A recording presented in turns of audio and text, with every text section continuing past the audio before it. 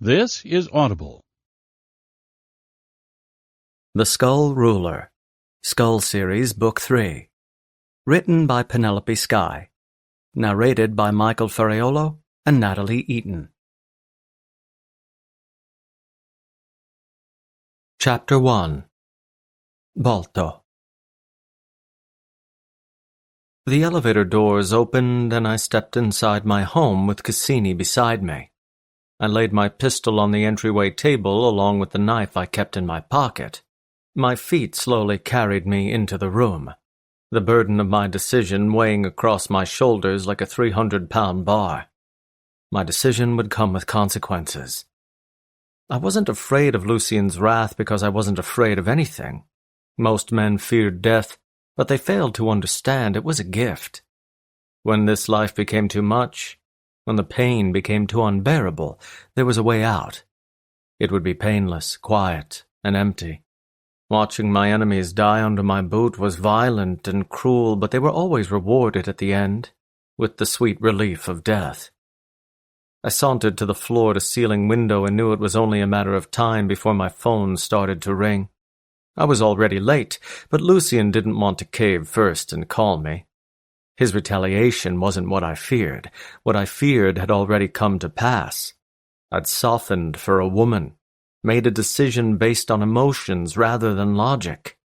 I put her life before an item so valuable that the people of the world would kill one another for it. All for a single woman. What did that say about me? Cassini came up behind me. "Do you leave me alone for the night?" I stopped in front of the glass and saw my reflection in the window. I still looked like the barbaric ruler who put men to death every single day. To anyone else I looked the same, but I didn't feel the same. I judged myself for the decision I'd made, but at the same time, I wouldn't have done anything different. Cassini stayed behind me. I didn't ask her again. I just spared her life and sacrificed that diamond for her. I shouldn't have to ask her again. Her footsteps sounded as she headed down the hallway. Judging from the length of her footsteps, she went into her bedroom instead of mine. I kept my eyes glued to the bright city below me. The lights from the cathedral, the brightest because it was the tallest building nearby. The city was quiet tonight, but that peace wouldn't last long. My phone rang. Without looking at the screen, I knew exactly who it was. I answered. "Yes?" "You're an hour late." Lucien didn't yell, but his oily tone showed his frustration. He probably had all his men posted at the estate, ready for whatever was about to happen. He probably had anticipated I would cross him just the way I anticipated he would do the same thing. Maybe I would make the exchange, then shoot Cassini in the back of the head before I drove off. We were two men who innately distrusted each other, but that was his fault. "I'm not late, I'm not coming." His silence was filled with anger. I changed my mind. "You choose a woman over one of the most flawless diamonds in the world?" he asked incredulously. Not only was I choosing her over a priceless jewel, but also over the explosives I could use for the Skull Kings. It was possible Lucien and I could have formed an alliance at some point, or, the very least, a truce. But I was throwing away that possibility too. "She's worth more than all the diamonds in the world, but you already knew that." He turned quiet, letting the tension burn over the line. The only thing we could promise each other at this point was war. "You're making a mistake, Balto." I'd regretted the decision the instant I made it, but I would have regretted it more if I'd followed through with the plan. I despised myself for letting my feelings get to this level. I lost my self-respect for turning so soft for pussy.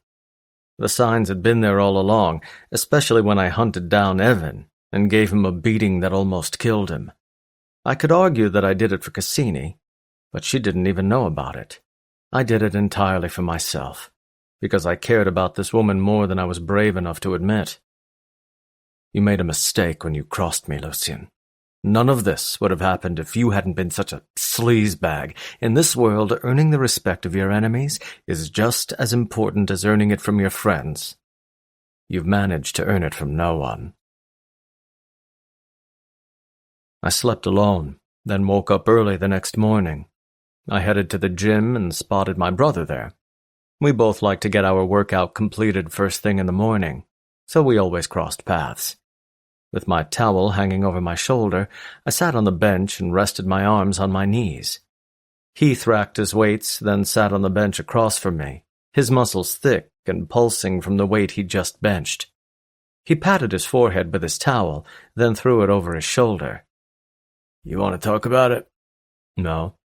He nodded slowly. "You know we're going to talk about it anyway, right?" The question forced a smile across my lips. I assumed. Heath rubbed his hands together, his fingers calloused from gripping the metal bars of the weights. "What changed your mind?" "I don't know." He gave me a hard stare. I forced myself to give her back, but I didn't really want to do it. I wanted to prove to myself that nothing had changed, that this woman hadn't softened me. I never wanted to be one of those men who allowed a woman to corrupt them, to change their priorities and affect their decisions, but here I am, changing everything for a single person. I broke eye contact and stared down at my hands, ashamed of who I was. This wasn't the kind of man I wanted to be. This wasn't the kind of ruler I'd worked to become. I wanted to go back to who I was. It was a different woman every night, whether it was a whore or a stranger. All I lived for were money, power, and sex, and now everything is complicated. Because you love this woman. I kept my eyes on the ground, my heart pounding against my chest with more force than it had a second ago. I never said anything about love. But that's what it is. It was obvious when you went after Evan. Cassini got no pleasure out of that, only you did. That was entirely selfish, because you wanted to punish the man who hurt the woman you love. I finally lifted my eyes to meet his, my gaze impassive and fearless. Money used to be the most important thing to you, but now she's more valuable than that diamond. You don't even care about the diamond anymore. It's not worth losing this woman who made you committed the first time you slept with her. She's cast a spell on you, and there's nothing you can do to counteract it. Don't say this bullshit to Cassini. Don't want her to think it's true. Balto. He gave me a pitying look. She already knows it's true. I wished I'd been cold enough to give her back. I missed the man I used to be, a man incapable of feeling anything. I threw my own brother in prison for 6 months because that was how heartless I was, but this woman made me feel things. A man wouldn't have made such a sacrifice for any other reason. I'd laid my cards on the table, and now she saw my hand.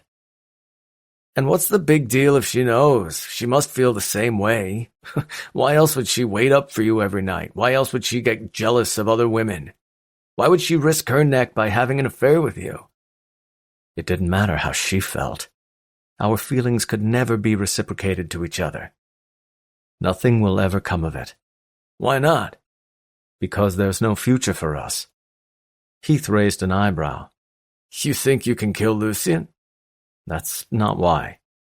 Then what's the problem? I'm the Skull King, that's the problem. He stared at me blankly.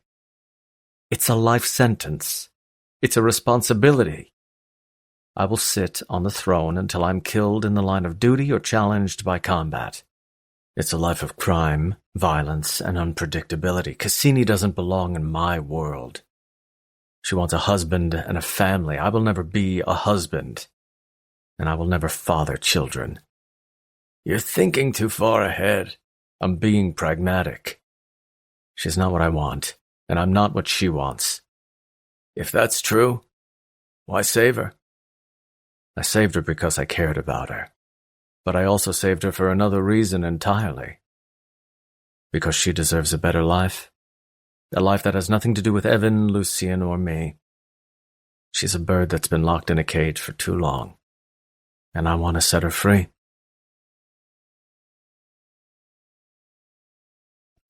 Chapter 2. Cassini. Balto was gone when I woke up. I slept alone that night because he asked for space. After he decided to keep me, I thought we would roll around on the sheets and have amazing makeup sex. I thought it would be an act of catharsis, of relief that we finally understood where we stand. But he pushed me away all over again. I knew he spoke to Lucian on the phone, because I had my ear pressed to the bedroom door. She's worth more than all the diamonds in the world, but you already knew that. Balto defended me from Lucian and was willing to fight to keep me. He would kill Lucian and finally exterminate my demons. One day, I would wake up and know that Lucian was no longer breathing. Instead of coming to my bed, he went to his own. And now the silent treatment continued. I sat at the dining table with my bowl of cereal in front of me. I considered calling Case to tell him what happened, but since Balto could walk in the door at any moment, I decided not to. It could wait. Finally, the elevator beeped, and the doors opened. Balto stepped inside wearing his gym clothes, but he didn't look sweaty and fatigued. His muscular arms weren't throbbing with the blood that pumped in his veins at a higher rate. He headed for the table, his blue eyes locked onto my face. I stared at my captor and savior and only felt gratitude in my heart. But I also felt a million other emotions. The one I felt the strongest was longing. I missed this man. We'd been distant for the past week, hardly speaking and never touching. Now that he'd made the ultimate sacrifice to keep me, I trusted him deeper than I ever had before. If it weren't for Balto, I would have been Lucian's prisoner until he killed me or I killed myself. He stopped at the chair facing me, his arms resting on the back of it. I stared at him, frozen in place by those blue eyes. They always had an icy appearance, but when I was the recipient of that gaze, I only felt warmth. I stared at this behemoth of a man, paralyzed by his strong presence. He continued to stare, like that was a sufficient replacement for a conversation. I hadn't really had a chance to express my gratitude or ask why he'd changed his mind. The second he made his decision, he pushed me away, like he hated himself for not giving me to Lucian. Instead of spooking him, I decided to talk about something completely unrelated. How was your workout? He couldn't stop the surprise from creeping into his gaze. A waste of time. Just weren't feeling it? Heath and I talked the entire time. Oh. There was only one thing they could have talked about. He turned away. I'm going to take a shower. I watched him leave, disappointed by the cold conversation. I'd assumed he would be in a better mood today, but he seemed to be in a worse one. I joined him in the large shower, stepping in behind him and shutting the door behind me. He'd just rinsed his hair of shampoo when he turned to me. His eyes didn't light up with arousal at the sight of me. Instead, he seemed annoyed that his privacy had been breached. The man was exceptionally moody for someone so rugged and cold. Do you mind if I join you? Does it matter? You've already joined me. He grabbed the bar of soap and rubbed it across his powerful chest. I moved past him and under the water so my hair could become slick against the back of my neck. The beads of warm water ran down my chest, making my tits firm at the change in temperature. My nipples hardened as goosebumps sprinkled across my body. He rubbed the bar of soap over his left arm as his eyes stared down at my body, because it was impossible for a man like him to resist boobs right in front of his face. He stared at them without shame, then moved the bar of soap to his other arm. Why are you ignoring me? I didn't wash my hair because I'd already showered that morning.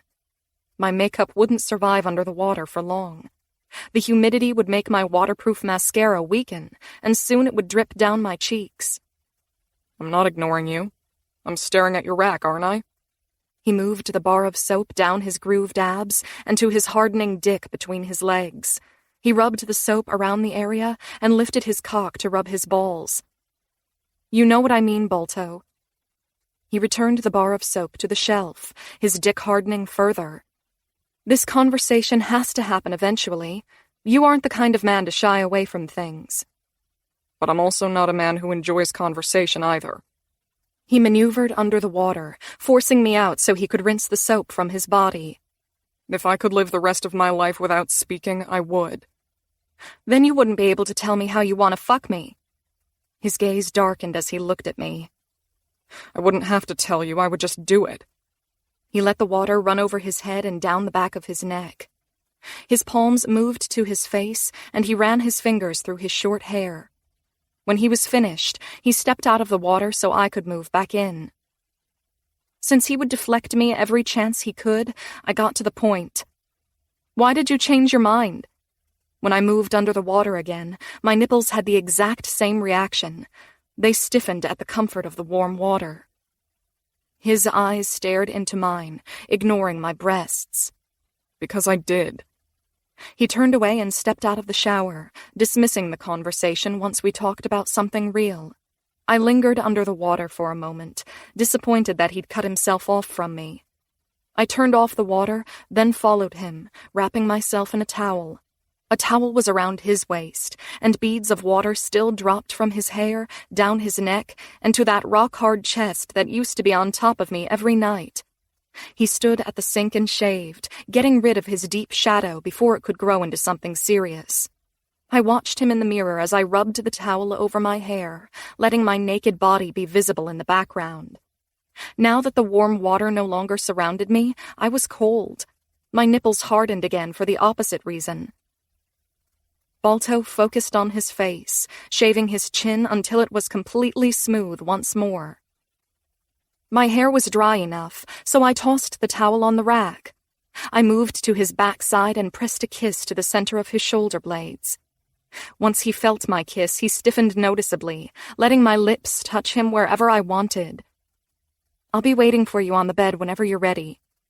I grabbed his towel and yanked it off, revealing a fully grown dick that liked my kiss as much as I liked giving it. I walked out and got into his bed, the bed I hadn't slept in for a week.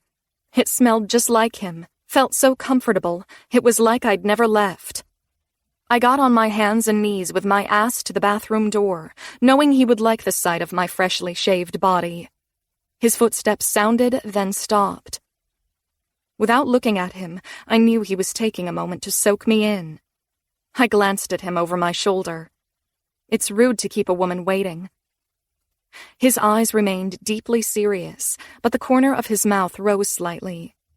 He got on the foot of the bed, then maneuvered up to me, his big dick ready to be reacquainted with its long-lost love. He grabbed my hips and rolled me to my back. That's better. You like my tits more than my ass? I opened my legs and bent my knees toward my waist. No. His arms locked behind my knees. His heavy body positioned itself on top of mine, making the bed dip in the way it always did. He slowly lowered himself until his long dick pressed right against my clit. I closed my eyes for a brief moment, loving the pressure of that throbbing dick. Because I want to kiss my woman and watch her come. He ground against me slightly, his lips just inches from mine. My plan was to get answers from him and to use sex as an incentive, but now my ambition had decreased substantially. His lips grazed over mine, but he didn't kiss me. Instead, he teased me, tortured me. His lips moved to my neck, and he kissed me hard there, his teeth lightly digging into my flesh from time to time. His warm breath trickled across my skin as he devoured me like an animal. I closed my eyes and tipped my head back, giving him more room. Balto? My hands smoothed over his chest, appreciating his muscles and his strong heartbeat.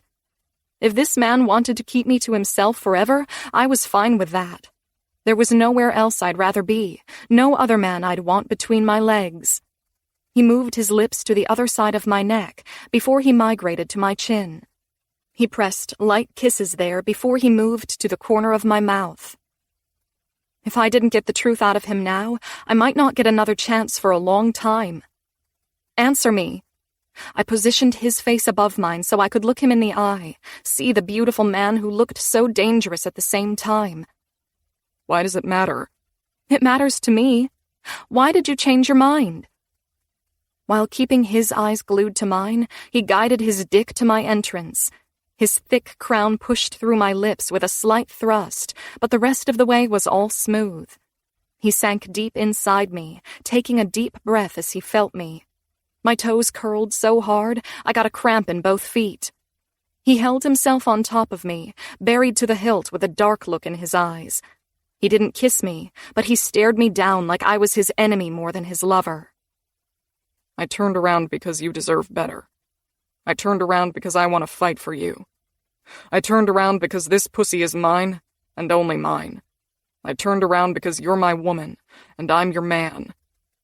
Balto? My hand cupped his cheek, and I kissed him, full of his enormous dick.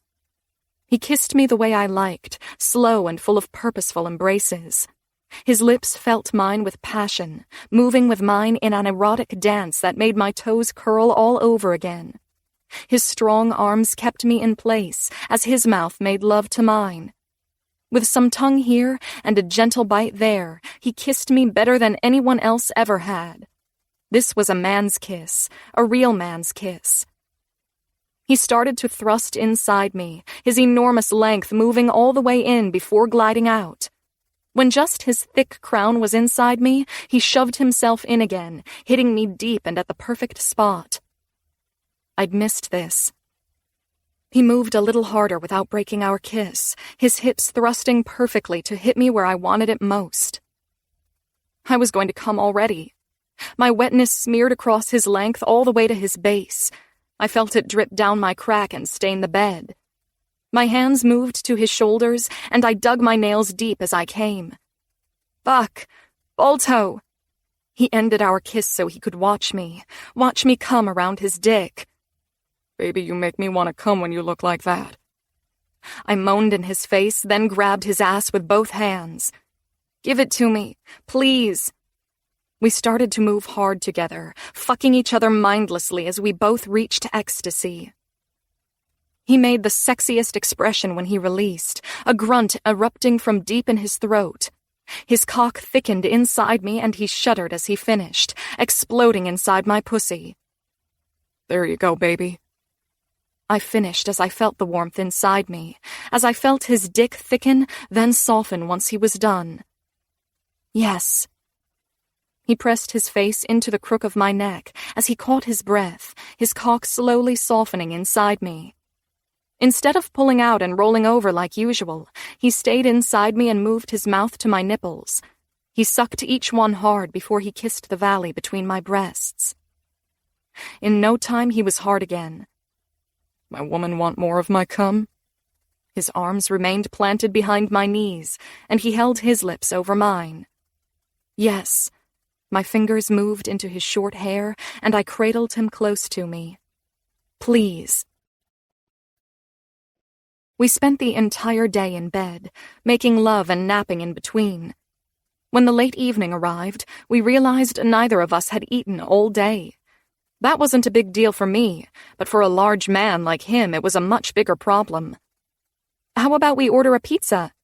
You can order a pizza. He lay on his back with his arm wrapped around me, holding me against his side as my head rested on his shoulder. I'll make something. Come on, you can't cheat once in a while? No. His fingers played with my hair as he looked at me. A man like me has to have the discipline of a monk. Only because you set unrealistic expectations for yourself. They aren't unrealistic. They're necessary. I rolled onto my stomach, then held myself up on my elbows. I stared at the man who had taken me so many times that my body couldn't hold his load anymore. Instead of taking me in different positions, he was always on top, his eyes always connected to mine. Like I'd said before, he never fucked me like I was just a whore with tits and an ass. He fucked me like I was a real woman, a person he had a connection with. I knew there was something here, even if you wouldn't admit it. His gaze stern, he stared at me with his impenetrable gaze. Dying wasn't the only reason I didn't want to go back to Lucian. I didn't want to leave you either. Since that moment we met in the bar, you've given my life new meaning. You've given me things I never thought a man could give to a woman. Like? He asked, his voice quiet. Honesty, loyalty, gentleness. They are rare qualities to find in a man. I don't know about the gentleness part. Well, you were pretty gentle just now. He looked away, as if the accusation offended him. I don't want to talk about what we are anymore. Let's just be what we are. It was a weird thing to say, and I didn't even know what he meant. Sorry? You heard what I said. He slipped back into his sour mood once more. I watched him closely, seeing the annoyance move back into his gaze. You're an honest man. Why don't you just say exactly what you mean? Because I have no idea why you become so cold every time this conversation is broached. He stared at the ceiling for a moment before his gaze turned back to me. All right. He moved his hand under his head, the muscles of his torso tightening at his movements. I saved you because I couldn't let you be tortured and killed. It would haunt me every single day for the rest of my life. When you told me you'd given up in the car, that there was no point in fighting because there was no situation where you would ever win, I realized you were right. You've never had a chance. You've been betrayed by men your entire adult life. If I didn't save you, no one would. That felt wrong to me, that you were shackled into slavery just because you were loyal. You're a good person, but nothing but terrible things happened to you. I'd never heard him express such empathy, and those emotions were touching coming from him. Well, I wouldn't say only terrible things have happened to me, because you certainly aren't terrible. That's debatable. He looked at the ceiling again. But I don't want you to think this means anything, that I want something serious. Don't give your heart to me because I'll never give it back. I belong to the Skull Kings, and my future is set in stone. This has an expiration date. I don't know what that date is, but it exists. His bluntness was off-putting, and I did my best not to be hurt by what he said. Just hours ago, he said I was his woman and he would fight for me. He said he couldn't abandon me to a horrible death. But his feelings were still superficial, not deep and complex like I expected. I don't say this to be an asshole. I say this so we're on the same page. I knew he cared about me, but perhaps those feelings couldn't deepen into something more. Then why sacrifice so much for me? What's the point of it all? What do you intend to do with me? I'll kill Lucian. Then you'll be free. You'll have the life you never got to have. So, you're saving me? He nodded. Yes. And you would do that? I asked in surprise. You get nothing out of it. You lost that diamond so I could walk away? He turned back to me, his gaze still emotionless. As the Skull King, it's my job to issue justice. I'm not just some criminal mastermind who steals from some people and tortures others. I live by a code of ethics. And sending you back to Lucian wouldn't have been justice. You deserve to be free, and I want to make that happen. I stared at him, grateful I'd met him in that secluded bar. If it weren't for him, my life never would have changed. He broke my chains and gave me the freedom I never would have reclaimed on my own. A part of me hoped that we would have something more, that this wasn't just a fling. But when I imagined a future with him, the picture was murky. He didn't want to have a family, and he didn't want to leave his throne as the ruler of the Skull Kings. He would always be gone in the evenings, always be mixed up with criminals. He would never really belong to me. I would always be second priority. That was something I couldn't live with. So he ended that possibility before we could even consider it. Balto watched me, his blue eyes studying my expression. Do you understand me? There was very limited room for romance with this man. He was an authoritarian most of the time, a man who cared about goals, not emotions. I understand. His hostility dipped slightly. And thank you. For everything. I owed this man my life. I owed this man everything. My heart ached when I accepted the fact that this would end sooner than I wanted, but it was for the best, for both of us. I should be nothing but grateful to this man. Anyone else would have taken the diamond, but he chose me. Evan abandoned me to Lucian after I sacrificed myself, then moved on 3 months later. He was never a man, not like Balto. I don't know if I'll ever be able to compensate you for what you did, but if there's anything I can do for you, I will. You already have. His hand moved to my hair and he tucked it behind my shoulder. You've given yourself to me, and that's all I wanted. Chapter 3. Cassini. I walked into the dining room and found Balto eating his breakfast at the dining table. Shirtless and dressed in sweatpants, he cut into his salmon and placed it into his mouth. After he swallowed it, he grabbed his coffee and took a drink, his eyes flicking up to look at me. He greeted me in silence, preferring the sound of nothing to conversation. By the time I woke up in the morning, he'd already finished his workout and showered.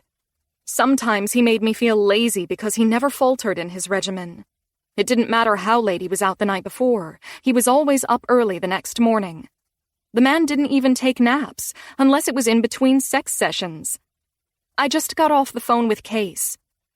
He set down his mug and stared at me, his blue eyes expectant of what I would say next. His elbows rested on the table, and he watched me with a face so beautiful it didn't seem like he could belong to an underground organization like the Skull Kings, let alone sit on the throne.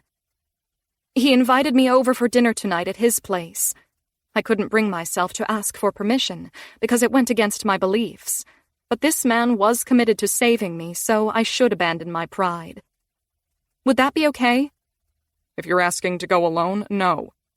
What if you come with me? He leaned back against the chair and sighed. I have more important things to do than sit in the truck for 2 hours while you spend time with your brother. Then send your men with me. I don't trust anyone to protect you besides myself. All right, then have dinner with us. He gave me a blank look, as if that wasn't appealing at all. I know you want some alone time with your family. My presence unnerves Case, as it should. Well, you unnerve everyone. His eyes narrowed. No offense. None taken. He drank his coffee again. Then he can come here? He sipped his coffee again as he considered it. I don't let anyone into the compound besides Heath and my men. Case isn't your enemy. When I tell him what you did, he'll bend over backward for you. Even so, I don't trust anyone. All right, then that leaves one option. His eyes slowly narrowed into a glare. You want me to sit in the truck for 2 hours? Please. He shook his head slightly and looked down at his plate. After everything I'm doing for you, you have the balls to ask me that. I miss my family. You see your brother every day. And I wish I didn't. He rose to his feet and left his dishes on the table. You don't mean that. Having a brother is the greatest gift in the world. When your parents are gone, they're all you have left. He stood on the other side of the table, over 6 feet of pure masculinity. He looked like a warrior without armor, the highest-ranking general in the military. He didn't need clothes to exude the utmost level of confidence. Have dinner with us. My brother is an amazing cook. You know I don't eat that shit. Well, live a little, I countered. He'll have scotch, so you can eat that. He grabbed his plates and carried them into the kitchen. I followed behind. Come on, it'll be fun. He set everything in the sink and turned back to me. A dinner party isn't my idea of fun. Then what is? His eyes narrowed on my lips, and a small smile spread across his face. I rolled my eyes. You're a pig. No, I'm just a man. Trust me, we're all the same. I've never met another man like you, and I mean that as a compliment. He loomed over me with his height, and slowly that teasing smile faded into a straight line. The playfulness in his eyes disappeared, and he stepped closer to me. I know you do, baby. And I've never met a woman like you. What kind of woman is that? The kind that calls me a pig. His smile returned. I've called you worse things than that. I know, and I like it every time. So, will you do this for me? Please? I brought my hands together like I was begging him. You can see him all you want after I kill Lucian. But who knows when that will be? That could be weeks or months. Come on, you and my brother are a lot alike. You'd get along well if you gave it a chance. Maybe that's why we don't like each other. We're too alike. Please? I moved into his chest and rose onto my tiptoes so our eyes would be closer to level with each other. He sighed quietly. I'll do this for you if you do something for me. All right. What do you want? I already knew it had something to do with sex. He either wanted something particularly kinky, or he wanted me to wear a piece of lingerie that barely covered anything. He tilted his head slightly, a knowing look in his eyes. You can figure it out. You already have me, so you need to be more specific.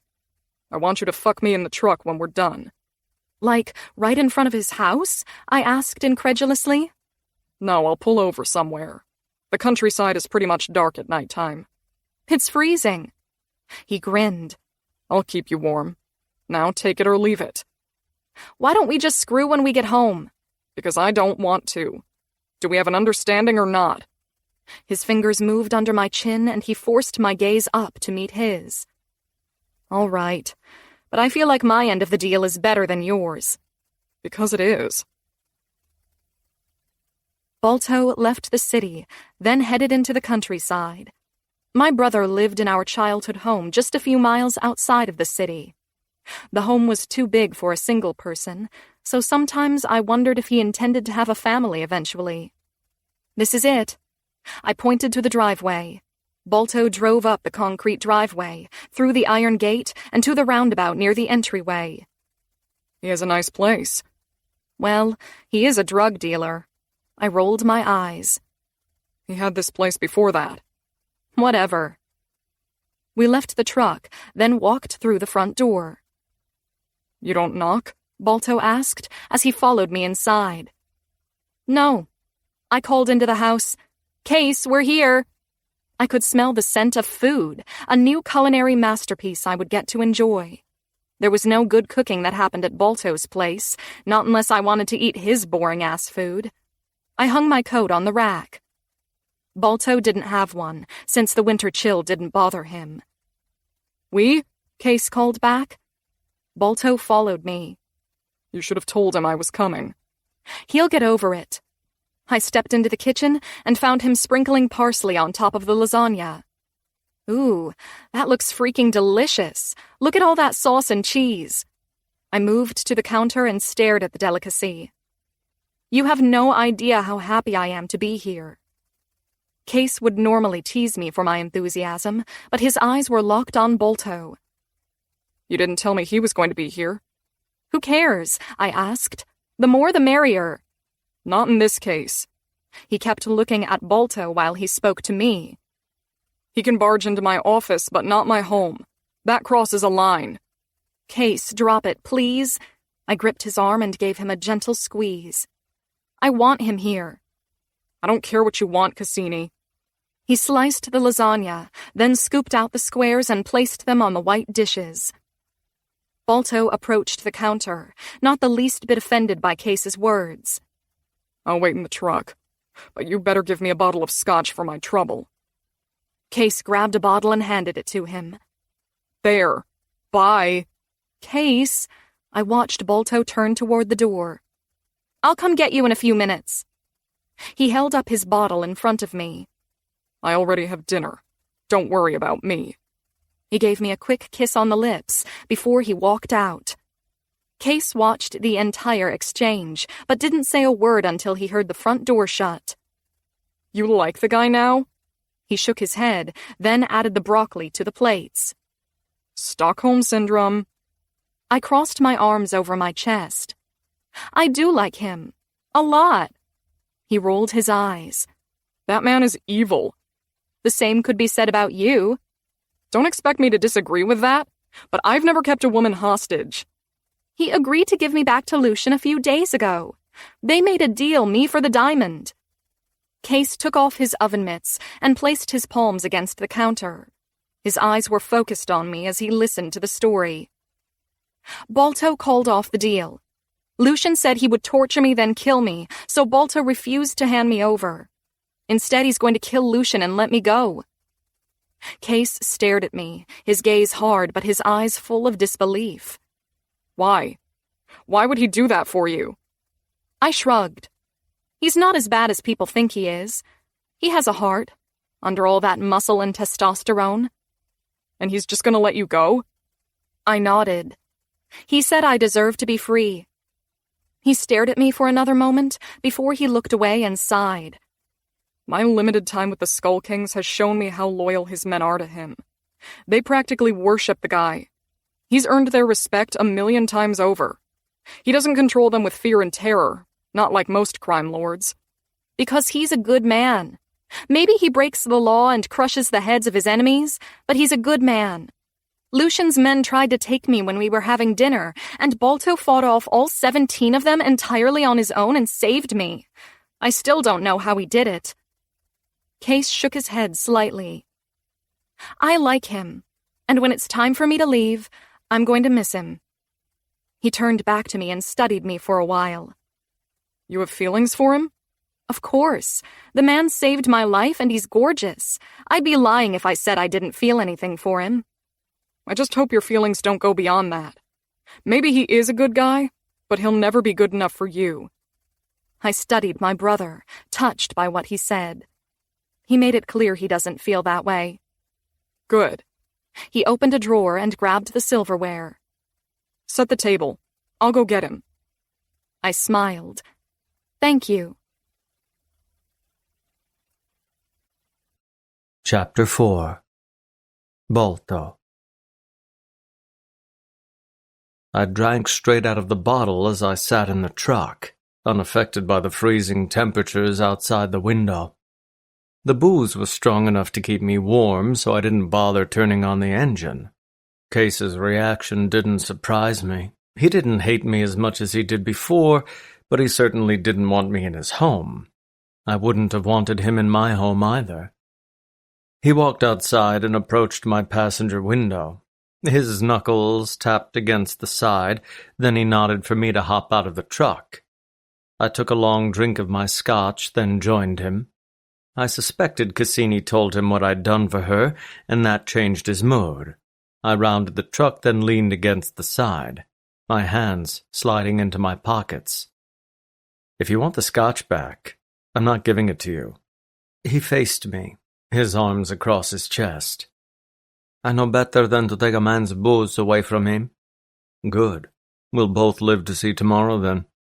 The lights from his property gave us enough illumination for visibility, but everything in the background was black. Estates were spread out away from the city, surrounded by acres of land and vineyards. Case continued to stand there like he didn't know what else to say. Cassini told me what you did. You're really going to let her go? I'd let her go now if I could. And you're just going to let Lucian keep the diamond? I shrugged. Maybe when I kill him, I'll uncover it somehow. Cassini knows that house pretty well. She may be able to help me. He wouldn't have stowed it inside a bank or something, because I can get to that easily. That's still a big sacrifice. He examined my face, trying to read my thoughts. That was impossible. I've got more money than I know what to do with. But this is personal. Keeping his wife and killing him is pretty personal, too. Case continued to stare at me with scrutiny. You didn't tell her about Evan? I shook my head. Are you going to? Not sure yet. What did you do to him? Almost killed him. It'll take him a few weeks to recover, but don't worry, he'll walk again. Case didn't react, but his eyes narrowed slightly in meaning. He deserved it. But I also think Cassini deserves to know. Not sure about that. Why not? Because he told me something. Something I've kept to myself. He stepped closer to me, as if Cassini could somehow overhear us. What? I'm not sure you want to know. I'm her brother. I have to know. It was a sad story. The second Evan told me, I wanted to kill him. Lucian had been stalking her for a while, spotted her at a restaurant and became infatuated with her. So he paid Evan €100,000 to play a part in his scheme. The whole stunt they pulled was fictitious.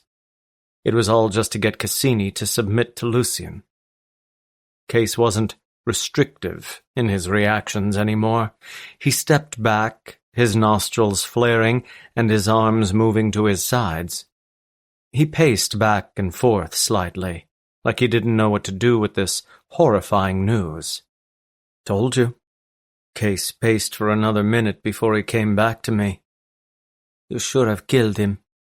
I agree. He shoved his palm into his face and slowly dragged it down, sighing with anguish. All of that was a lie. I can't believe it. Now you understand why I haven't said anything to Cassini. Yes, I do. And I'm not sure if I should. Case turned quiet. I stared at him and waited for his opinion. I don't know if you should either, he whispered. It'll just hurt her. But at the same time, she has the right to know the truth. Maybe when the dust is settled and she has her life back, but right now, it might be too raw for her. I nodded. And I think you should be the one to tell her. I smiled. Make me the bad guy, huh? No, because then you can tell her that you nearly killed him afterward. I don't think she's going to care about that once she knows the truth. She thinks she loved this guy. She already thinks she's stupid for sacrificing herself for him. Imagine how she will feel when she realizes it was all staged. I crossed my arms over my chest. Knowing I hurt him badly is going to be the last thing on her mind, honestly. Maybe, but when she calms down, she'll be able to take it in. He came to my side and leaned against the truck beside me. You know what I think? I don't usually care about the opinions of other men. I only cared about my opinion, because it was always right. You're going to listen to it anyway. I think you aren't helping Cassini because it's the right thing to do.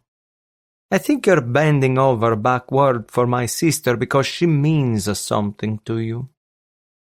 He turned his gaze and stared at my side profile. She told me you want to go your separate ways when this is over. I just want to make sure that's the case. I appreciate what you're doing for her, and I actually respect you. But there's no way in hell I want you to be with her. She deserves a nice guy, a nice house, and a nice life. She deserves something better than a man like us. Do we understand each other? I turned to him, my face hard in a scowl. Cassini and I had no future, and I'd made that clear to her days ago. I never lied, so she believed every word I said. I don't care if you're in love with her. I don't care if you would die for her. Evan is out of the picture. Lucian will be gone soon. And you can't take their place.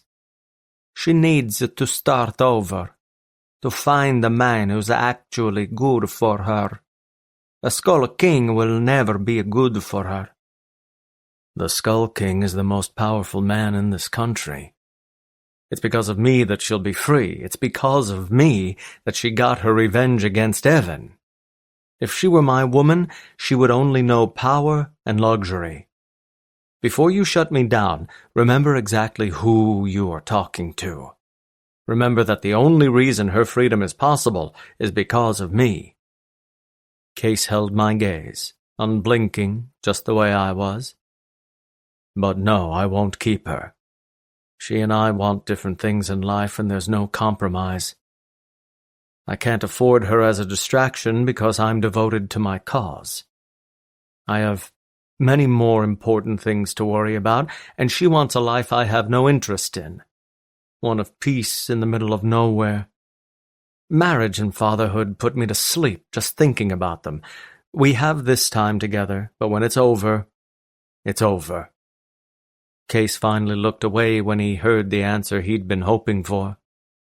Good. I hated when you first met, but you know what? I think I might actually like you. He glanced back at me. But don't let it go to your head. I won't. When you're liked, it usually means you're doing something wrong, and every decision I've made for Cassini has been wrong. The three of us sat at the dining table with our plates empty of food. Cassini and Case scarfed everything down like true Italians, wiping the remaining sauce with pieces of bread. They shared a bottle of wine and went through the entire contents. I ate everything because a single bite wasn't enough. Pasta was a rare meal for me, so rare I couldn't remember the last time I'd had it when Case didn't prepare it. Even if I went to an Italian restaurant, I managed to find something carb-free. But the lasagna was delicious, so I ate every single bite. Cassini glanced at my plate.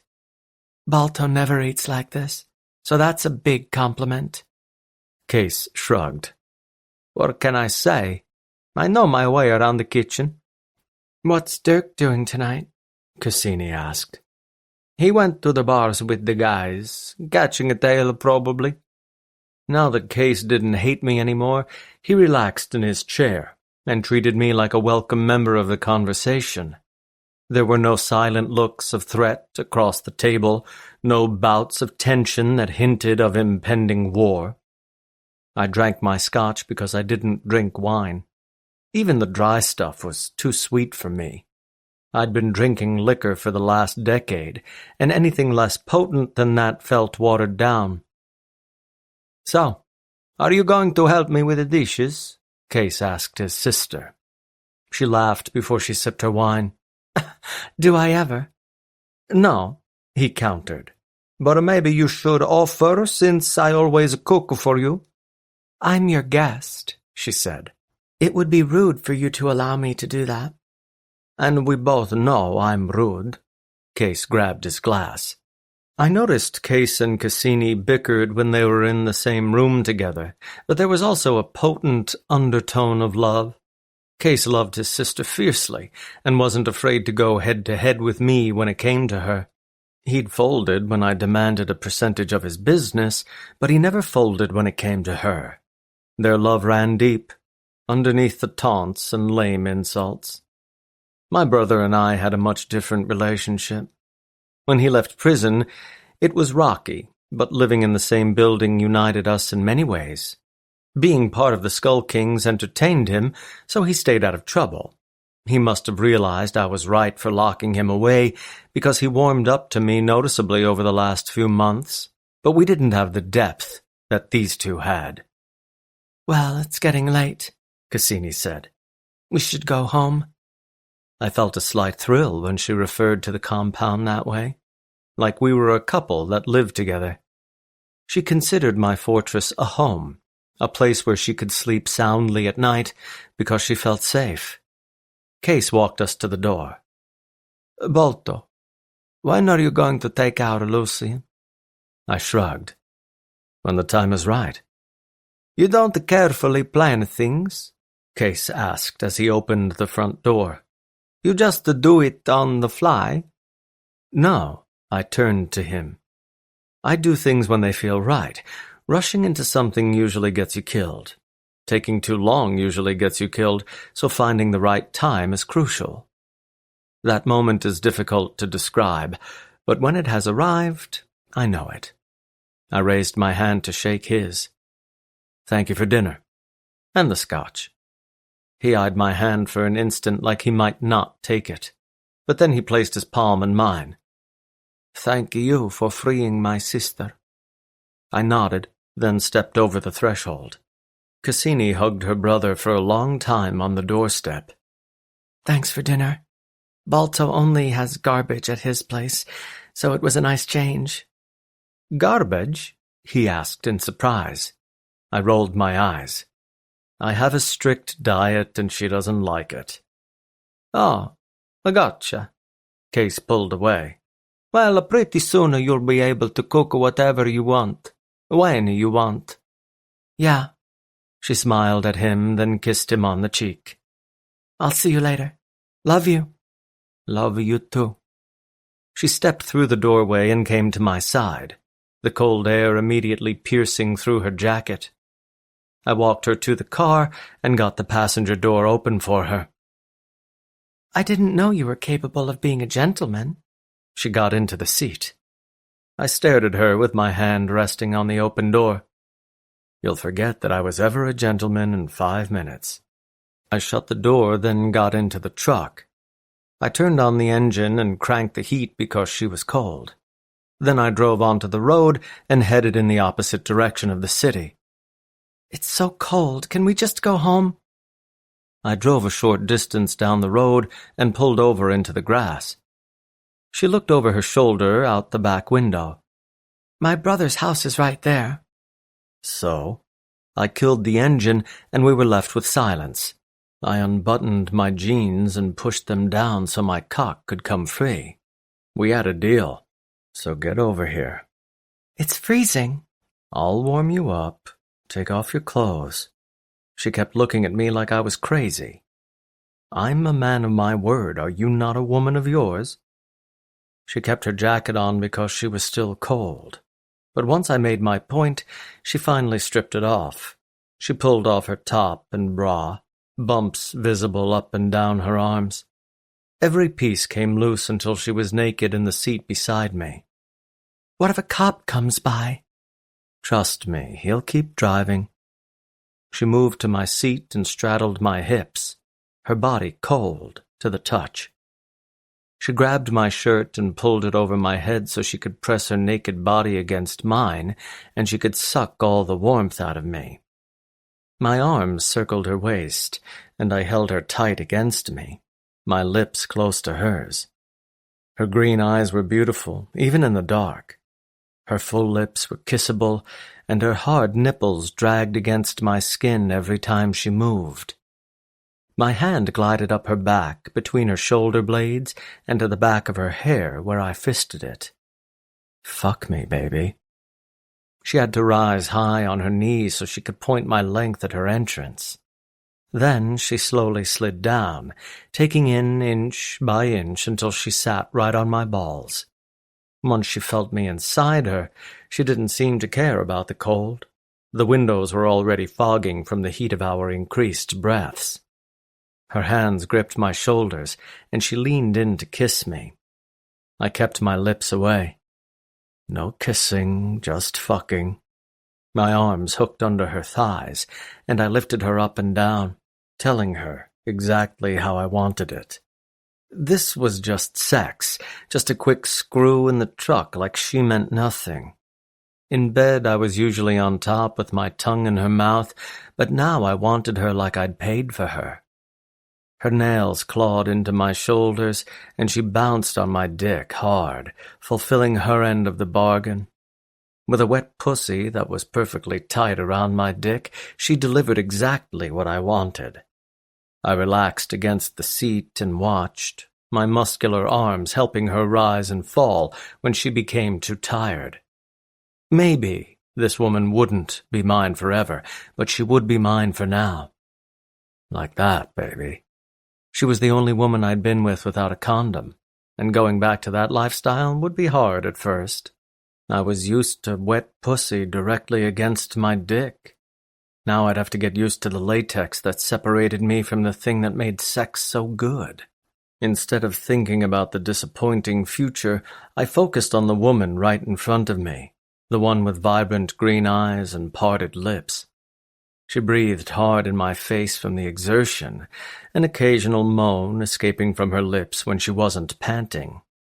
Now the windows were completely fogged up, and my truck rocked from left to right with her bounces. Anyone who drove by would know exactly what we were doing, and that made it better. I could feel her tighten around me, see the blush that entered her cheeks as she prepared for a climax that would make her shake. Still cold?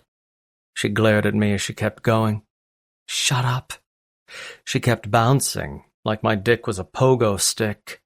She bit her bottom lip when she didn't need a breath, and the tremors in her body were the warning an earthquake was approaching.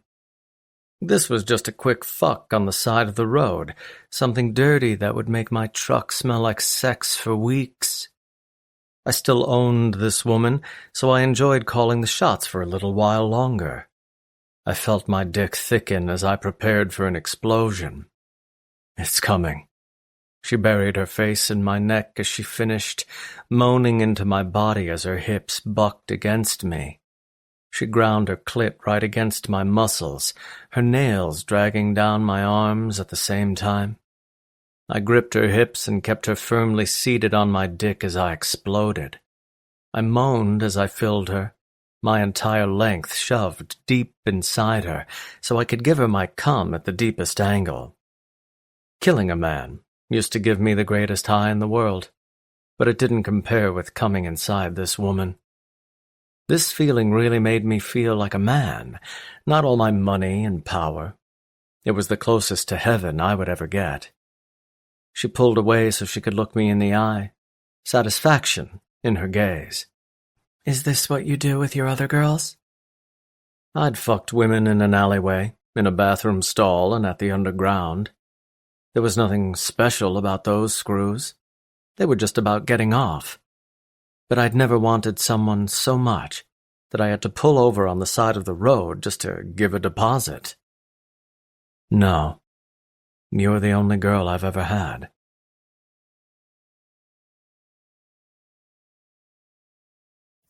Chapter 5.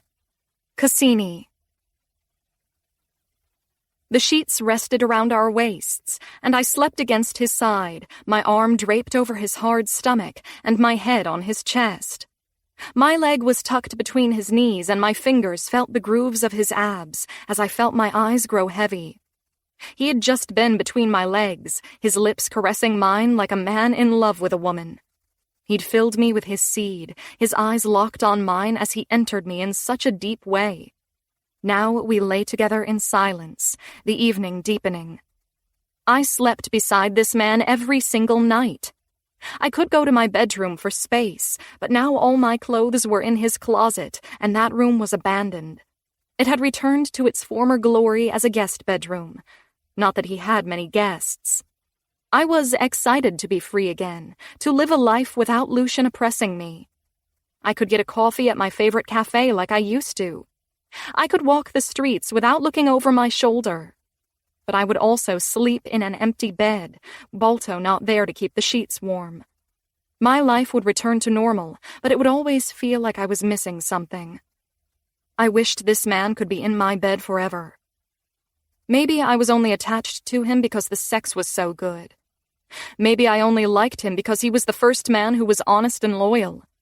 All of his other traits were characteristics I wouldn't want in a man, like the fact that he was a criminal. He moved my hand off his body, then slid out of bed. When he grabbed his jeans off the floor and pulled a t-shirt out of the closet, I knew he wasn't just going to the bathroom before bed. He pulled on his clothes. I sat up in bed, just as disappointed by his departure as I was by any other time he left. It wasn't only about feeling safe. It was about the comfort of having him beside me. I'd become used to the sound of his deep breathing while he slept, the occasional snore that annoyed me at the time, but also reminded me he was there. In the midst of winter, he kept the sheets so warm, acting as my personal heater. And he was built like a brick house, so he was my own bear. Please don't go. I was a proud woman who didn't like to admit weakness. But for whatever reason, I wore my heart on my sleeve for this man. My emotions were plain as written text. And I didn't care if he thought I was being clingy. Maybe I was clingy. It made no difference to me. He approached the edge of the bed and stared at me with those brilliant blue eyes. He wore a cold expression, annoyed just like he was every time I asked him to stay. He held my gaze for a long time, letting the silence rise like smoke to the ceiling. Don't look at me like that. Like what? Like the sexiest thing in the world. He pulled the sheets back, then snatched me by the ankle. With no effort at all, he pulled me across the bed until I was close to him. Don't beg me to stay when you know I can't. You can do anything. Yes, I can do anything. But I honor my commitments. His hand moved up my leg to my knee, his fingertips grazing my soft skin. Would you want a man between your legs who abandons his responsibilities? I couldn't answer that clearly. I was selfish and wanted him all to myself. All I know is I want you here with me every night. You're perfectly safe here, baby. Just because I'm not here doesn't mean I'm not protecting you. That's not why. His hand moved to my inner thigh, his large hand gripping me tightly. He watched me with those eyes that were so pretty, but so masculine at the same time. He had such a hard face, sharp cheekbones, and a constant look of threat that the prettiness of his eyes balanced him out. I like listening to you breathe. I'm so used to it at this point that it's hard to sleep without that sound. You heat the sheets to a perfect temperature, and when you aren't here, I can never get comfortable again. I prefer your body over the pillow. I like feeling your chest rise with every breath you take. I like knowing that nothing could ever happen to me without you by my side. Men have only betrayed me, and you're the first man who's actually loyal to me. You're my safe place. His hand slid down to my ankle and gripped me gently, like he might yank on me again.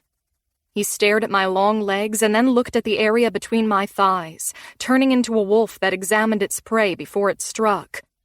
His eyes lifted back to mine, just as aggressive as before. Baby, you're torturing me. I don't have to torture you. You could just stay. I opened my legs slightly, inviting him back to bed. He stared at my pussy once more before he grabbed the insides of my thighs and spread me wide apart. His large body bent down and he moved his face right between my legs, kissing the pussy that he'd filled multiple times that night. My head rolled back and I moaned when I felt his tongue lick my clit. Oh, I felt my legs shake at the touch of his kiss, felt my heart flicker in arousal. My fingers dug into his short hair and I ground against his face.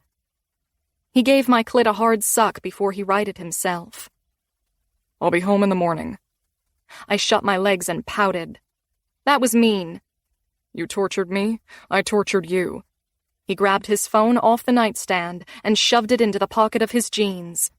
Bye, baby. I stared at him in disappointment, missing him before he even left. Can I come with you?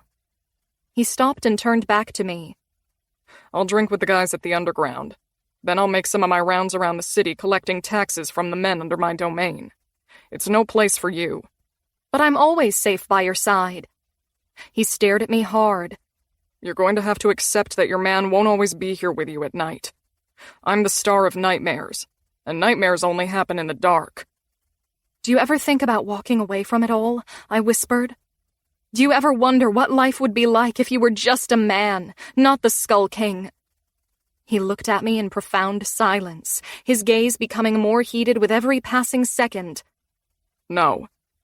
I held his gaze, not showing my disappointment. I will always be the Skull King. Never a man. Chapter 6. Balto. Any ideas? Heath sat with me at the bar, his fingers wrapped around his scotch. No. I figured killing Lucian would be the only thing you cared about. I thought about getting my revenge all the time. I was prepared to end the feud permanently and hoped I'd find the diamond afterward. Once he was dead, I would claim all of his possessions and burn down his house. It'll happen when it's meant to happen. Yeah? He drank from his glass and watched Denise wait on a table. Or you're dragging your feet because you aren't ready to let Cassini go. I stared at my brother, my hand resting against my glass. He wore a slight grin, like he'd said the perfect thing to get to me. Truth be told, he did burrow under my skin. You can keep seeing her after Lucian is dead, you know. No, I can't. When Lucian was dead, and she didn't need my protection anymore, it was officially over. If she stayed with me, our arrangement would turn into a relationship. I wasn't the kind of man that could commit to a woman for longer than a few months. There was no point. I had to ditch Cassini before it came too complicated. The longer she stayed, the more difficult it would be to let her go. Why not? You know why. I drank from my glass. You could also step down, and I could take your place. I turned to him, my eyes narrowed. Is that why you're pushing Cassini on me so hard? Because you think you could take my throne? That would never happen. Why not? Because the men don't want you, that's why. He shrugged. I've been doing good work here, building a lot of trust. Being the Skull King is about more than good work. It's about controlling hundreds of crime lords without lifting a finger. It's about crushing skulls without hesitating. It's about outsmarting your enemies before they even realize they're your enemy. You don't have enough experience, Heath. At least, not at this moment. That's inspiring, he said sarcastically. What do you expect me to say? You want my job? It's not like I want your woman or anything. I gave him a look full of warning. Because I don't, he said quickly.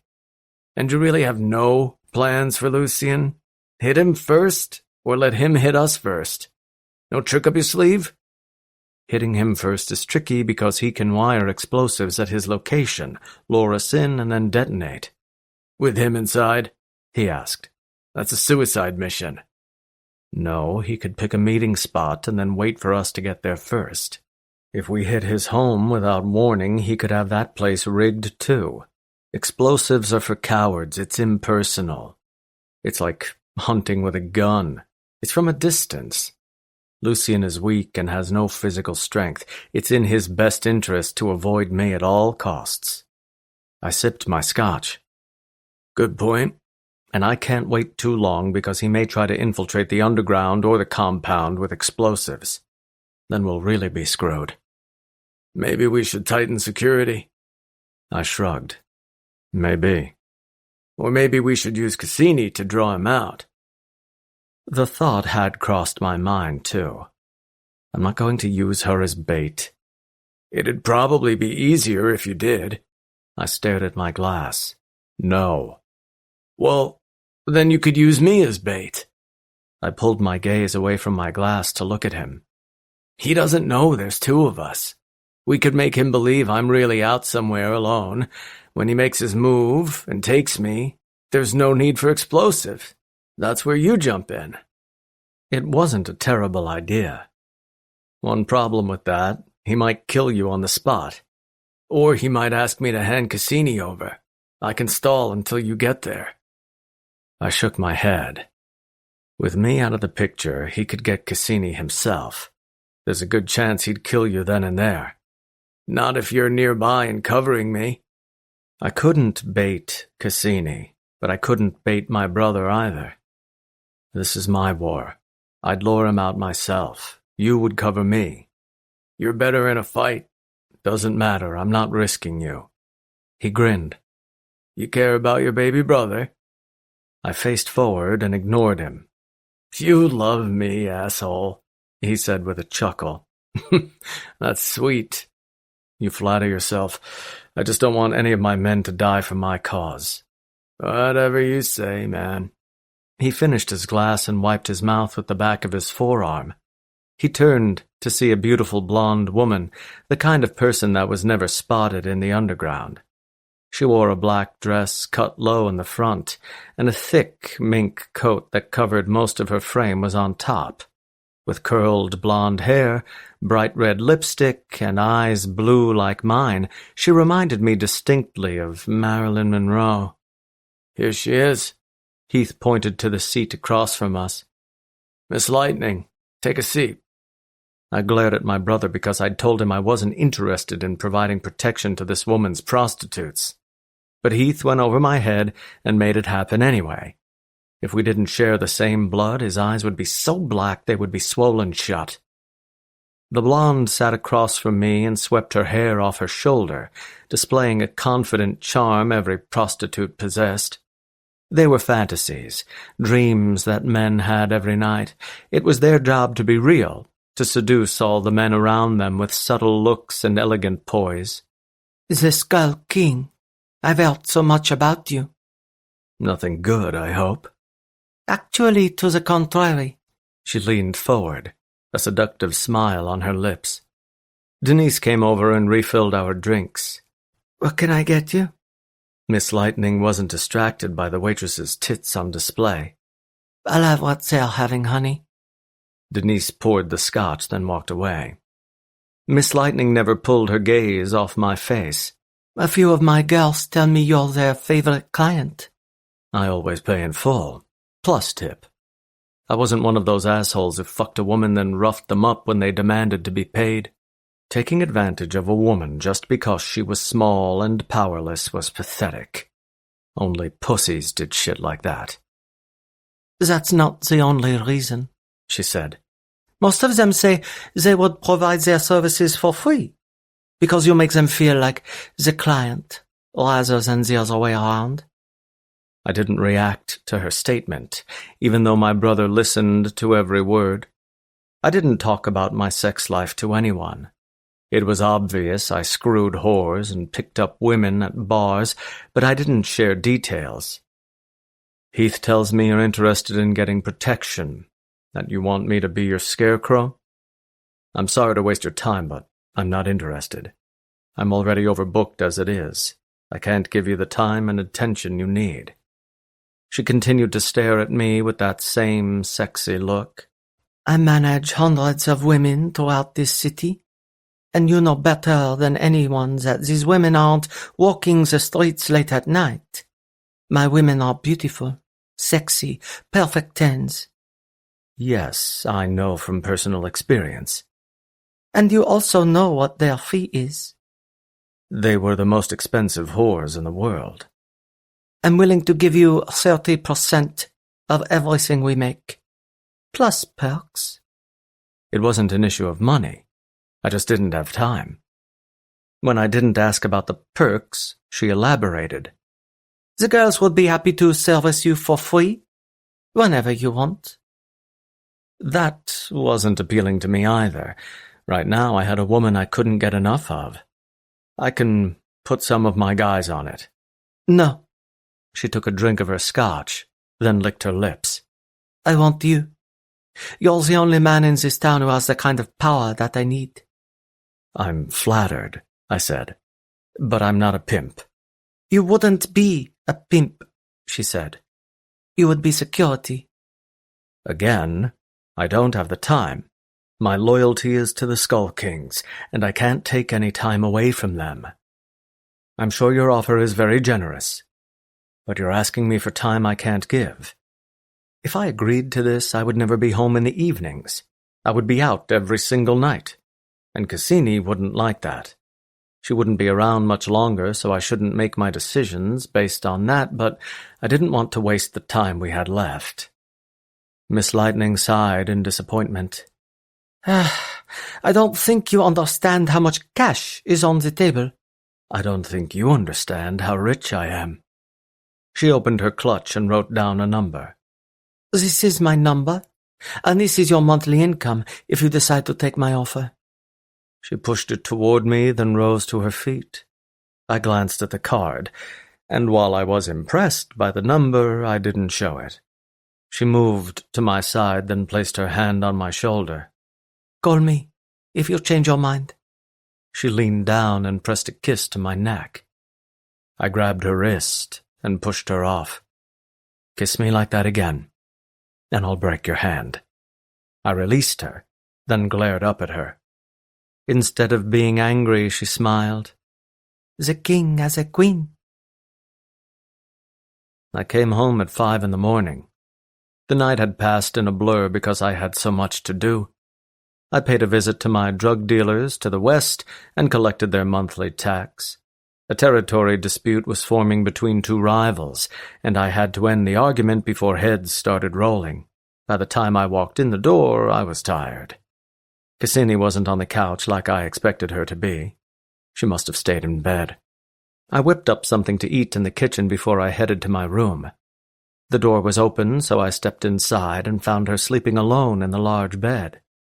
Still naked, she had the sheets pulled to her soft shoulder.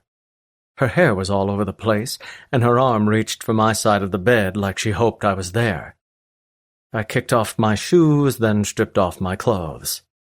She must have heard the clothes hit the ground because she opened her eyes and sat up. You're home. She ran her fingers through her messy hair and pulled it out of her face as she blinked her eyes, slowly coming to reality. It was still dark outside because sunrise was hours away. What time is it? 5. I pulled back the covers and got into bed. You were gone all night. I turned her onto her back and moved on top of her. My thighs separated hers, and I held myself over her frame, anxious for sex before I went to sleep. I'd had a long night, and tensions were high. A good fuck was the best way to unwind. She could go back to bed when I was finished. She was receptive, like always. Her hands glided up my chest, and she widened her legs farther because she was ready to take me. Her eyes looked into mine with a sleepy cast, but there was desire there, along with deep affection. Her eyes swept across my body until they focused on my neck. Her eyes narrowed noticeably before she reached up and dragged her fingers across my skin. I knew what she spotted before she said a word. I forgot to wipe away the woman's lipstick after she kissed me. She brought her fingers close to her face and examined the bright red color that stained her fingertips. She rubbed her tips together before she gave me a look of accusation. Looks like someone had a long night. My woman got so jealous. Anytime she thought I was fooling around while she slept alone, she got so angry. It was cute most of the time, except when I looked like a lying two-timer. Right now, I appeared pretty guilty. Care to explain this? Her hand pressed against my stomach, keeping my dick from sliding inside her. My hand slid into the back of her hair, and I held myself on top of her, eager to have this conversation while I was inside her. That pussy was home to me, the only place I ever wanted to be. Since she was my prisoner, I could have had as many women as I wanted. I didn't owe her anything, but she was the only woman I wanted to have, the only woman I wanted to kiss. A prostitute asked me to be the pimp for her girls. She's the mastermind behind the biggest prostitution ring in the city, and she's having a hard time getting men to pay for services. Her girls are getting hurt because of it, physically and financially. I said no because I don't have the time or the interest. She kissed me on the neck before she left. That was the truth, and if Cassini didn't believe me, I would fuck her anyway. Her guard slowly lowered, and the accusation that had been heavy in her gaze a moment ago faded away.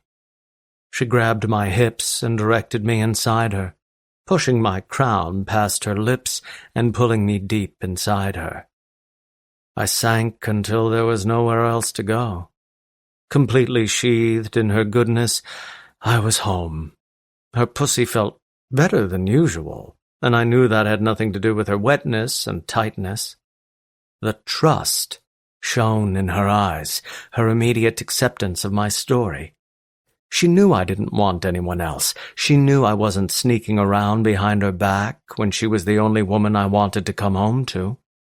That innate trust was the sexiest thing in the world, something that made me harder than I'd ever been in my entire life. My fist tightened on her hair, and I kissed her. You know you're the only woman I want. She gripped my lower back and guided my thrusts, telling me how she wanted me to make love to her. I know. Chapter 7. Cassini. When noon came around and Balto still wasn't awake, I went into the bedroom and found him lying on his back, his head turned to the side as his large chest rose and fell with his even breaths. I pulled the sheets down slightly and spotted his hard dick, his morning wood in the afternoon. He must have had a long night last night, because he didn't usually sleep this late. He normally would have been done with the gym by now. I peeled off my clothes and straddled his hips, stirring him slightly but not enough to wake him up. I guided his length inside me, then slowly slid down, getting every single inch exactly where it belonged. I moved until I felt his balls against my ass. A deep moan escaped his lips, and he inhaled a deep breath like the sensation was enough to make him gasp for air. His hands absent-mindedly reached for my hips, and when he felt me, he lifted me slightly. His head turned my way, and he opened his eyes, a sleepy look deep within. He enjoyed my cunt too much to be angry I'd woken him up. His fingers dug into my belly and back as he squeezed me on top of him. You have my attention. Good. I arched my back and slid up and down his length, my hands pressed against his hard chest for balance. I'd never felt more satisfied with another man inside me, not even with my lovers before Evan. Balto felt like the first man I'd ever really been with. All the others just seemed like practice and torture. He guided my hips up and down, watching my tits shake as I slid down to his base and back up again. You're a pro with my dick. Because I love him. Balto made me feel fuller than I ever had. If he didn't arouse me so much, his size would just be painful. But since he was the sexiest man in the world, his enormous package was addictive, more addictive than drugs. He loves you too, baby. He thrust up to meet me, working his hard body to meet me halfway. When I'd seen the lipstick stain on his neck, I'd immediately jumped to conclusions. Another woman had made her mark on him, had claimed him as hers while he was out late at night. But then I remembered that this man wouldn't lie to me, that if he said he was my man, then he was. I couldn't be surprised when other women threw themselves at him, when they came to his side and placed a kiss on his neck as they tried to seduce him. Not only was he the most powerful man in this city, but he was also the hottest. Built like a brick house with a face so handsome he belonged in movies, not crime. He was the kind of man a woman could touch herself to. I couldn't expect to hog him forever without repercussions. I came around his length, my nails leaving marks in his skin. My hips bucked on their own, and I lost my breath as I screamed his name. This man always gave me the best climaxes, brought me to the edge of oblivion before I descended into heaven. His hands palmed both of my tits as he finished, grunting in the sexiest way as he filled me. Baby?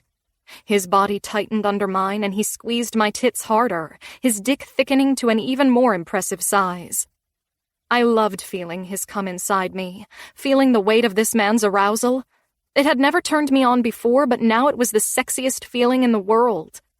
When he left for the night, I still felt like I had a piece of him when his seed was inside me. I slowly pulled off him so the cum wouldn't drip everywhere before I lay beside him in bed. He lay there with his large dick resting against his stomach, a noticeable sheen glistening on it from my wetness. His eyes closed for a moment, like the pleasure made him drift right back to sleep. I was satisfied, but I had also failed in my mission. My goal was to get him to wake up, not climax, then go right back to bed. I watched him for a moment, seeing the way his breathing changed as he drifted back to sleep. It was unlike him to be so tired, so I let him be. I put my clothes back on and returned to the living room. The elevator doors opened and revealed Heath, who was turned around and facing the opposite direction. Are you decent? Can I come in? I was in jeans and a t-shirt. Other than the fact that I was a little sweaty from screwing Balto, I looked presentable. Yes. Heath turned around, then stepped inside. And it's cool if I visit? I don't want that psychopath to shoot me in the foot. It's fine, he's asleep. Really? He walked inside, looking identical to Balto. Since I knew Balto so well, I could spot their differences immediately. Their posture was distinctive, and their presence definitely left a unique impact. Do people ever get you guys confused at the underground? No. Really? I asked in surprise. Balto has been with his men forever. They can practically sense him. He joined me in the kitchen. Did I stop by at the perfect time? What's the perfect time? Lunchtime. He didn't touch me or try to give me a hug. He kept his distance, honoring his brother's request. Well, I was going to make a sandwich. You want one? Definitely. I don't have any food at my place. So you're here for free food? I asked with a laugh. Yes, and I have no shame. I made 2 turkey sandwiches and opened a bag of chips. We sat at the kitchen table and shared the large bag in the middle of the table. He took enormous bites of his sandwich, reminding me of a shark that took large chunks out of its prey. He ate faster than Balto, and with less restraint. His bites were always so big that it took him forever to chew. So who's the skank who left that lipstick mark on his neck? Heath was about to take a bite of his sandwich, but he lowered his food instead. I'm sure he already told you the story. Is she pretty? She's a high-class prostitute, so obviously, but not prettier than you. I smiled. Good answer. Balto doesn't think there's any woman prettier than you. He grabbed her by the wrist and threatened to break her hand if she touched him again. I lowered my sandwich back to the plate, imagining the scene in my head. He didn't tell me that part. Because it makes him look like a dick. Threatening a woman? Not his style. He tried to keep women off him, but there was only so much he could do. But the fact that he'd tried was sweet. He didn't seem like a one-woman kind of man, but that was exactly what he'd been with me. He was committed, loyal, and honest. It was sad to think that this arrangement would be over soon, once Lucian was gone. You know he's obsessed with you. It's written all over his face. Yes, I'd noticed a few times. Heath studied me.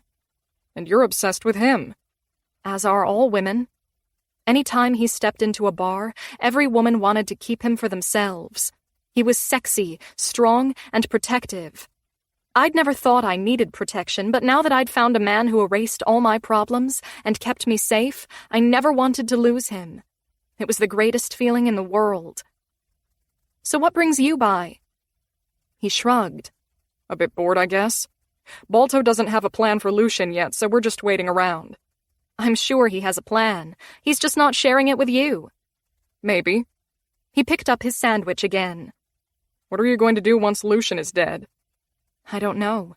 I can't even imagine. I'd never really had freedom. Ever since Balto had taken me, I'd been locked in his compound and not allowed to leave. The few times I made trips were under Balto's supervision. The one time we went out to eat, we were attacked, and we barely got to enjoy ourselves for a full hour. It'd be nice to walk to a coffee shop and get a cappuccino, or just go shopping. Little things like that. Where are you going to live? I don't know. I'll probably move in with my older brother until I get a place. He nodded. I've never met your brother, but I've seen him a few times. Balto says good things about him. Because he's a good man. You guys must come from a good family. Yeah, we do. He finished his sandwich, then stared at me across the table, having the same stern expression Balto possessed. Balto hasn't mentioned his family to me. I know he has you, but he doesn't talk about your parents. Not much to say, really. I grabbed a chip from the bag and popped it into my mouth. I'm guessing they've passed away? Yeah, it's been a while. Our father was an abusive alcoholic. He used to come home and beat our mom a lot. When she tried to run away, he beat her worse. When Balto and I became adults, he hurt her so bad that she died in the hospital. Oh, God. Heath didn't possess any emotion for the heartbreaking story. Then Balto and I hunted him down and killed him. That's our entire family story. We stuck together after that, even though we had our differences. But no matter what happens, we both know we are all each other has. Neither one of us will marry or have children, so we're protective of each other. Why won't you marry? He shrugged. Neither one of us wants to. In our line of work, it wouldn't be a good idea. And kids would be an even worse idea. Why? It's not safe. If someone wanted to hurt us, hurting our wife and kids would be the best way to go about it. Our lives are always on the line, so it wouldn't be any different for them. Having a family would be irresponsible, frankly. Family was the most important thing to me. I grew up surrounded by loud voices, family dinners, and Italian traditions centered around food and wine. There was nothing I wanted more than to have 3 kids of my own, just the way my parents had had 3 kids. The idea of sacrificing that for a job sounded heartbreaking. I wouldn't trade having a family for anything. Then it's a good thing you don't have to worry about it. Balto came down the hallway a moment later in his gray sweatpants. He took one look at Heath and showered him with coldness. Before your thong gets too tight, Cassini said it was fine if I came over. He grabbed a chip and tossed it into his mouth. I did say that, I said in agreement. You forget this is my house, not hers, and I don't want you here. He walked into the kitchen, then started to cook his lunch. Heath brushed off the insult like he was used to it. Is he always this cranky first thing in the morning? No, but he's a grouchy guy in general. He chuckled. I'm sorry you have to deal with it every day. I shrugged. It's not so bad. Balto took the seat beside me, along with his plate of fish and greens. Heath made a disgusted face. Our sandwiches were so much better than that. I'll remember that when your gut comes in, Balto countered. Does that mean I'll have a gut? I asked. No. Balto took a bite. Women don't have guts. They have curves. Heath rolled his eyes. I smiled. He always says the right thing. Heath grabbed another handful of chips and kept eating. I told Cassini how you threatened to break off that whore's hand when she kissed you.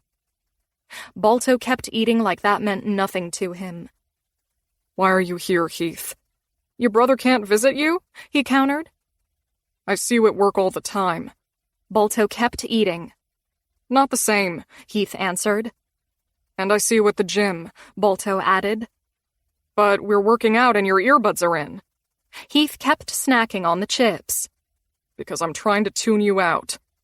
Balto finished his plate, leaving nothing behind but the occasional leaf from the Brussels sprouts. Well, I wanted to spend some time with Cassini, Heath said. The poor girl doesn't get out much. Don't worry about my woman. That's my job.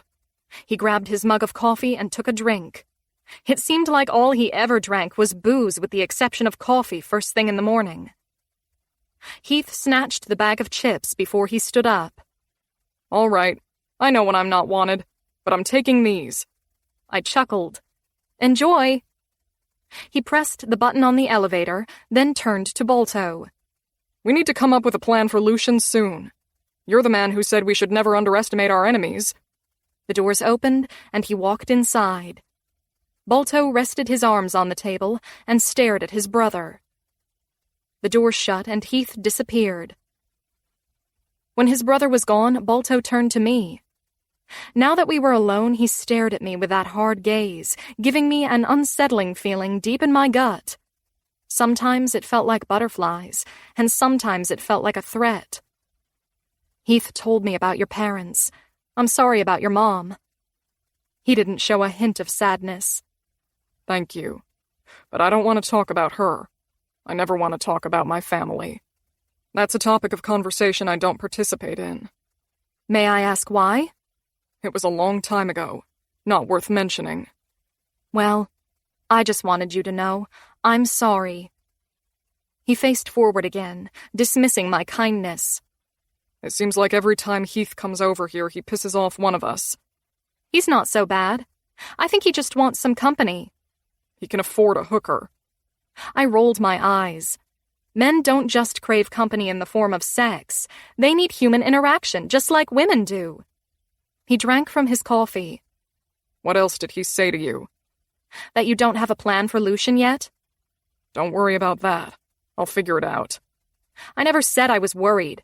I know you can handle him. He stared straight ahead. Is there anything I can do to help? No. You won't be part of this. It's between him and me. I know, but I can be of some help. I know his house pretty well. I've had experience with his explosives. I said no. His tone shut me up. Lucian isn't like my other enemies. I can't confront him head-on like I would with someone else. He's a coward, so he prefers to lay out booby traps. If I go to the wrong place at the wrong time, I could be caught in an explosion. So I have to think about this carefully. I knew this kind of war was beyond my skills, but I did know a few things. I don't think he'd let me die if he could avoid it. He wants me dead, but only after he tortures me first. If you keep me by your side, that's just added protection. I'm not risking you. This man could take advantage of my position, but he cared more about keeping me safe. It was a sweet gesture, the kind that would make me miss him more. It made me realize Evan had never really cared about me. Maybe Balto was the first man who ever truly did. You saved my life by not giving me back to him. I want to help you in whatever way I can. He turned back to me, the anger in his eyes. I said I'm not risking you, and I won't change my mind. No, I locked my legs around his waist so he couldn't pull away. "You've been gone every night for the entire week. Stay!" I slept in this enormous bed alone, his smell the only comfort I had. It didn't matter how many times I begged, he never changed his mind. But I begged anyway, because saying goodbye was too hard. If I couldn't let him go to work, I didn't know how I would manage to let him go forever. He stayed buried inside me, his cock semi-soft because he'd just come inside me. "Baby, as much as I love watching you beg like this, you know I can't stay." He held his massive body on top of mine with just his arms, his biceps and triceps working together to lift a slab of bricks. "I'm an honorable man. Honorable men don't abandon their post." "But you've been gone every single night." "That's how it is sometimes." He kissed the corner of my mouth as his cock slowly thickened once more. "Your pussy is a fucking magnet for my dick, but it can't keep me here forever." When his cock returned to full size, he started to move in and out of me, his length sliding past previous loads. "It can try." My fingers slid into his hair, and I brought his lips to mine for a kiss. His mouth was immobile for a moment, like he wanted to resist me and turn away. But with his dick throbbing inside me, turning away my affection was impossible. His lips caressed mine, and soon he was giving me his tongue.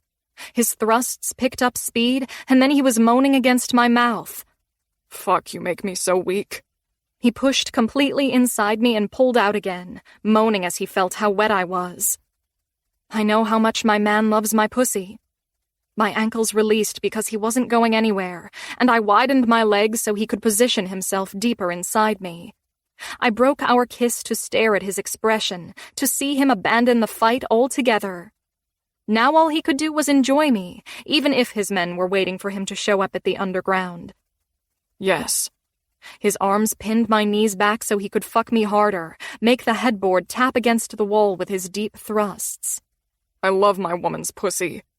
He worked up a sweat as he kept the quick pace for several minutes, taking longer to come because he'd already pumped so many of his loads into me that evening. "Stay inside me all night." My hands moved up his chest, and I looked him in the eyes, seeing him stare back at me with sexy concentration. "You still need to fuck me in the mouth and the ass." He stopped mid-thrust, his eyes closing for a second as my words caught him by surprise. "Jesus, baby." He stopped and shuddered, his body tensing as he released inside me. He pumped another load deep inside me, moaning louder than before. I gripped his hips and pulled him tighter to me, getting every drop of his cum. He breathed on top of me, his cock slowly softening. He rested his forehead against mine as he recovered, this Greek god covered in sweat. His breath slowed until his cock was completely soft inside me. "Stay." My hands massaged his shoulders. "Please." He pulled out of me gradually and let his cum drip from my entrance. "You know I can't." He moved off the bed quickly, as if he was trying to get out of arm's reach. "I'll be home in the morning." I pouted my lips as I watched him get dressed, disappointed I couldn't get him to change his mind. He moved quickly, getting his clothes on fast before grabbing his phone. He seemed to be in a rush to get out of there as soon as possible. He adopted his usual coldness, like he hadn't been buried inside me for the last few hours. Indifferent to my presence, he shut down all his human qualities. I sat up in bed, disappointed I couldn't seduce this man. It didn't matter how much he wanted me, his devotion to his position always triumphed over my desires. I was never the first priority. The Skull Kings were. He turned to me before he walked out. "I'll see you in the morning." I'd lost the battle, so I caved. "All right." He gave me one more glance before he walked out. When I heard the elevator open and close, I knew he was gone. I lay back in bed full of his cum and went to sleep. Chapter 8 Balto. After I'd made my rounds, I returned to the underground. The men unloaded the van and carried all the cash into the main vault, a vault only I had access to. Every Skull King in the organization was rich, making millions every year for their deeds, but I wasn't stupid enough to let anyone have access to the vault. I was surrounded by criminals, after all. We were all weak for pussy, but we were even weaker for cash. I locked the vault, then returned to the main room. Heath was there, drinking with the rest of the men. When he spotted me across the room, he joined me. I love payday. That makes two of us. Denise put a drink in my hand without my having to ask. I sat on my throne and watched the men deplete all the bottles of liquor at the bar. If they were drunk, it wasn't obvious. Probably because we were all drunk all the time. You've been at work every night this week. Got a lot of shit to do. Cassini must be disappointed. Don't care if she is.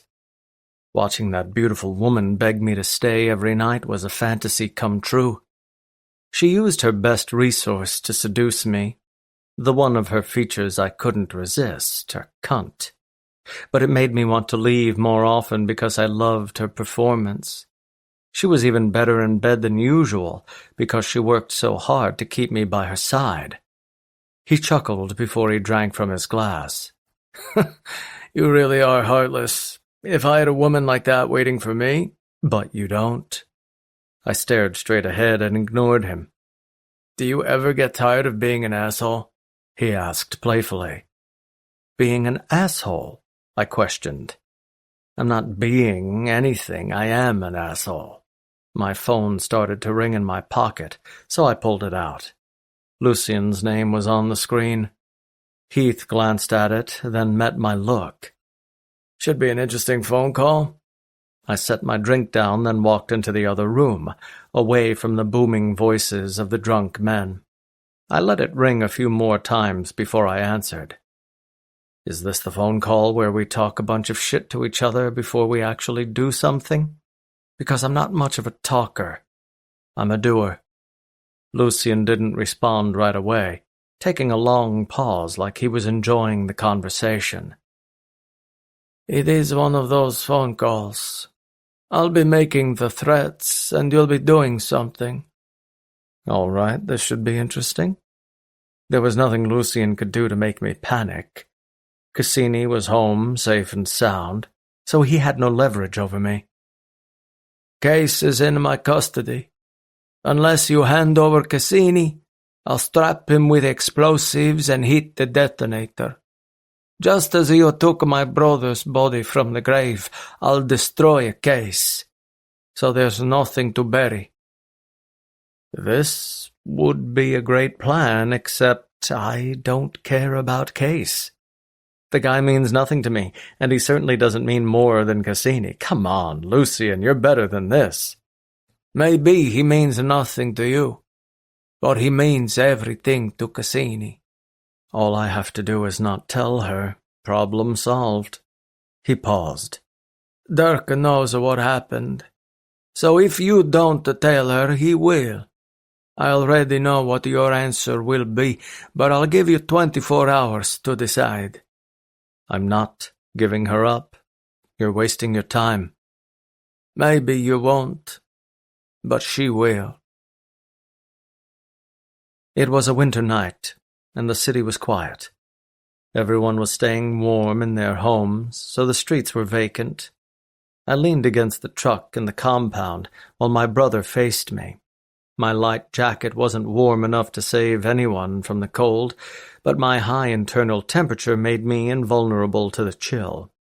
Heath stared at me in just a t-shirt. What are you going to do? Vapor escaped from my nostrils with every breath. I don't know. You have to tell her. I know, but I also knew she would want to take his place. She would rather die than let something happen to her brother. I would have to force her to let him die, and she would never forgive me for it. The darkness was starting to fade away because the sunrise breached the horizon. Heath had his hands in his pockets to keep them warm from the cold. We could try to hit Lucian as soon as possible. There's not enough time. I have no idea where he is, and more than likely Case is in a different location, with the explosives already strapped to his body. If we really want to save Case, we would have to hand over Cassini. And that's not going to happen. Cassini isn't going to accept that. That's too damn bad. He shook his head slightly. If he dies, you lose her anyway. I knew how he meant those words, that Cassini would never look at me the same. She wouldn't want me anymore. She wouldn't allow me to touch her again, let alone look at her. I guess I underestimated him. We headed into the building and rode up on the elevator. Heath got off on his floor and I got off on mine. Cassini wasn't on the couch, which meant she'd slept in the bedroom all night. She was obviously getting better at accepting my absence overnight. I made dinner in the kitchen, then entered the bedroom. I kicked off my shoes, stripped off my jacket, and dropped my clothes as I got ready for bed. Cassini must have heard the sound of my movements because she sat up in bed and looked at me, her eyes heavy and lidded like she'd been sleeping soundly all night. Good. You're home. I sat on the edge of the bed and looked at her, dreading the conversation we were about to have. She leaned toward me and kissed me on the mouth. How was your night? I hardly kissed her back, and I didn't answer her question. I stared into her beautiful eyes, seeing the happiness at my presence.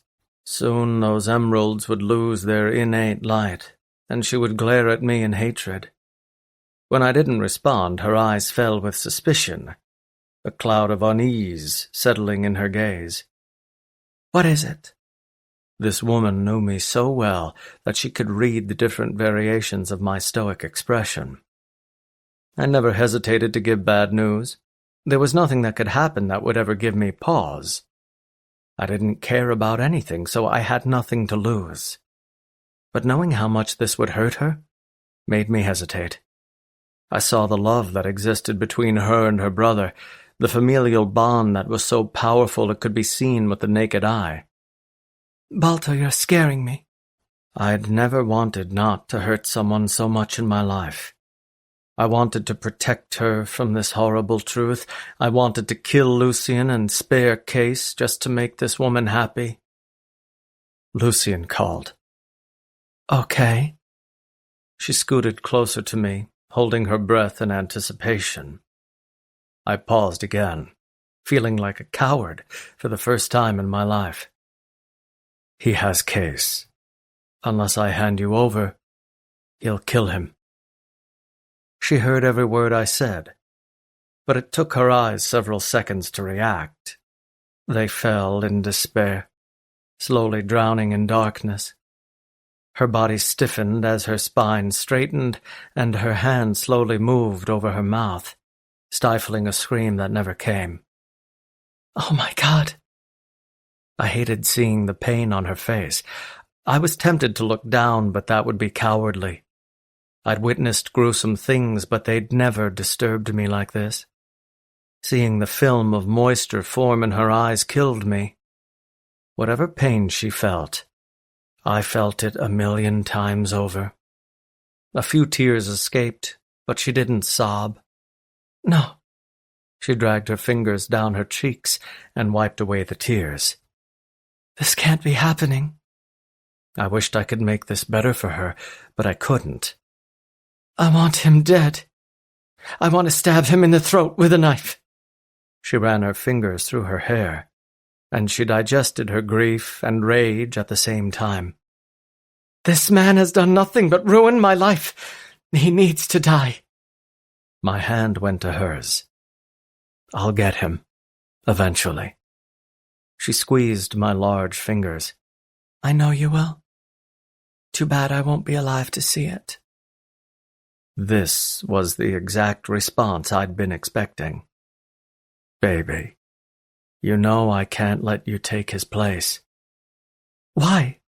Do you have a better idea? She asked hopefully. No, I don't know where Lucien is, and I'm sure Case is in a second location. Why would he be in a second location? I wanted to keep this from her, but I couldn't. Lucian said he'll strap him with explosives and— Oh my God. She covered her face with both palms. My hand went to her thigh. Baby, I can't let that happen to him. she dropped her hands. My brother doesn't deserve this. My brother isn't a part of this. I love him so much, and I refuse to let this happen. I would rather die 1,000,000 times than let him suffer. I know, but I'm taking his place.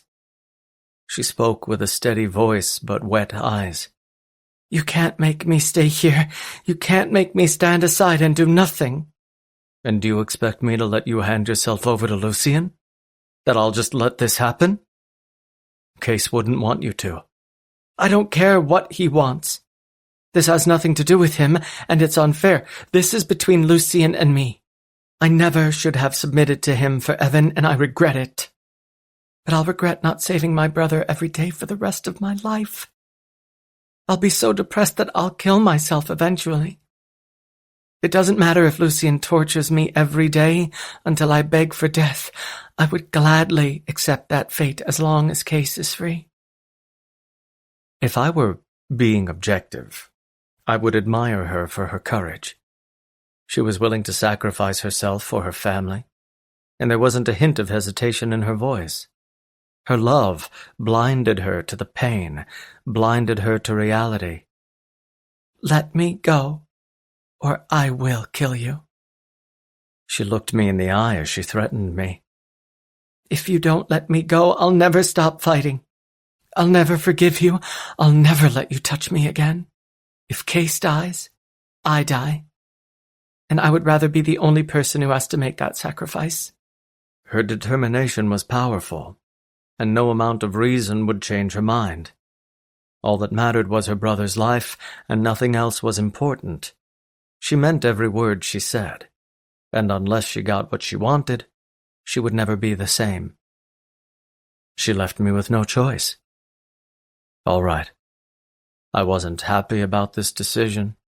I wasn't happy about the way it would affect me.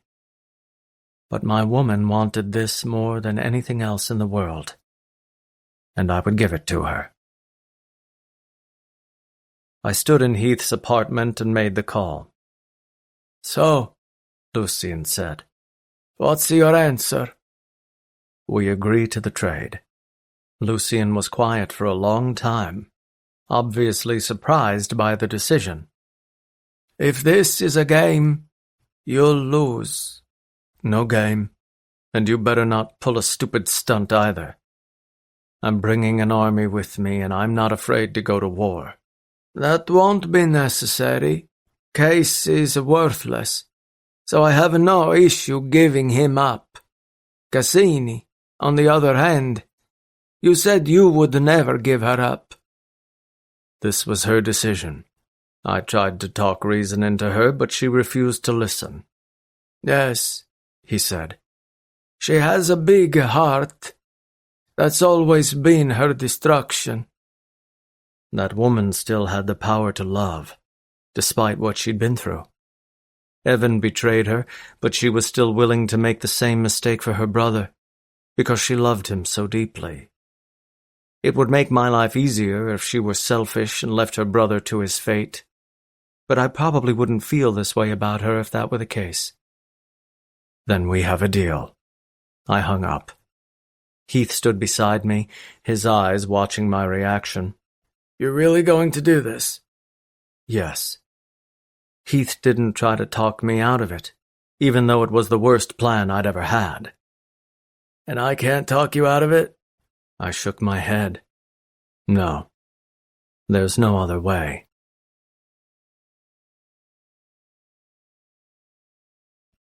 Chapter 9. Cassini. Balto made the right decision. If he'd stood in my way, I would have clawed my way out. I would have found one of his guns and shot him if I had to. Nothing was going to stop me from saving Case, my older brother, the patriarch of my family. I had to save him because I loved him, but I also had to save him because this wasn't his fight. He was an innocent person being punished because he loved me. I was the idiot for sacrificing myself for Evan. That was how all of this started. Case shouldn't be the one to pay for it. I was certain he hoped I wouldn't agree to the exchange. He would rather die so I could be free. But I couldn't let that happen. Thankfully, Balto didn't stop me. He understood my love for my brother outweighed everything else. He knew I would never be happy if Lucian murdered Case. He knew I had to do this. I bet he even respected me for it. The three of us drove in the blacked-out SUV to the meeting point in the middle of Tuscany. It was pitch black and foggy from the winter cold. The exchange would take place in the middle of nowhere, so there would be no witnesses. I'd thought I would be scared, but I wasn't afraid at all. Not in the least. If anything, I was anxious. I wanted my brother to be free as soon as possible. Once Lucian had his hands on me, he would beat me, rape me, and then crush my skull. I didn't care at all. Better me than Case. Balto was quiet, his hands on the wheel and his eyes on the road. He hadn't said much to me since our emotional conversation.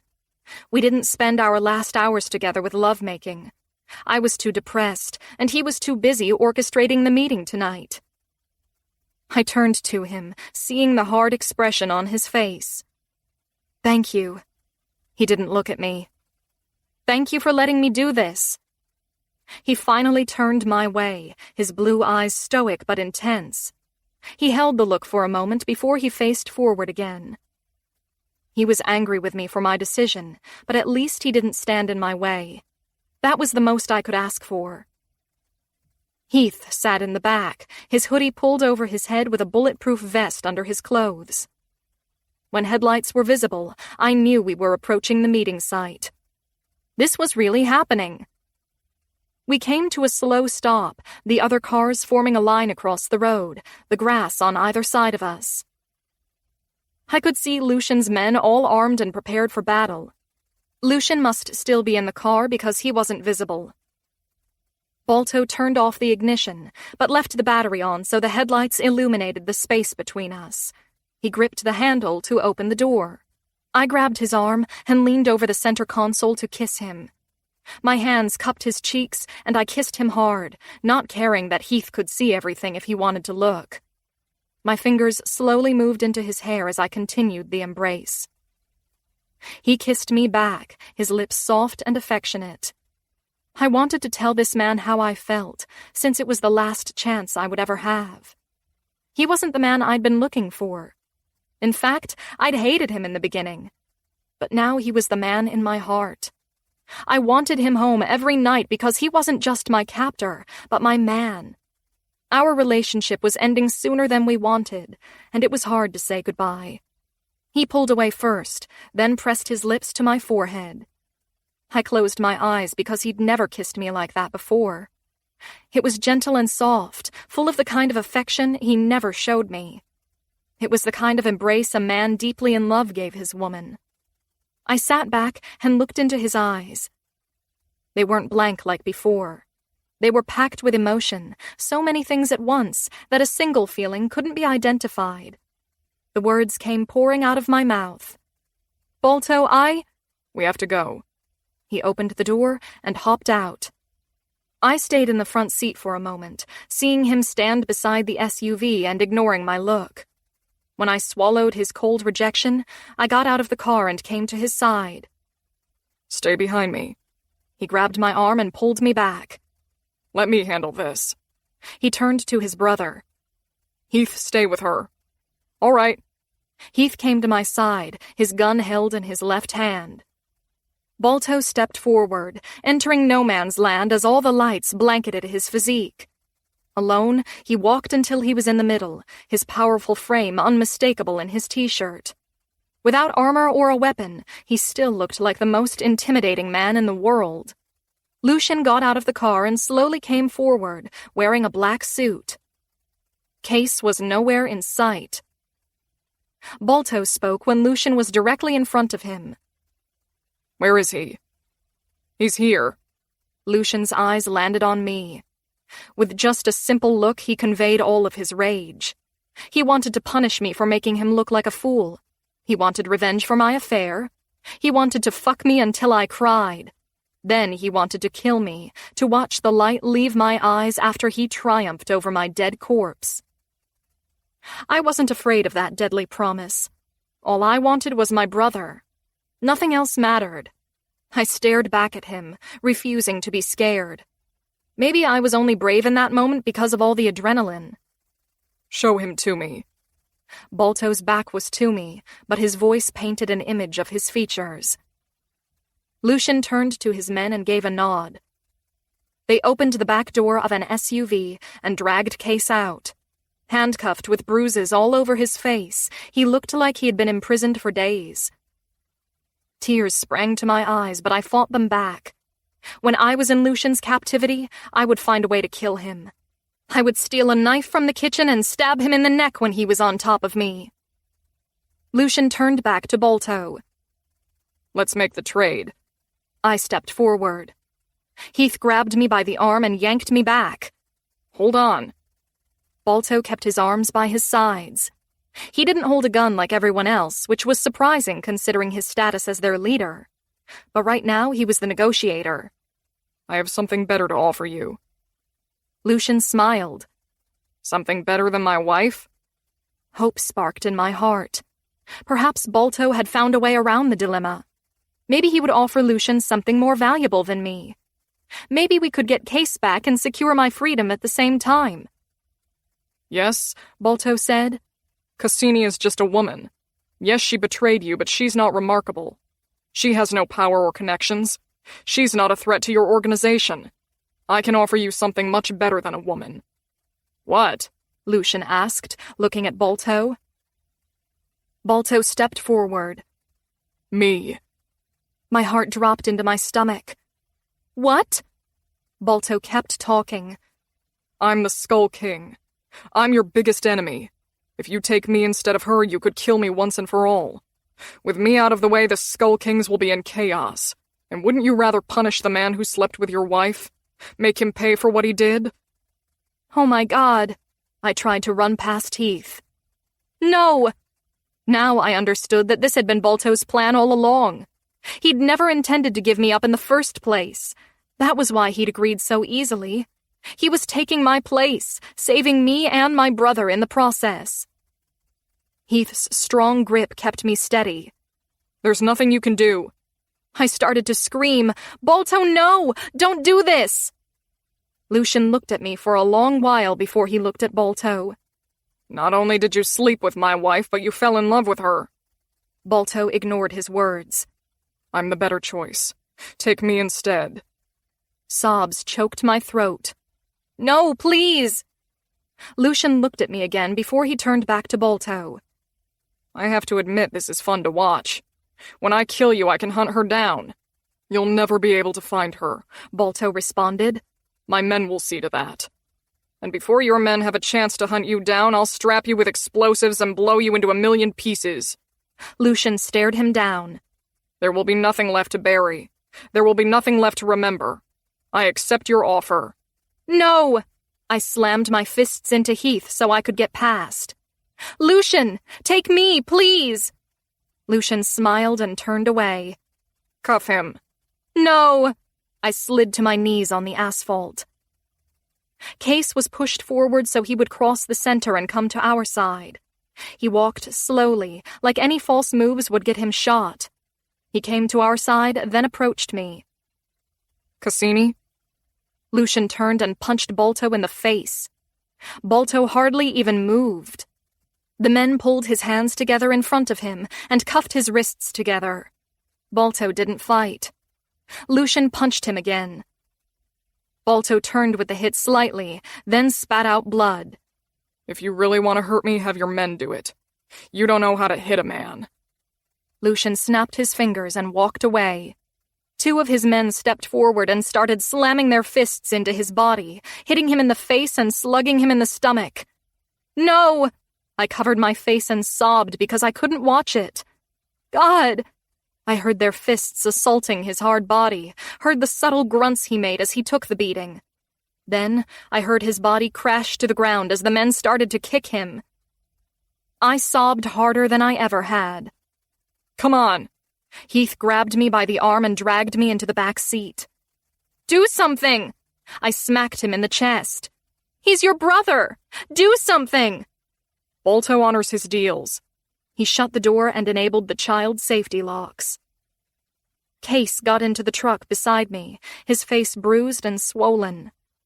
Heath got into the driver's seat and pulled away, turning around so I wouldn't have to see Bolto's body in the middle of the road, beaten and bloody. Case wrapped his arm around my shoulder and held me, but he didn't say any empty words to comfort me. "I didn't want him to do this. I never would have asked him to do this." My throat was sore from crying so hard, from leaving him behind when it was never his sacrifice to make. I should be the one who was beaten and bloody, not him. Heath kept his eyes on the road as he drove away. "You didn't have to ask him to do anything. That man will do anything for you, and you should have known that." I took Evan's place, and now Bolto took my place. I sacrificed myself for a man who didn't love me, and now I had a man who would do anything for me. The realization only hurt me more, only made me die a million deaths. We have to do something, Heath. We can't just let this happen. He took a deep breath. "There's nothing we can do. I have to get you to safety so Lucian never finds you. That's what Bolto wants. That's what he asked me to do. And I'll honor his last request." Chapter 10. Bolto. I was cuffed to the metal chair, sitting in a sterile room with only fluorescent lights overhead. When his men had driven back to the estate, I was surprised he wasn't taking me to a more secure location. If he intended to make good on his threat, it didn't make sense to do it on his own property. Lucian stepped into the room, pushing a cart full of equipment.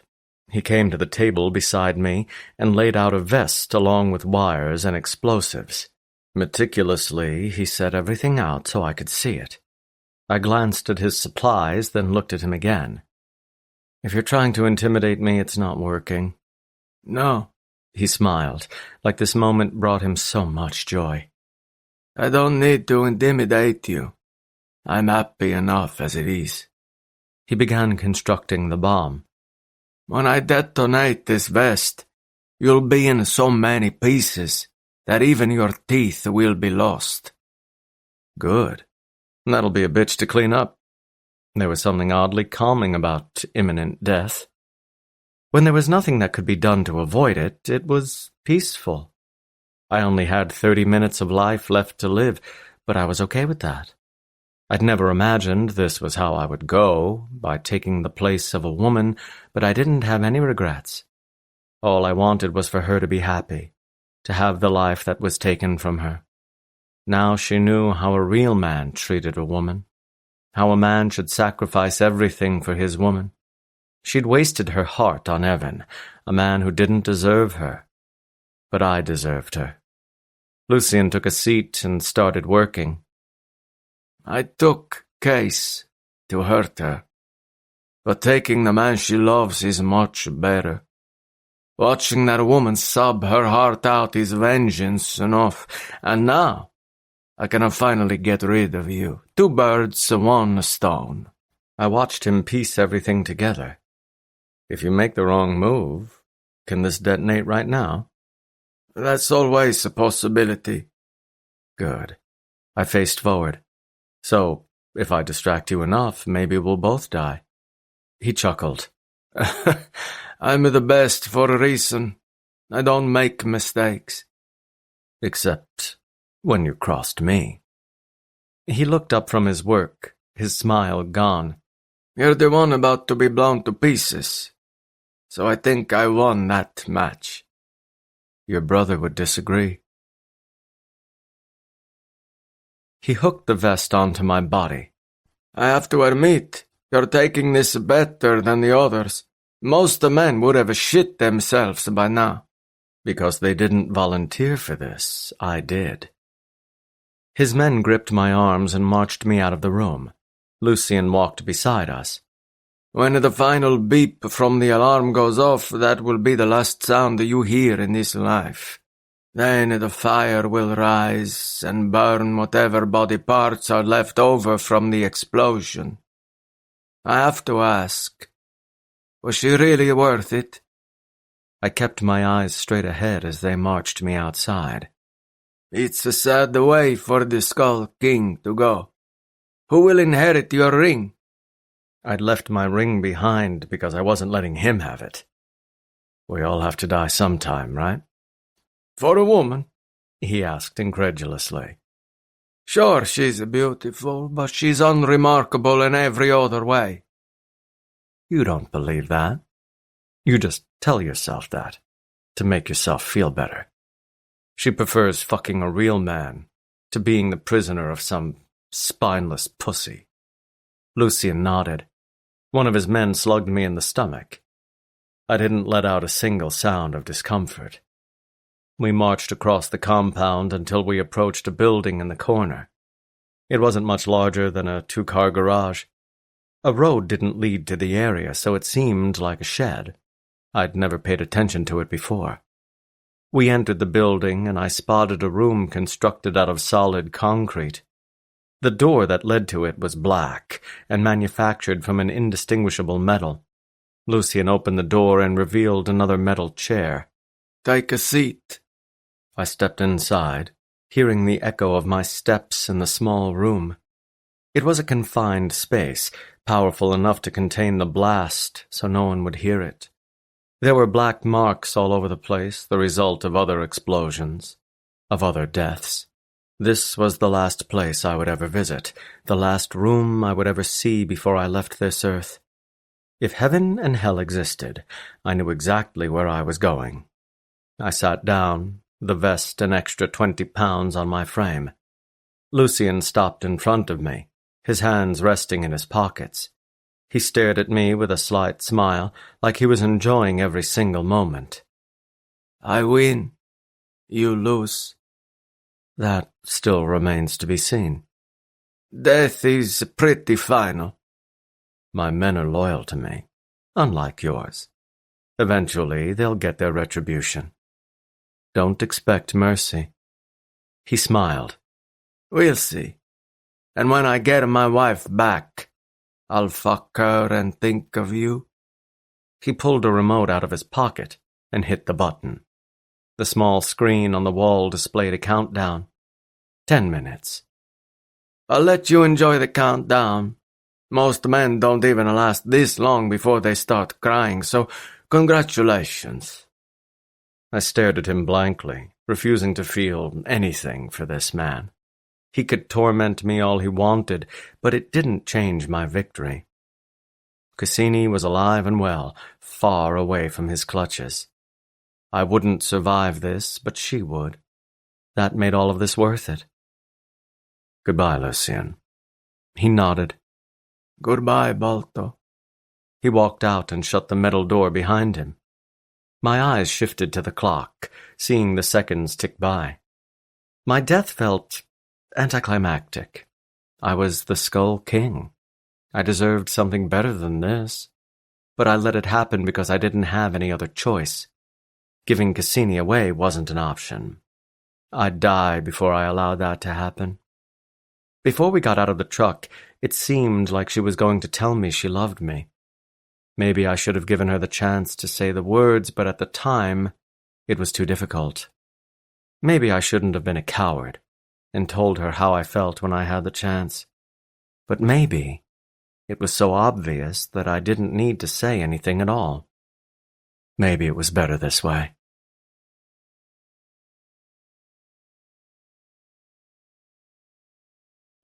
Chapter 11. Cassini. We arrived on the top floor, and I was still in tears. Heath, this is Balto, your brother. We're going to stand by and do nothing? Do you understand how ludicrous that is? Case came to my side. I agree. There has to be something we can do. We have all his men who can help us. We can't just give up. No, we need to do something, and we need to do it now. I walked farther into the room, then stopped when I noticed something on the kitchen table. I halted as I examined it, trying to figure out what it was. When I came closer, I recognized the ring, the skull diamond Balto always wore. It was on a necklace, and there was a note. Baby, I'll always be the Skull King, and you'll always be my queen. Tears dripped down my cheeks as I lifted the necklace and examined the flawless diamond he wore every day. Enormous and beautiful, it was a ring so big that it would never fit on any of my fingers. That was probably why he'd put it on a chain. I placed the necklace around my throat and turned back around. Heath looked away, like the sight was too painful. Case? My brother came toward me, his face bruised and swollen from the abuse he'd received while with Lucian. I lowered my voice so Heath couldn't hear. I need you to help me. Help you what? He whispered. Lucian said he would use his explosives on Balto. When he's killed his other enemies the same way, he uses a small building on his property. It's made to buffer the sound so no one will hear it. That's probably where he's doing it. All right, but what does that matter? If there's really a bomb vest on Balto's body, we can't just disarm it. I'd lived with Lucian for years. He'd asked me to keep him company even when he was working, so I saw him in the lab all the time. He'd even taught me how to disarm bombs if someone ever tried to take me away from him. I think I can. Case's eyebrow rose. You're serious? Lucian taught me a few things while I lived there. But are you sure? He asked. Because if you're wrong, you both die. Yes, and even if I weren't sure, I'd still have to do this. Case glanced at Heath. We're going to need his help. I'm not going to be able to get you to that compound without him. There are men posted everywhere, I'm sure. We won't be able to do it alone. Yeah, I guess you're right. Heath watched us with suspicious eyes. What are you two talking about over there? Case looked at me. If he's difficult, I'll distract him while you run for it. All right. I moved closer to Heath. I think I can disarm the bomb if you get me to it. Heath crossed his arms over his chest. Why do you think that? Because Lucian taught me. His eyes narrowed. Even if that's the case, we have no idea where he is. I know exactly where he is, and I need you to take me there. Heath continued to watch me, arguing with himself in silence. He had his orders from Balto, but if there were any chance he could save his brother, he would want to take it. Balto wants me to keep you safe, not get you killed. It would make this whole thing pointless. That's a chance I'm willing to take. Are you with us or not? Heath placed his hands on his hips, looking pissed just the way Balto did. If we pull this off, he's going to kill me. I finally smiled, the tears still fresh. Let's go. Heath took out the men guarding the perimeter. There were only a handful on that side of the wall, so he took each one without much fuss. Bodies hit the ground and we pressed up against the stone wall. Case knotted his fingers together to give me a lift. I'll throw you over. Let me go first so I can cover her. Heath stepped on his hand and jumped to the top of the wall.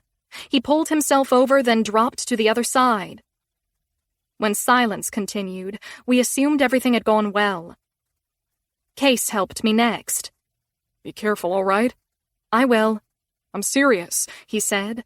If you can't figure out how to disarm it, you need to leave. No sense in getting yourself killed. I need you, all right? Okay, Case, we really don't have time to talk about this. I jumped on his hand, then launched myself onto the other side. Heath caught me, then pulled out his gun. He nodded to the small building I'd described.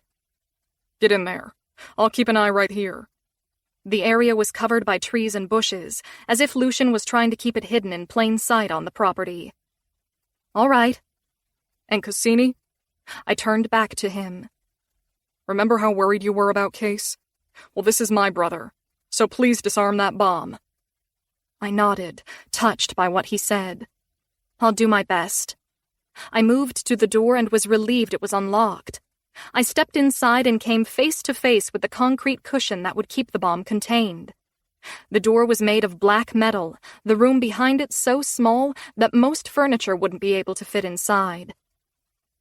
I turned the knob and was pleased to find it was also unlocked.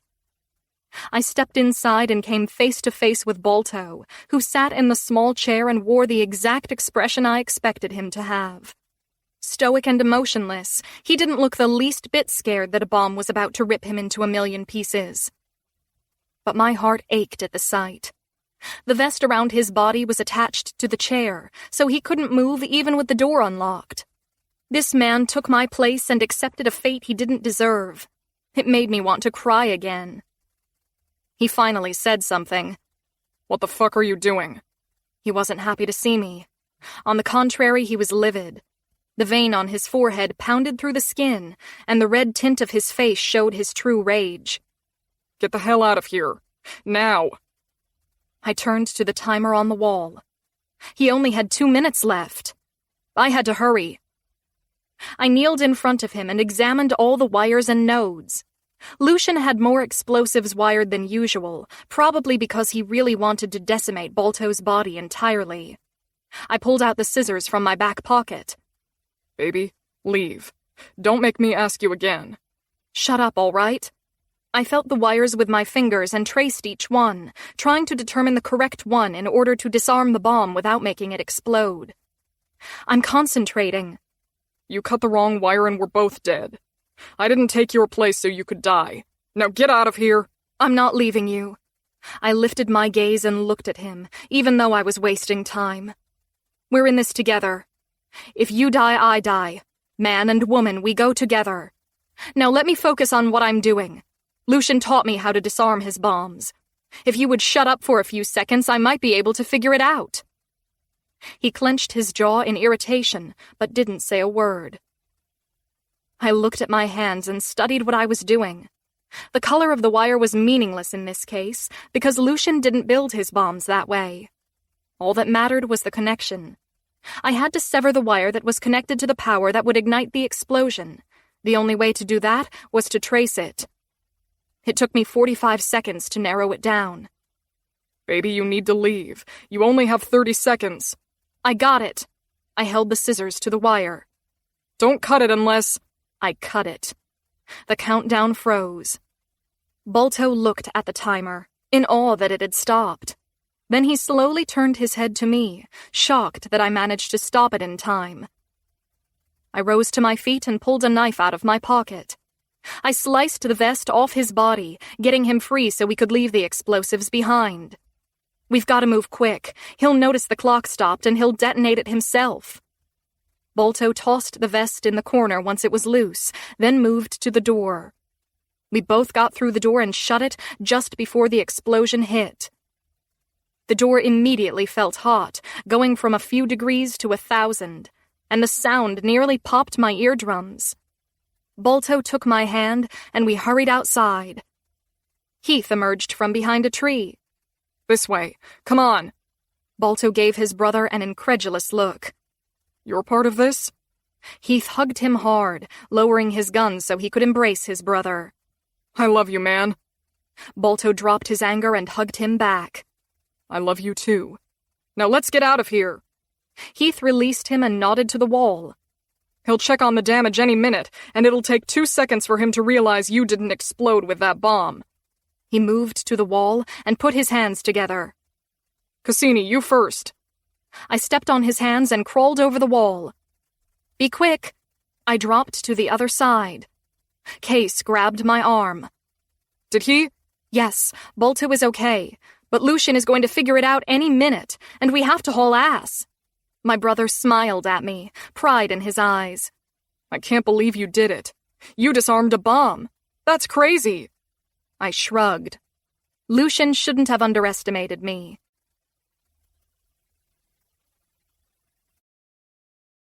Chapter 12. Balto. We piled into the SUV and took off. Heath pressed down on the gas, making us speed down the country road back to the city.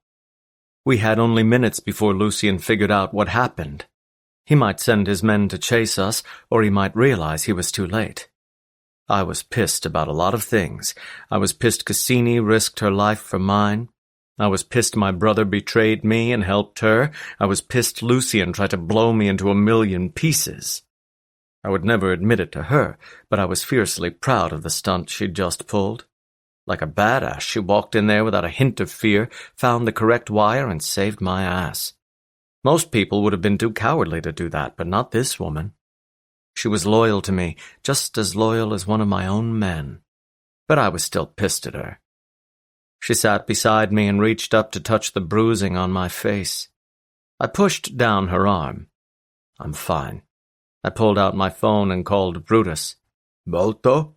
He blurted into the phone, surprised to see my name on the screen. "Is that really you?" "Yes, it's me." "Wait, how did you—" "No time for small talk. Round up all the men. We're hitting Lucien at his estate." Brutus stopped asking questions. "You got it, the Bolto. You'll have to tell me how you escaped when this is all over."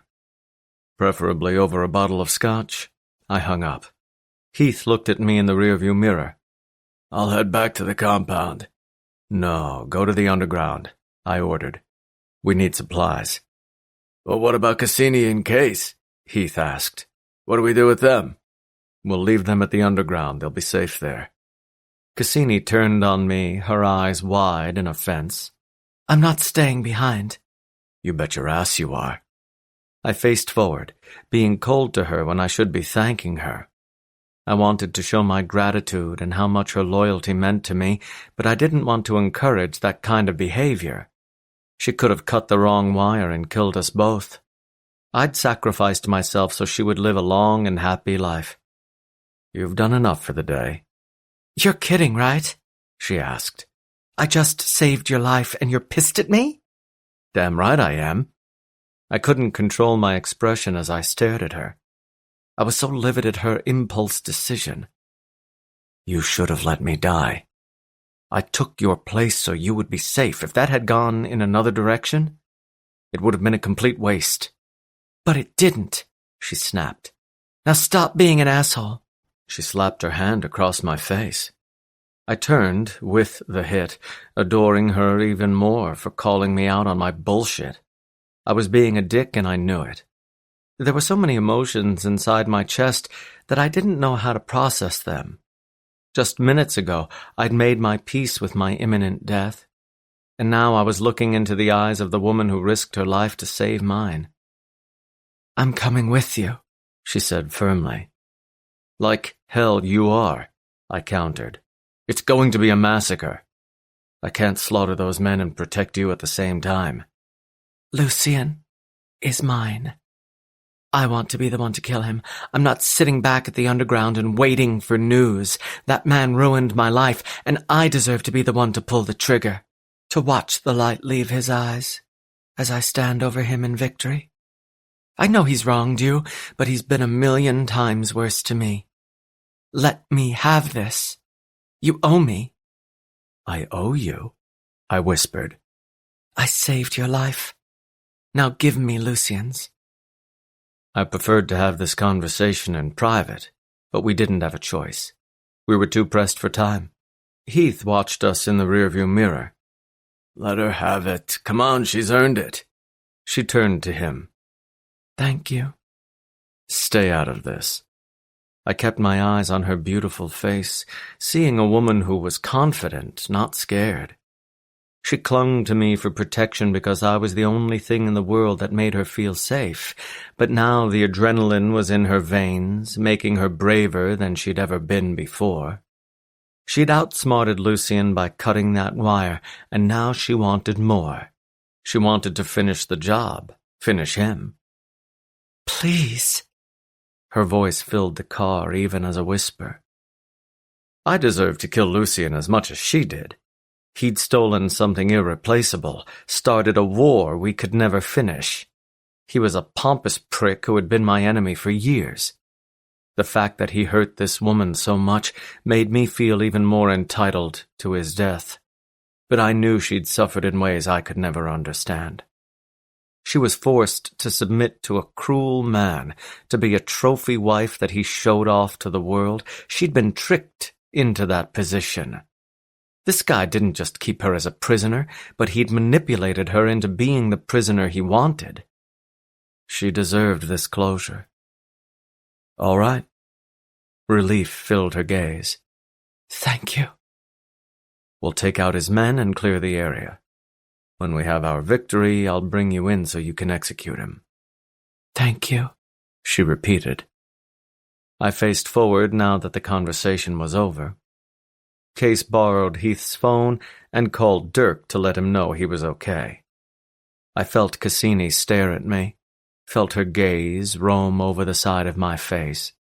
She examined my cuts and bruises, but she also examined the line of my jaw and the look in my eyes. A silent conversation passed between us, a prelude to the real thing.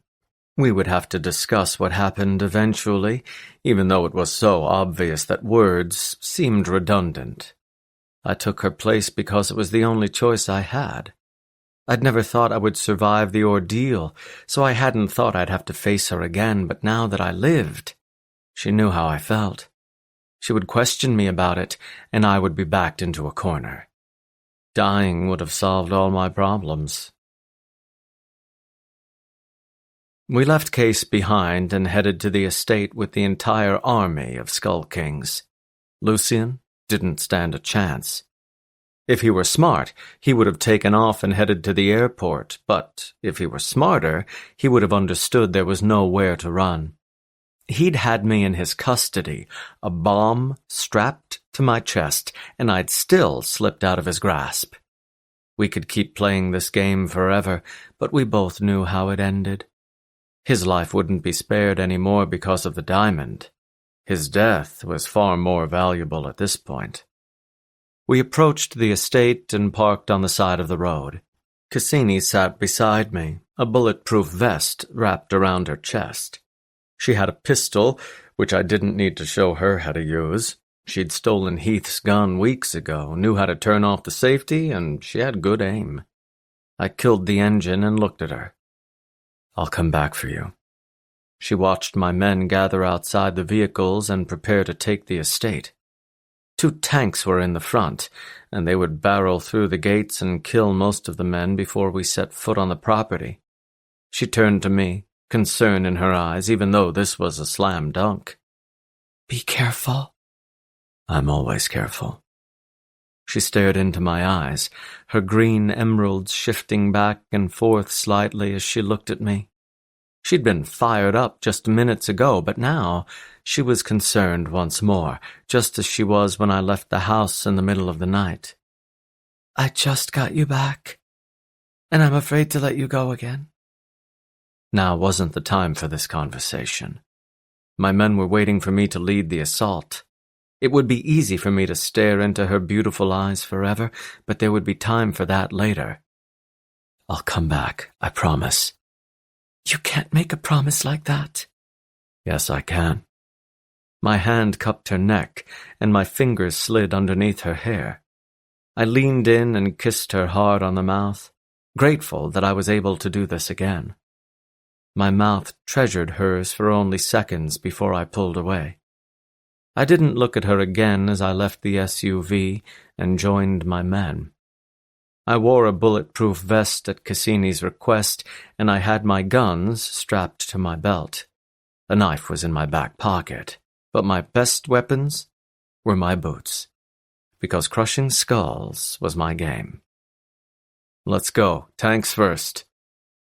The tanks rammed the iron gates until they caved under the high pressure. They were pressed aside, bent like pieces of straw. Gunfire began as Lucien's men tried to hold their position on the property, but against 2 tanks, that wasn't going to happen. When the tanks took out the foot soldiers, we moved in. Dead bodies lay everywhere, blood soaking into the perfectly manicured gardens that surrounded the property. Only a few men remained behind, using the house for cover. They were outnumbered, but they continued to fight anyway. I raised my hand so my men would stop shooting. If you surrender, you will be spared. But I have one condition. You join our ranks and hunt down your master with us. Help us locate him and you'll be set free. I knew exactly how these men would respond. They weren't loyal to an asshole like Lucien. They only fought for a paycheck. Loyalty was something you couldn't buy. It was earned through respect, something Lucian lacked. They lowered their weapons and emerged from their cover. I grinned, because it was another form of vengeance. I got his own men to turn on him with just a few simple words. When Lucian was held at gunpoint by his own men, it would make this moment more delicious. Bring him to me. Now. Every single man turned on his master, and they entered the building in search of him. It was only minutes later when he was dragged out, his men holding each arm as he was forced down the steps and into my presence. Traitors! Lucian tried to twist out of their grasp, but it was pointless. Every man on that property had marked Lucian as his enemy. The execution was so sad it was almost difficult to watch. Almost. They threw Lucian at my feet. He fell to the ground, lacking the will to rise once again. He stared at the ground, so ashamed that he couldn't look up to make eye contact. He breathed hard, panicked and covered in sweat despite the winter chill. I patiently waited for him to meet my gaze. His humiliation was so entertaining. He finally found the strength to look up, to see the man he'd tried to blow up just an hour ago. How did you escape? It's not possible. Heath stepped onto the property with Cassini in tow, ushering her onto the estate so she could pull the trigger herself. I kept my eyes on Lucian, despising this man for everything he'd done to her. I was angrier about that than anything he ever did to me, including when he tried to blow me up. Cassini came to my side, her head held high as she triumphed over her tormentor. In black jeans and a black top, she looked like the sexiest soldier I'd ever seen. She studied him, savoring this moment. I deactivated the bomb. I cut the wire and set him free. Lucian's gaze hardened in rage, but then, slowly, that anger disappeared because he realized it didn't matter. He'd won a few battles, but he'd lost the war. He'd tried to keep this woman as a prisoner, but she was like a wild animal. She didn't belong in a cage. She became bigger and stronger and then turned into an enormous threat. I risked my life to save his. You don't have anyone who would do that for you. No one loves you. Your men aren't loyal to you, and you're a man without honor. I'm surprised you didn't put a gun in your mouth when you saw us crash your gates. But then I realized you're too much of a coward to do that. You're weak. You're pathetic.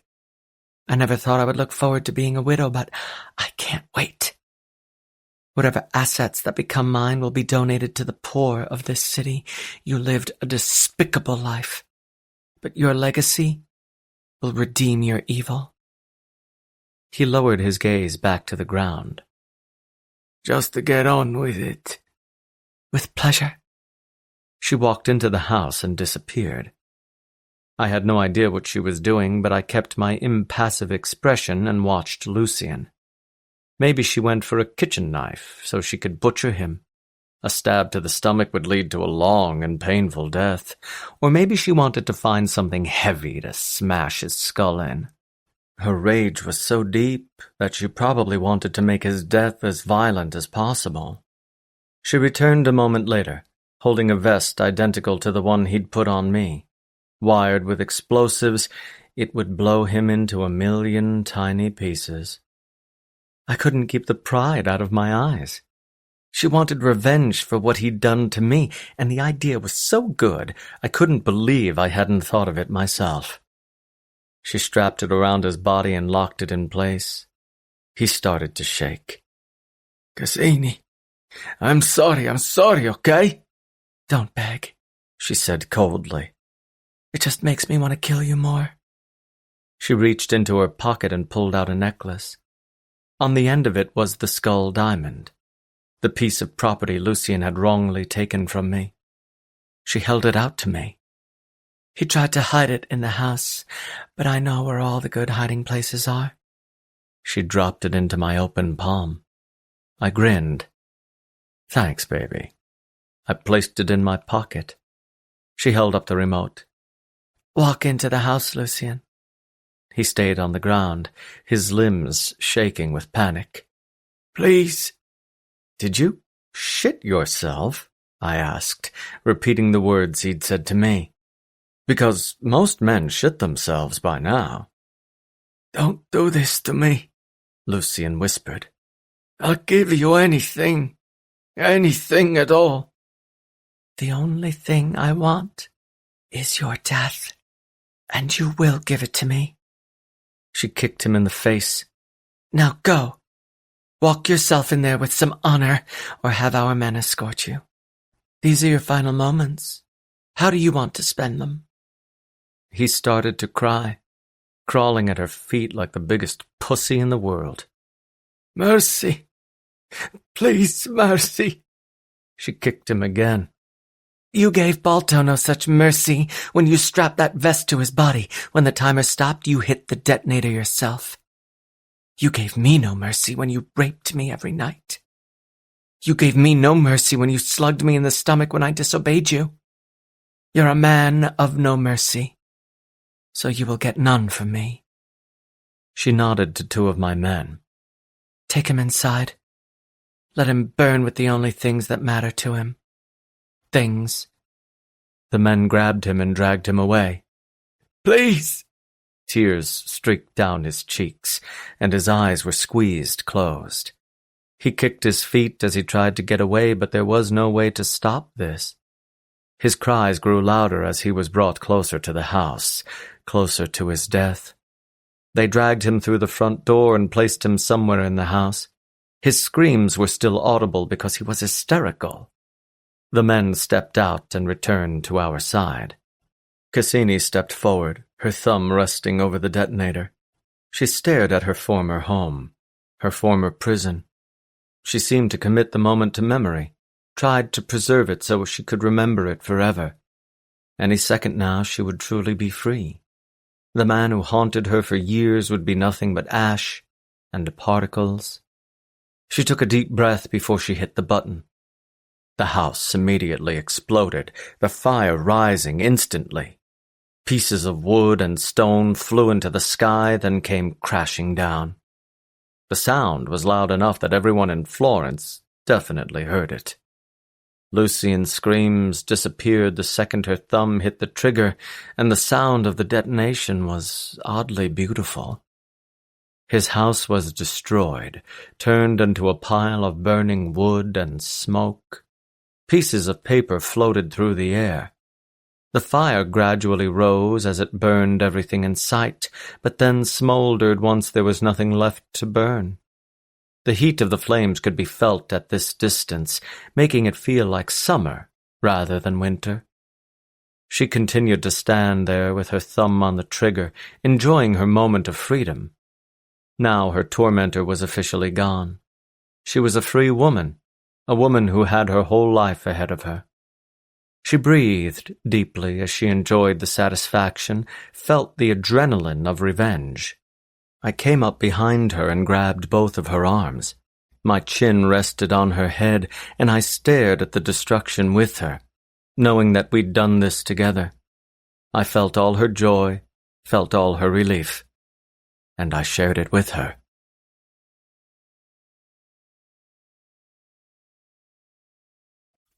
Chapter 13.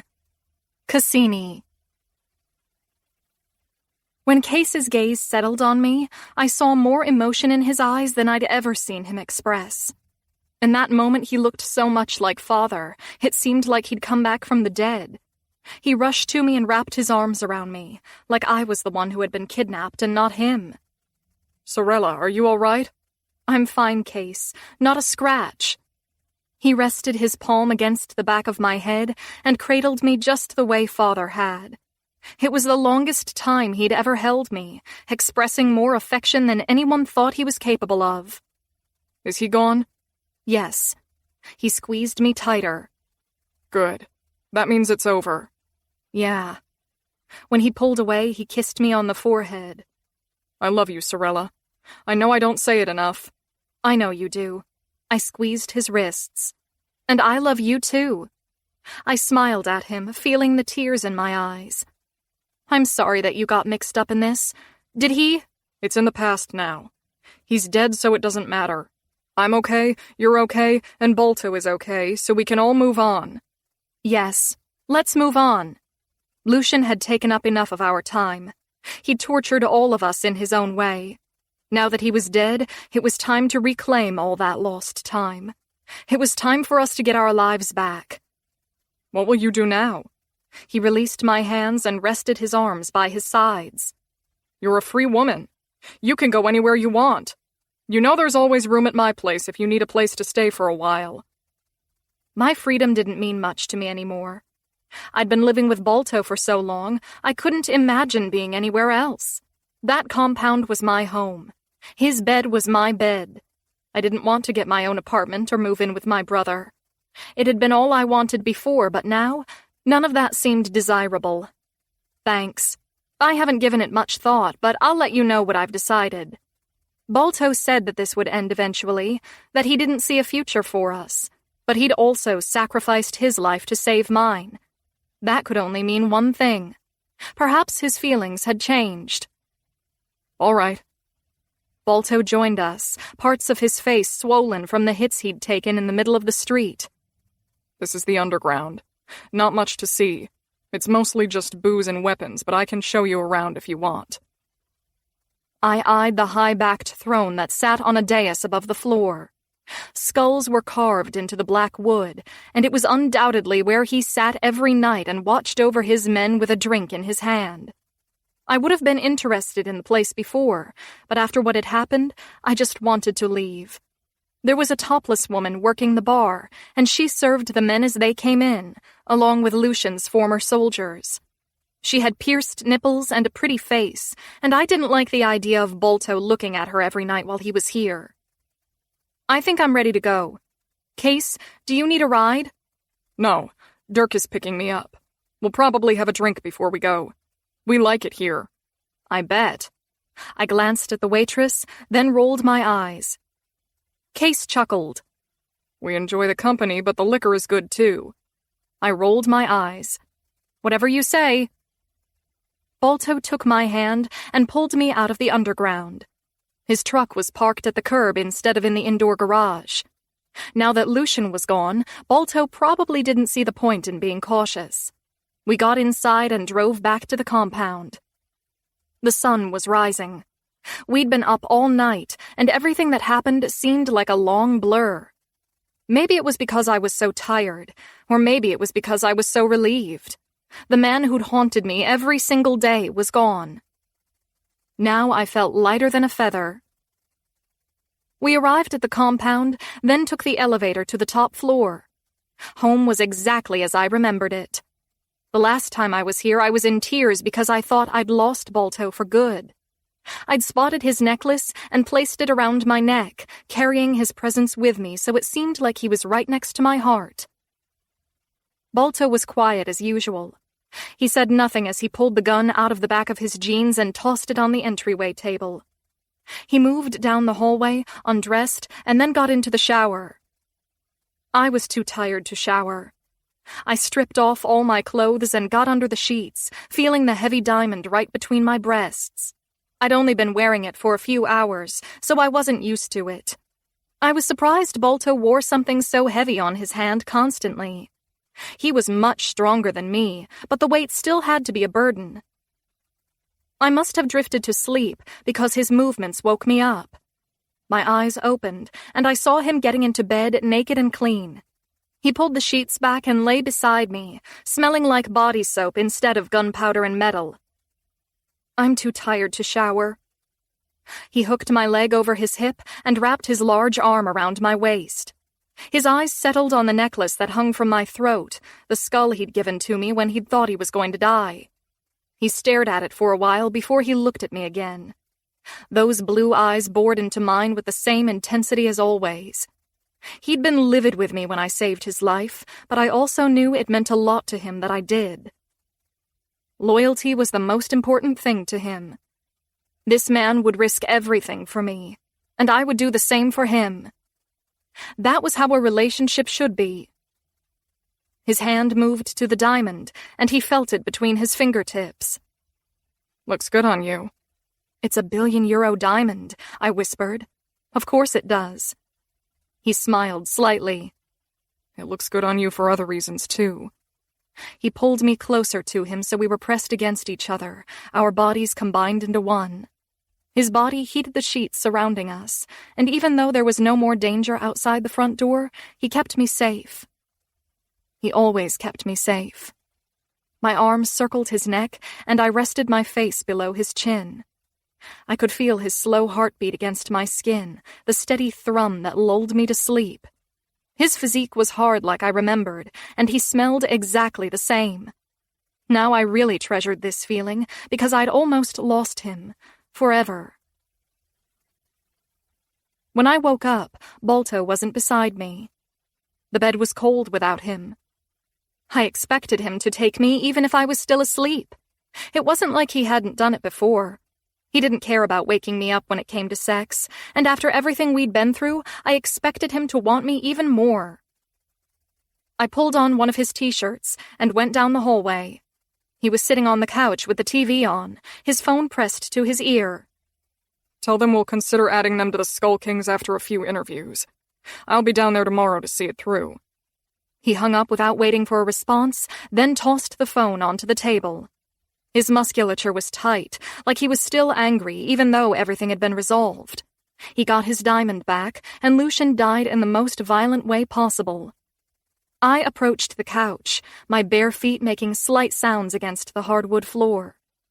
He knew I was there but didn't turn to look at me. He was in black sweatpants, the muscles of his back and arms rippling with his subtle movements. My arms slid around his shoulders, and I lowered myself into his lap, invading his space the way I wished he would invade mine. His arms automatically moved underneath me as he cradled me closer to his body. His lips found mine, and he kissed me gently on the mouth, giving me the affection I craved.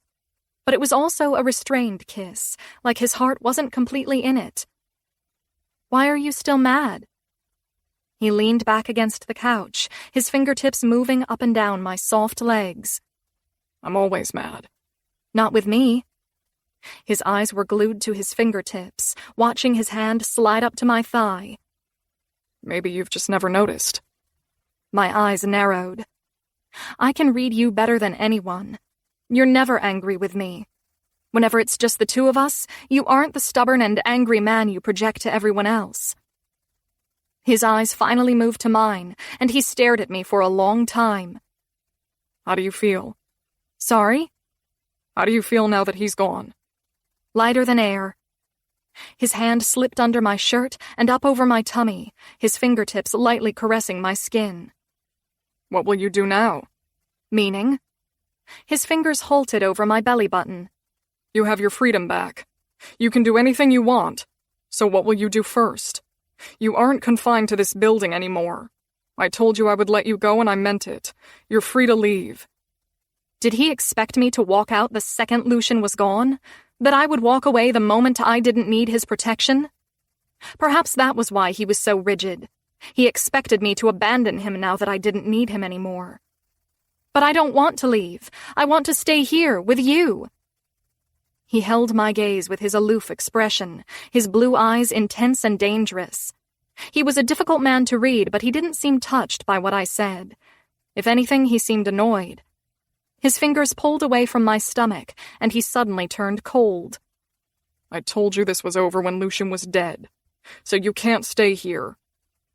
His words cut me like the sharpest knife.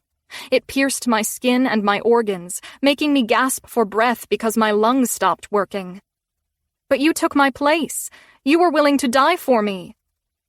He shifted me off his lap, then rose to his feet, putting distance between us so I wouldn't smother him with my affection.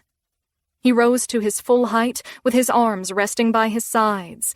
He paced the living room for a few seconds, gathering his thoughts as he dismissed me.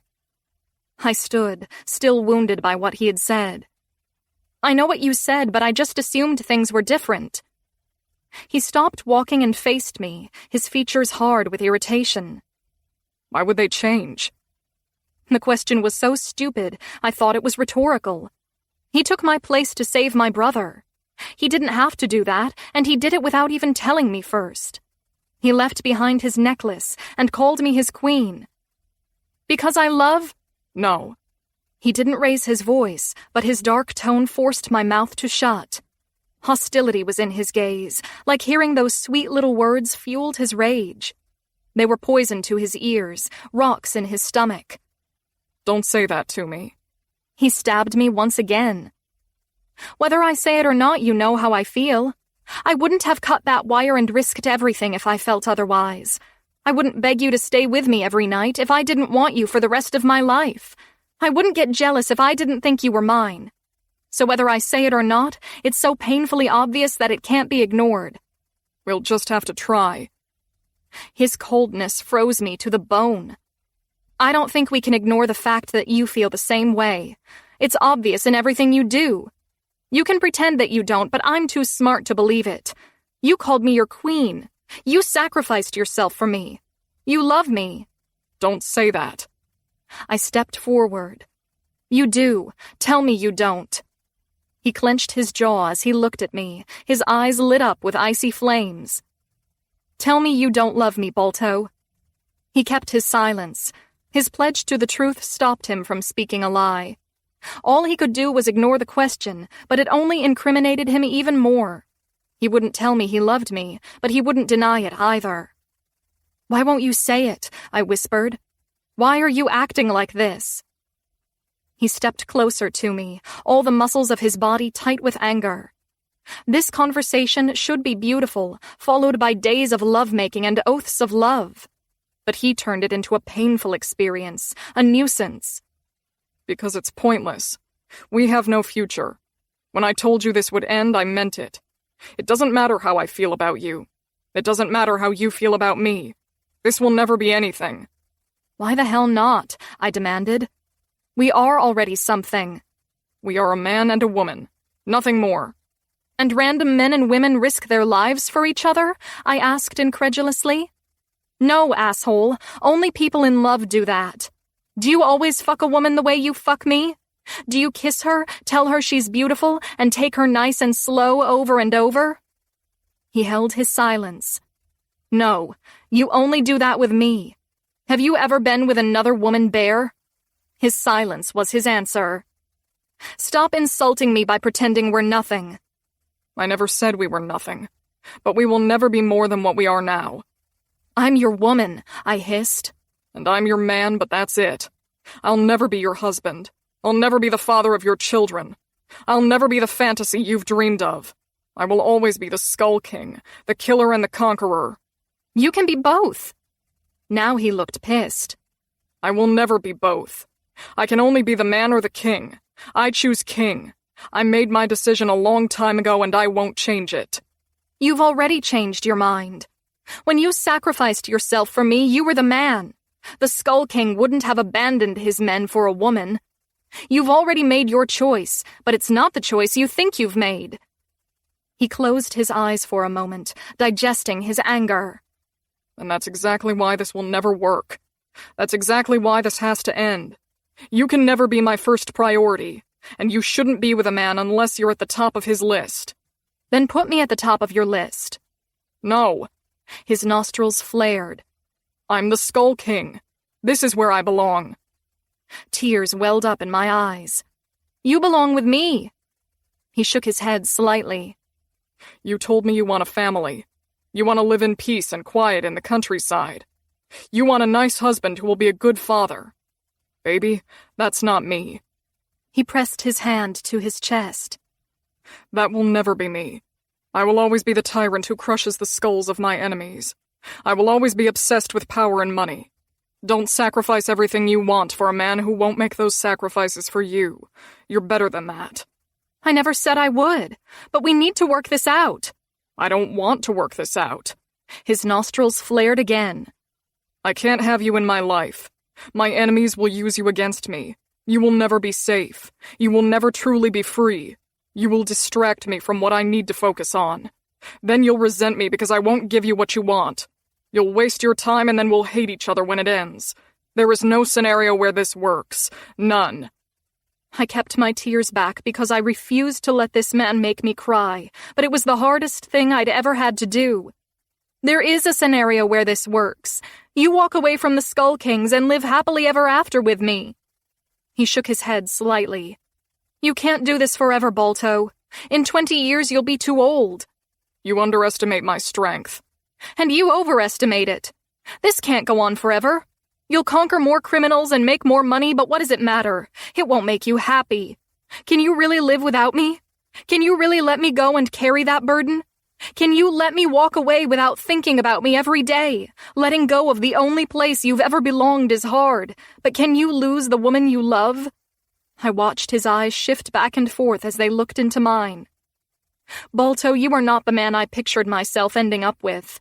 You're cold, stoic, and a criminal. Not only are you a criminal, but you're the most notorious crime lord in this country. Do you think that matters to me? It doesn't matter at all. You're my man, and I want to make this work. He was quiet for a while, his eyes burning into mine. Letting you go will be hard. Harder than I want to admit. But I won't change my mind, Cassini. I'm the Skull King, and that's where I belong. It doesn't matter how I feel about you. I can't change who I am for you. I never asked you to change. I'm the Skull King, and you're asking me not to be the Skull King. That's a change I cannot make. It's a title, Balto. It's more than a title, he said quietly. It's who I am. There's nothing you can say, nothing you can do. I told you this weeks ago, and when I said those words, I felt exactly the way I do now. I've felt this way for a long time. This is over. Now the tears were too strong to ignore. They flooded down my cheeks and dripped to my lips. I'd cried hours ago because I'd thought I lost him forever. Now I cried for the same reason, just under different circumstances. Balto lowered his gaze like he couldn't stand the sight of my tears. He wouldn't be able to stand the sight of my broken heart either. And you still won't tell me you love me? I lifted my gaze and looked at him. You'll never get the chance to say it again, but you still won't do it. He stared at me with his empty eyes, his face set in a hard expression. He was the cold and cruel man he described himself to be. Even now that everything had been said and done, he refused to give me what I wanted. He refused to let those words leave his tongue. No. Chapter 14. Cassini. I sat on my old bed with a pillow pulled to my chest. I'd been there for hours, retreating to somewhere private after Balto broke my heart. He was a stubborn man who refused to change his mind despite the love in his heart. And since he never lied, I knew his decision was final. It was really over. Just when I thought I finally had the man I was supposed to be with, it was over. Balto was loyal and devoted, willing to make sacrifices most men would be too cowardly to make. He was willing to hand himself over to his greatest enemy just to protect me. I would never find another man like that. I picked up my phone and called Case. He answered immediately. Sorella, how are you? My brother's voice usually comforted me, but now it did nothing to heal my wounds. Hey, can I stay with you for a few weeks, just until I get settled and find an apartment and stuff? Case was quiet for a while. What's wrong? What happened? Nothing, I can hear the tears in your voice. Did something happen with Balto? Well, we broke up. Just when the dust settled, and it seemed like we could have our happily ever after, he ended it. He ended our relationship before it could turn into something more. I understood his reasoning, but when it came to love, reasoning shouldn't matter.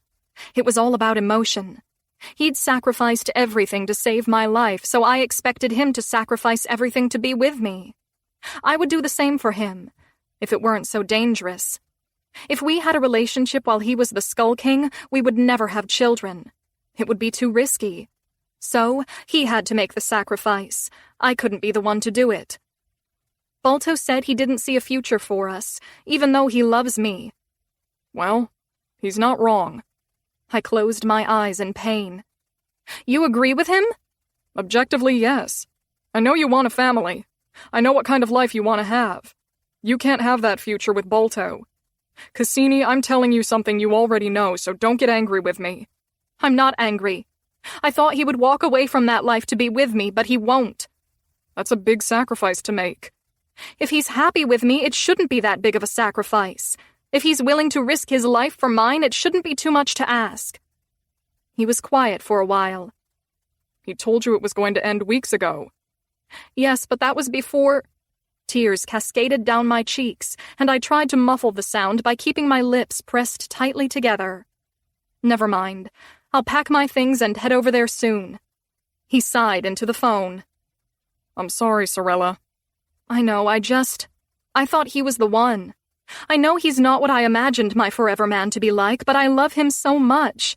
I love everything about him, from his constant scowl to the way he grunts instead of saying actual words. Evan wasn't there for me when it mattered, but Balto proved to be a man worthy of me. He makes me feel safe. He makes me feel loved without even telling me he loves me.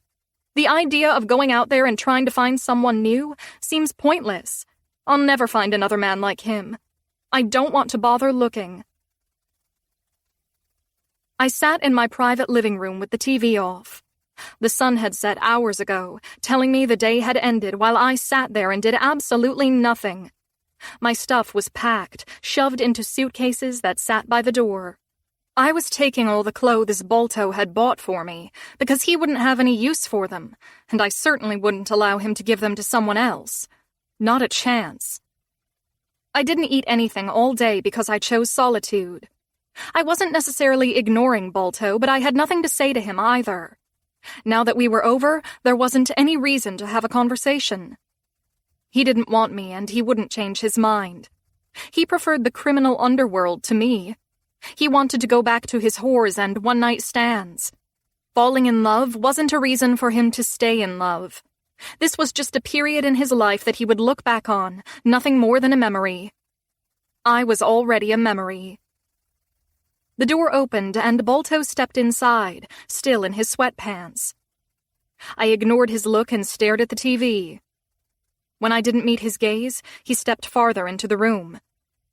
I'm going to stay with Case until I find my own place. My brother's house was enormous, too big for a single person. I would have all the space I needed, and he probably wouldn't even know I was there. Balto stood beside me, his hands in his pockets. He's picking me up tomorrow. Balto didn't speak. Spending the afternoon alone obviously hadn't changed his mind about anything. He was too stubborn and cold to second-guess his decision. He treated the situation like a practical transaction. He was so logical about it that it pissed me off. Obviously, sacrificing everything for a woman didn't make sense on paper, but when he lived in the moment, I didn't understand how he could make any other decision. After everything we'd been through together, I couldn't even enjoy Lucian's death because I was too heartbroken. Balto continued to stand there. I slowly turned my gaze toward him, seeing the beautiful man who held my heart in his palm. We'd been through so much together, were so loyal to each other that going our separate ways seemed like a crime against society. If you have nothing to say, you should leave. I faced forward again, hoping he would walk out so I could cry in private. He was so cold to me that I refused to let him see my pain. I was too proud to let him see my defeat. I'd already given my heart to him and he'd thrown it away. I wouldn't let him have any more of me. Sleep with me tonight. I kept my eyes on the blank TV, thinking about that large bed with the rumpled sheets. The bed smelled like me. It smelled like him. It had been my safe haven for weeks now, the place where I felt untouchable from the rest of the world. It was the place where I made love to the man who stole my heart, where our souls wrapped around each other as we kissed and touched. When he'd told me I never loved Evan, he was right. Now that I'd truly fallen in love, I realized Balto was the only man I'd ever loved, truly loved. All the other men before him were just practice for the real thing. I knew he wasn't the right man for me, but that didn't stop me from falling head over heels. He continued to hover over me. Please. I didn't know that word was in his vocabulary. I don't express my emotions very well, but trust me, I'm hurting. Not hurting enough, apparently. And if this is my last night with you, I don't want to sleep across the hall." He moved between my legs, then lowered himself to his knees so we would be at eye level with each other. His large hands grabbed my hips and dragged me closer to him, bringing our chests together. He glanced at my lips before he looked at me again. "I don't wear my heartbreak on my sleeve. I don't shed tears, but just because I seem indifferent doesn't mean that's how I feel. You're the only woman in the world who has ever meant anything to me. I would die for you. Always. You won't be part of my life, but that doesn't mean you won't have my heart. You'll always have it with you, no matter how much time has passed. Even when you love someone else, my heart will still be yours." I can't see myself loving someone else. "You will, but he better be good enough for you." He has big shoes to fill. "Yes, he does." His hand slid up my cheek, and he brushed his thumb along my bottom lip. His blue eyes softened slightly, his emotion finally shining through. He worshipped me with his gaze, made love to me with just his eyes. His fingers lightly played with my hair as he waited for permission, as he waited to have me. The proud woman inside me wanted to turn him away, to hurt him the way he hurt me. But when those intense eyes were on me, I felt powerless to fight the magical pull. If this was really our last night together, I didn't want to spend it across the hall and alone. I wanted to enjoy the man I loved, to savor the feeling of his kiss. It might hurt more tomorrow, but I was too weak to say no. I leaned in and pressed my mouth to his. It was a soft kiss, a gentle one that showed my love rather than desire. I loved this man with all my heart. I could say it 1,000,000 times even if he never said it back. My arm hooked around his neck as our lips moved together. Soft kisses became heated and passionate. Our mouths opened and closed, and Balto tightened his hand in my hair, taking a deep breath as all my nerves were set on fire. I knew he'd never kissed another woman this way, and when I was gone, he probably never would. His arms snaked under my thighs, and he lifted me into the air as he rose to his feet. His muscular physique didn't strain as he carried my weight across the hall and to the bedroom we'd shared. I kissed him the entire way, our embraces growing heavier as our pulses sped up. My nails clawed down his back, and he wasn't even inside me yet. My body tightened in anticipation, and I knew I had to enjoy every single moment because I would never get sex like this again. Another man would never be able to please me the way he did. He set me on the edge of the bed, then yanked my jeans and underwear off in a single tug. His sweatpants dropped, and he pulled my ass over the edge of the bed, his arms cradling my legs by hooking behind my knees. He left my shirt on as he pressed his crown past my lips. With a slight thrust, he pushed through the tightness, then sank deep inside. His eyes grew heavy as he stared at me, clearly enjoying every inch of my tightness. He was a strong man who never showed weakness. The one exception was in moments like this, when he enjoyed being deep inside me. His rough exterior faded away, and he turned into a man who enjoyed a woman. He wasn't the violent king anymore. He was just Balto. When he was completely inside me, he leaned over me and held his weight on his arms, his face hovering just above mine. His eyes looked into mine with lust and love, a look he gave me every time we were together. Maybe he wouldn't tell me he loved me, but he certainly showed it when he wore that look. My hands moved up his hard body, feeling the riverbeds and mountains of his stomach. I moved to the endless plains of his chest, feeling the smooth slab of concrete that protected me from the horrible things in the world. When I was underneath him like this, it was the safest place in the world. He started to thrust inside me, enjoying my beauty with his intense gaze. He watched me open my mouth and moan as I felt his massive length inside me. He made my body shake slightly with his movements, my tits rocking with the momentum. His large length was even bigger than it usually was, probably because he wanted me more than he ever had before. My hands cupped his face, and I brought his lips to mine. He kissed me as he kept thrusting, making love to me in a way he never did with anyone else. His thrusts were slow and gentle because he took his time. Neither one of us was interested in finding release. All we wanted was to feel each other, to hold on to each other for as long as possible until we had to say goodbye. The necklace he gave me rested in the valley of my breasts, the heavy diamond right against the bottom of my ribs. I hadn't taken it off because he hadn't asked for it. It was impossible to forget about given the weight against my body. It was an extra few pounds around my neck. He sucked my bottom lip, then rested his face near mine as he kept thrusting. You will always be my queen, baby. Always. Chapter 15. Balto.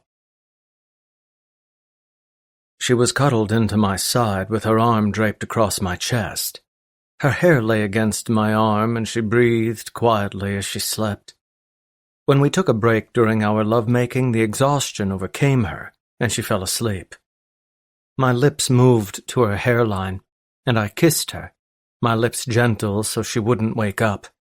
When I pulled away, I looked into her face, seeing the most beautiful woman in my arms. When morning came, she would leave me for good. Her memory would haunt me for a long time. I would have to get used to sleeping alone again. I would have to get used to living in this house alone. I'd been alone my entire life, and I thrived in solitude, but the idea of going back to that life after spending so much time with her filled me with pain. I dreaded letting her go. I dreaded living without her. But there was no other choice. I couldn't give her the life she deserved. If I allowed her to stay, I wouldn't be any better than Evan. My enemies would also use her as leverage against me. I could never make her the Skull Queen without making her a target for violence, and I certainly wouldn't give up my entire life to be with her. I refused to change for anyone. I never expected to fall in love, and that complicated my life, but I refused to let it define me. I didn't want a family, and that was something we would always disagree on. Love wasn't enough, not for us. I had to let her go. She was disappointed in me now, but one day she would meet the right man. He'd be a good husband and father. She would have the big family she dreamed of, gathering around the dining table for dinner, drinking wine and eating all the pasta she wanted. I would fade into a memory. That was how it should be. My phone vibrated on the nightstand with a text message. It was from Case.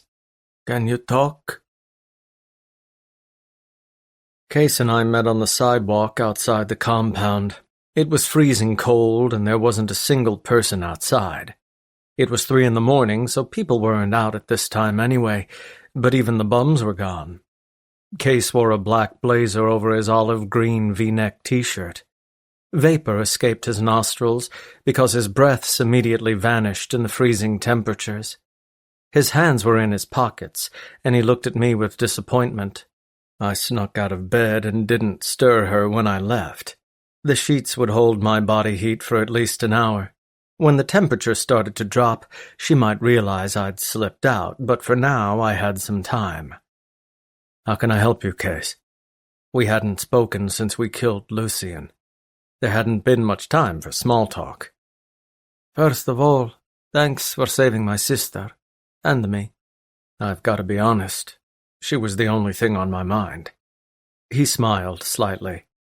"I figured, but I'm grateful anyway." "She was determined to get you back in whatever way she could. If that meant handing herself over to be killed, she wouldn't hesitate. But I couldn't let that happen. There was no other choice. It was her or me, and I chose me." His smile faded away as he turned serious. After a subtle nod, he said, "Because you love her." I wouldn't admit it to Cassini, so I wouldn't admit it to anyone else. Case stared at me like he expected me to confirm what he said. Not gonna happen. "You didn't need to thank me in person. A text would have sufficed." "That's not why I'm here. Well, it's not the only reason why I'm here." "Cassini is leaving in the morning. I won't try to get her back. I'll stay out of her way so she can move on. I wouldn't contact her for booty calls, not when our hearts were both so damaged. The last thing I wanted was to hurt her. We were already heartbroken enough. So don't worry about that." "That's not what I'm worried about. I said you weren't good enough for her. and you should go your separate ways. I said the same thing to her, but when I spoke to her on the phone, I never heard her sound like that. Even when our parents died, she wasn't as devastated. My eyes moved to the street, even though there weren't any cars on the road. I want my sister to be happy. I don't think going your separate ways is the best thing for her. Case, you know what I am. You know what I'm capable of. And I know you'll do anything to keep her safe. You'd give your life for hers in a heartbeat. When I said you weren't good enough for her, I was wrong. You are good enough for her. In fact, you're the only man in this world who's good enough for her. Letting her go is a mistake, Balto. It's a mistake for both of you. I turned back to him, surprised by what he was saying. He'd never made his distaste for me a secret, but now he had a different attitude. He complimented me rather than insulted me. As the patriarch of their family, he gave me his blessing. I'm the Skull King, Case. I'd protect her with my life, but she'll always be in danger because of me. If someone wants to hurt me, she's the best way to accomplish that. I agree. I raised an eyebrow. Then there's no way it will work. Not unless you walk away from the Skull Kings. He stepped closer to me, vapor constantly rising from his nose and mouth. And you should. No. What makes you happier? Work or Cassini? It's not just work. It's who I am. And I'm not the kind of man that would give up everything for a woman. I'm not changing who I am for anyone else. I'll never sit at home with 2 kids in my lap watching TV. I'd be miserable. That's not how it would be. I disagree. Case, I've made up my mind. I told Cassini this weeks ago, and nothing has changed. I won't change my mind. I don't want kids, and I'll never want kids. I don't want the boring life that Cassini wants. I'm the Skull King. That's where I belong. Case stared at me with disappointment in his eyes. I know she's my sister, but I'm not blind. Our parents always said she could move to Milan and be immortal. If they hadn't died, maybe that's what she'd be doing right now. She's also smart, she's passionate, and she loves so fiercely that it nearly gets her killed. You won't find another woman like her. I don't expect to. I understand how wonderful she is. I've been living with her for months, trust me. I know how fucking perfect she is. Trust me, I'll miss her like crazy. Trust me, I'll be drinking myself to sleep for the foreseeable future, but it doesn't change anything. We want different things. It was fun while it lasted, but there's no future. At least not a future that's good enough for her. Breaking it off is the honorable thing to do. A selfish asshole would stay. But I'm not a selfish asshole, at least not when it comes to her. I stepped away as I dismissed the conversation. I know you're here for your sister, and I respect that, but don't ask me about this again. When morning arrived, all the affection we'd shared the night before had ceased. We both knew this was our final moment together, so we didn't know how to behave around each other. We both dreaded the goodbye so much that we didn't even know what to say to each other. She was constantly on the brink of tears. I hoped she was strong enough to keep those tears back. There was nothing I hated more than seeing my woman cry. It broke my heart into a million pieces. I'd rather be shot in the stomach than be forced to look at it, especially since I was the cause of her heartbreak. I'd never expected us to fall in love.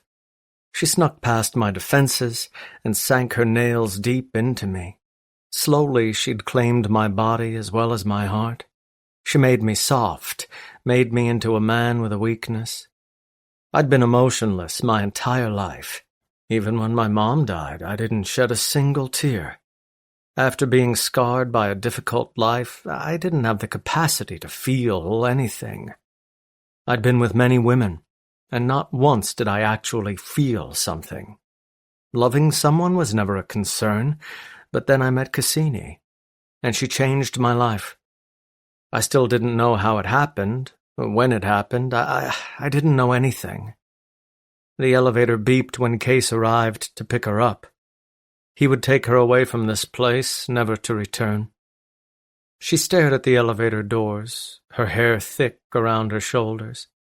She wore jeans and a long-sleeve t-shirt, her curves highlighted by the tight clothing. With her arms crossed over her chest, she stared at the double doors.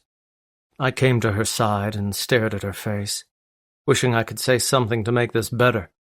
We hadn't said a word to each other that morning. Neither one of us ate breakfast. Now that the moment had arrived, we seemed to be eager to get it over with.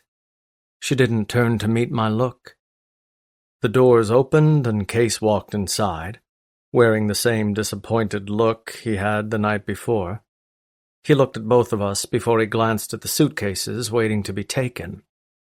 She slowly turned to me, her eyes dry but filled with overwhelming pain. Well, she couldn't get any more words out, not without choking on impending tears. She avoided eye contact with her arms staying crossed over her chest. Thank you for everything. I owe you my life. You don't owe me anything, baby. Her eyes shut for an instant. The nickname, a trigger for her. You disabled that bomb like a badass. We're even. We'll never be even, she whispered. She stepped toward the door to join her brother. Well, goodbye then. I grabbed her by the arm and tugged her back. My eyes bored into hers, showing her the pain I carried in my heart. If she thought she was the only one suffering, she was wrong.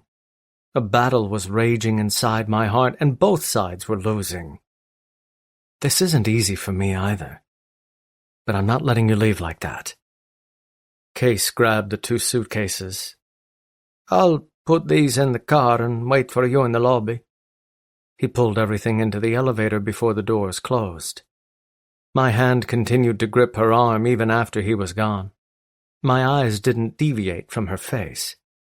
I stepped closer to her, then pulled her into me. You're still my woman, until you walk out that door. She turned away. Don't call me that. I tugged her harder into me.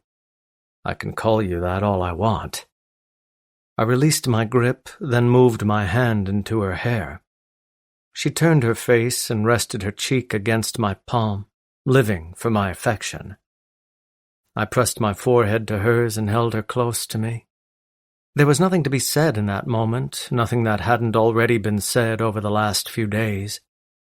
The decision was set in stone. I could confess the feelings that resided in my soul, but that would only make things worse. And listening to this woman tell me she loved me made me deserve her even less. With eyes closed, I held her in front of me, dreading the final moment when I really had to let her go. I didn't want any other woman. I couldn't picture myself bringing a woman home for a long time, and I couldn't see myself enjoying it for a long time either. Whether it was a whore or a woman I met in a bar, it wouldn't make a difference. They weren't Cassini. She was the first one to pull away. I wasn't ready to let her go. She grabbed the necklace from around her neck and held it out to me. I stared at the diamond hanging from it and remembered how sexy it looked against her naked skin. When I made love to her, it was a turn-on to see it tucked between her breasts. It made me feel like I owned her, like she was really my queen. The diamond meant so much to me, but now I didn't want it.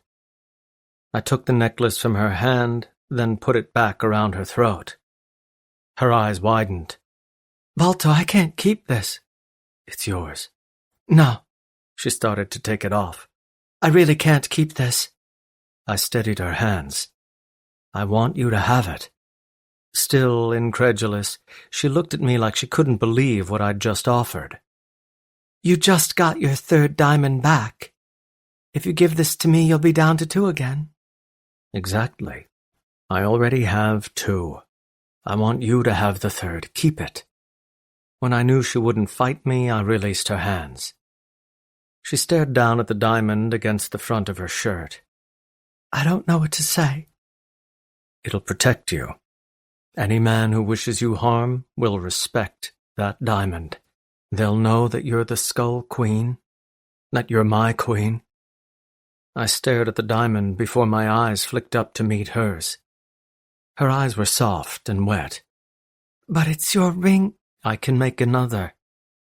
I grabbed the diamond and tucked it underneath her shirt. You worked so hard to have all 3 diamonds, and now you're just giving one away. I wanted the set to be complete. Not because I intended to sell them, but because they were mine.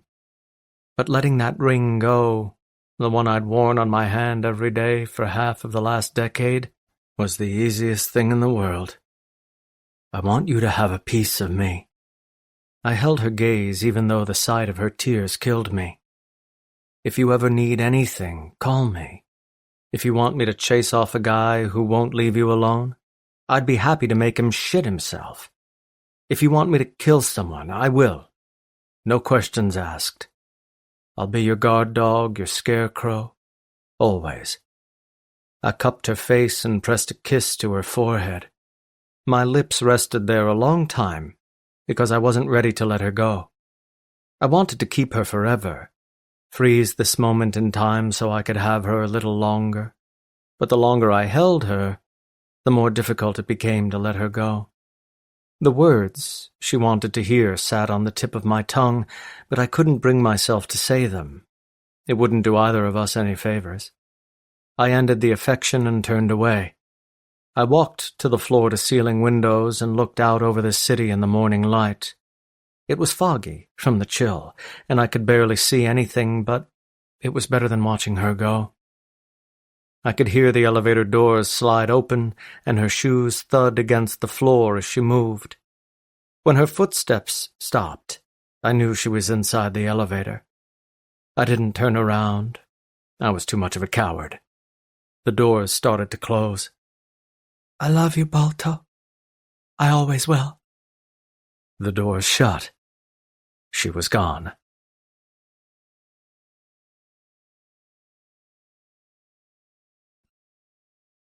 Chapter 16. Cassini.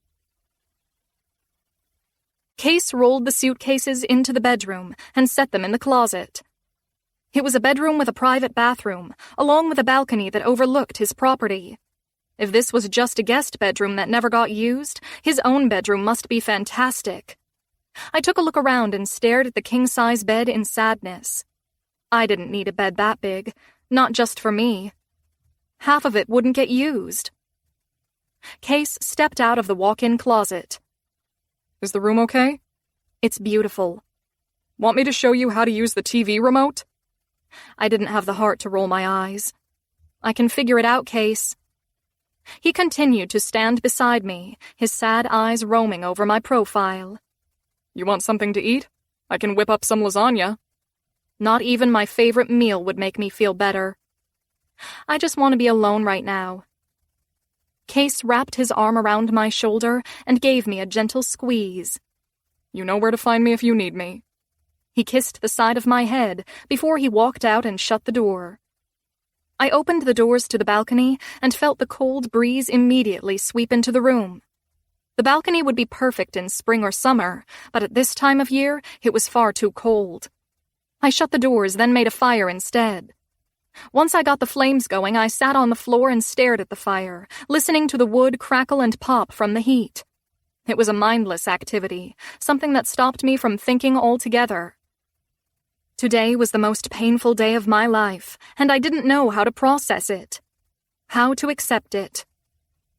My fingers moved to the diamond around my throat, the gift he wanted me to keep. It was the most expensive thing I would ever own, that most people would ever own. It was almost dangerous to wear it. But since it represented the most powerful man in this country, it was a necklace of invincibility. Crying over that man wouldn't change anything. It wouldn't make me feel better. I tried to stay strong because that would make life easier. The future would come to pass whether I liked it or not. I might as well hold my head high instead of kicking and screaming. I told that man I loved him, and he still didn't say it back. He said he would never give up his world for me. He would never change his mind. So, I had to move on. Weeks passed, and I didn't leave the house. I finally had my freedom back, but I was doing a poor job of enjoying it. I stayed in my pajamas most of the time, showered rarely, and I hardly ate Case's cooking. The most fresh air I got was looking out the window. Winter was slowly turning into spring, my favorite season, but I couldn't get excited about the change in weather. All I kept thinking about was him. Had he slept with someone else yet? Did he miss me as much as I missed him? Did he think this was a mistake? Would he change his mind if he missed me enough? Case came home from work with bags of groceries. He unloaded them from the car and set them on the counter. I started putting everything away, trying to pull my weight as much as I could. I did laundry and the dishes, but the rest of the time I was just useless. Case carried the last bag inside. How was your day? I placed the chicken in the fridge. The same as always. Case unpacked everything and left it on the counter. Maybe you should come to work with me tomorrow. We could use the help. You need help selling drugs? I asked like a smart-ass. Case would normally tell me off for a comment like that, but he continued to be sensitive with me. You're going to have to let that go. It's not going to change anything. And the pasta business is operating like normal. You used to enjoy being down there with us. We could work on new recipes and sauces. I did used to enjoy that. I'm sorry for snapping at you. I know I've been a pain in the ass since I got here. You haven't been a pain in the ass. I glared at him. All right, you have been, he said with a chuckle. But it's okay. I know you're going through a hard time. Come to work with me tomorrow. I'll think about it. I didn't ask you, Case said. I'm telling you. If you could do more on the pasta side, I would have more time to help Dirk with the other side of the business. I would never approve of their criminal activities, but nothing I said would change anything. I might as well not fight it. And you need to get out of the house. You've been moping around here for 3 weeks. It had been that long? Time didn't seem to have any meaning. It moved quickly, but it also didn't move at all. What had Balto been doing over the last 3 weeks? Had he stopped by to collect payment from Case? I didn't dare ask. All right, I'll come. Good. He unpacked another bag. I don't know if you need any of this, but I got you a few things. He pulled out shampoo, conditioner, hairspray, body lotion, and tampons. I stared at the tampons with an eyebrow raised. Wow, you deserve a medal for that. He shrugged. You get a pass right now. But when you're better, don't expect me to buy any of this for you. I smiled for the first time in 3 weeks. You're a good brother. I know. So how about I whip up some dinner? You haven't eaten in 3 weeks, so you must be starving. I've eaten. But not enough. You've lost about 10 pounds. Losing weight wasn't the worst thing in the world. How about lasagna? My brother smiled. There's my sister. I carried all the supplies to my bathroom and set them on the counter. Case must have figured out exactly what I needed from his experience with the women who stayed over, because he'd never paid that much attention to me when we were growing up.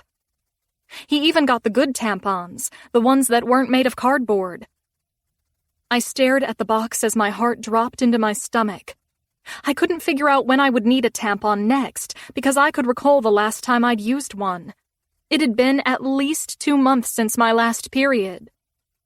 Oh my God. My hand shook as I held the box. I kept staring at the brand in the corner without really looking at it. I'd been taking the shot for birth control for years. The doctor came to the house, gave me the shot, and then it was over. It lasted for at least 6 months. I guess I missed my last dose. Shit. I tried to calm myself down by thinking of other explanations for my skipped periods. It could be a hormone imbalance or stress, or maybe I lost too much weight so I just wasn't bleeding. But all those explanations were bullshit. I was pregnant. I had to be.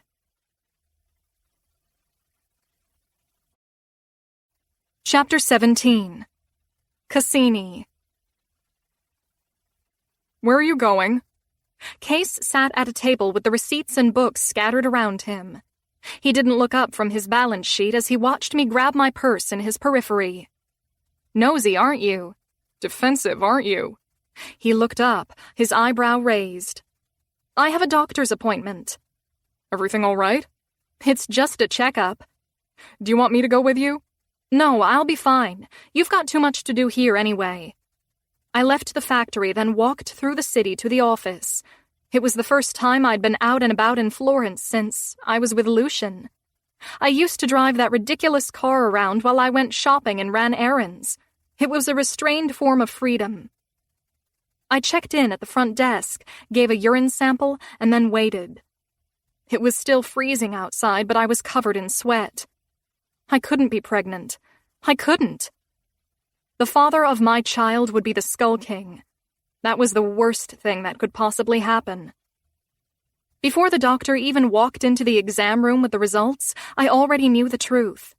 I hadn't noticed a change in my body, but when I ran my hand over my stomach, I could feel the slight curve. My belly had grown, but I'd lost weight at the same time. As a result, I looked exactly as I did before. The doctor walked inside, gave me a slight smile, and then flipped through the paperwork. "Congratulations, you're going to be a mother." I watched her lips move as I heard every word she said, but the news didn't settle right away. My life was forever changed in that moment, and I didn't even have the full 9 months to prepare for the grand event. I had to be a few months along, so that was less time to process everything. The doctor studied the consternation on my face. "I guess that wasn't the news you were hoping for." "I'm just surprised. Most pregnancies are by accident. You're 2 months along." 2 months? Wow. "Let's put you on some vitamins. Then we'll schedule a follow-up appointment with a sonogram." I muted everything she said. My hand moved across my stomach as the truth sank in. I wouldn't be starting a family with a nice husband. I was knocked up by a cruel man who didn't want me, who hadn't changed his mind in the last 3 weeks since he saw me. "Yeah, let's do that." Another 2 weeks passed, and I didn't know what to do with this newfound knowledge. I was pregnant.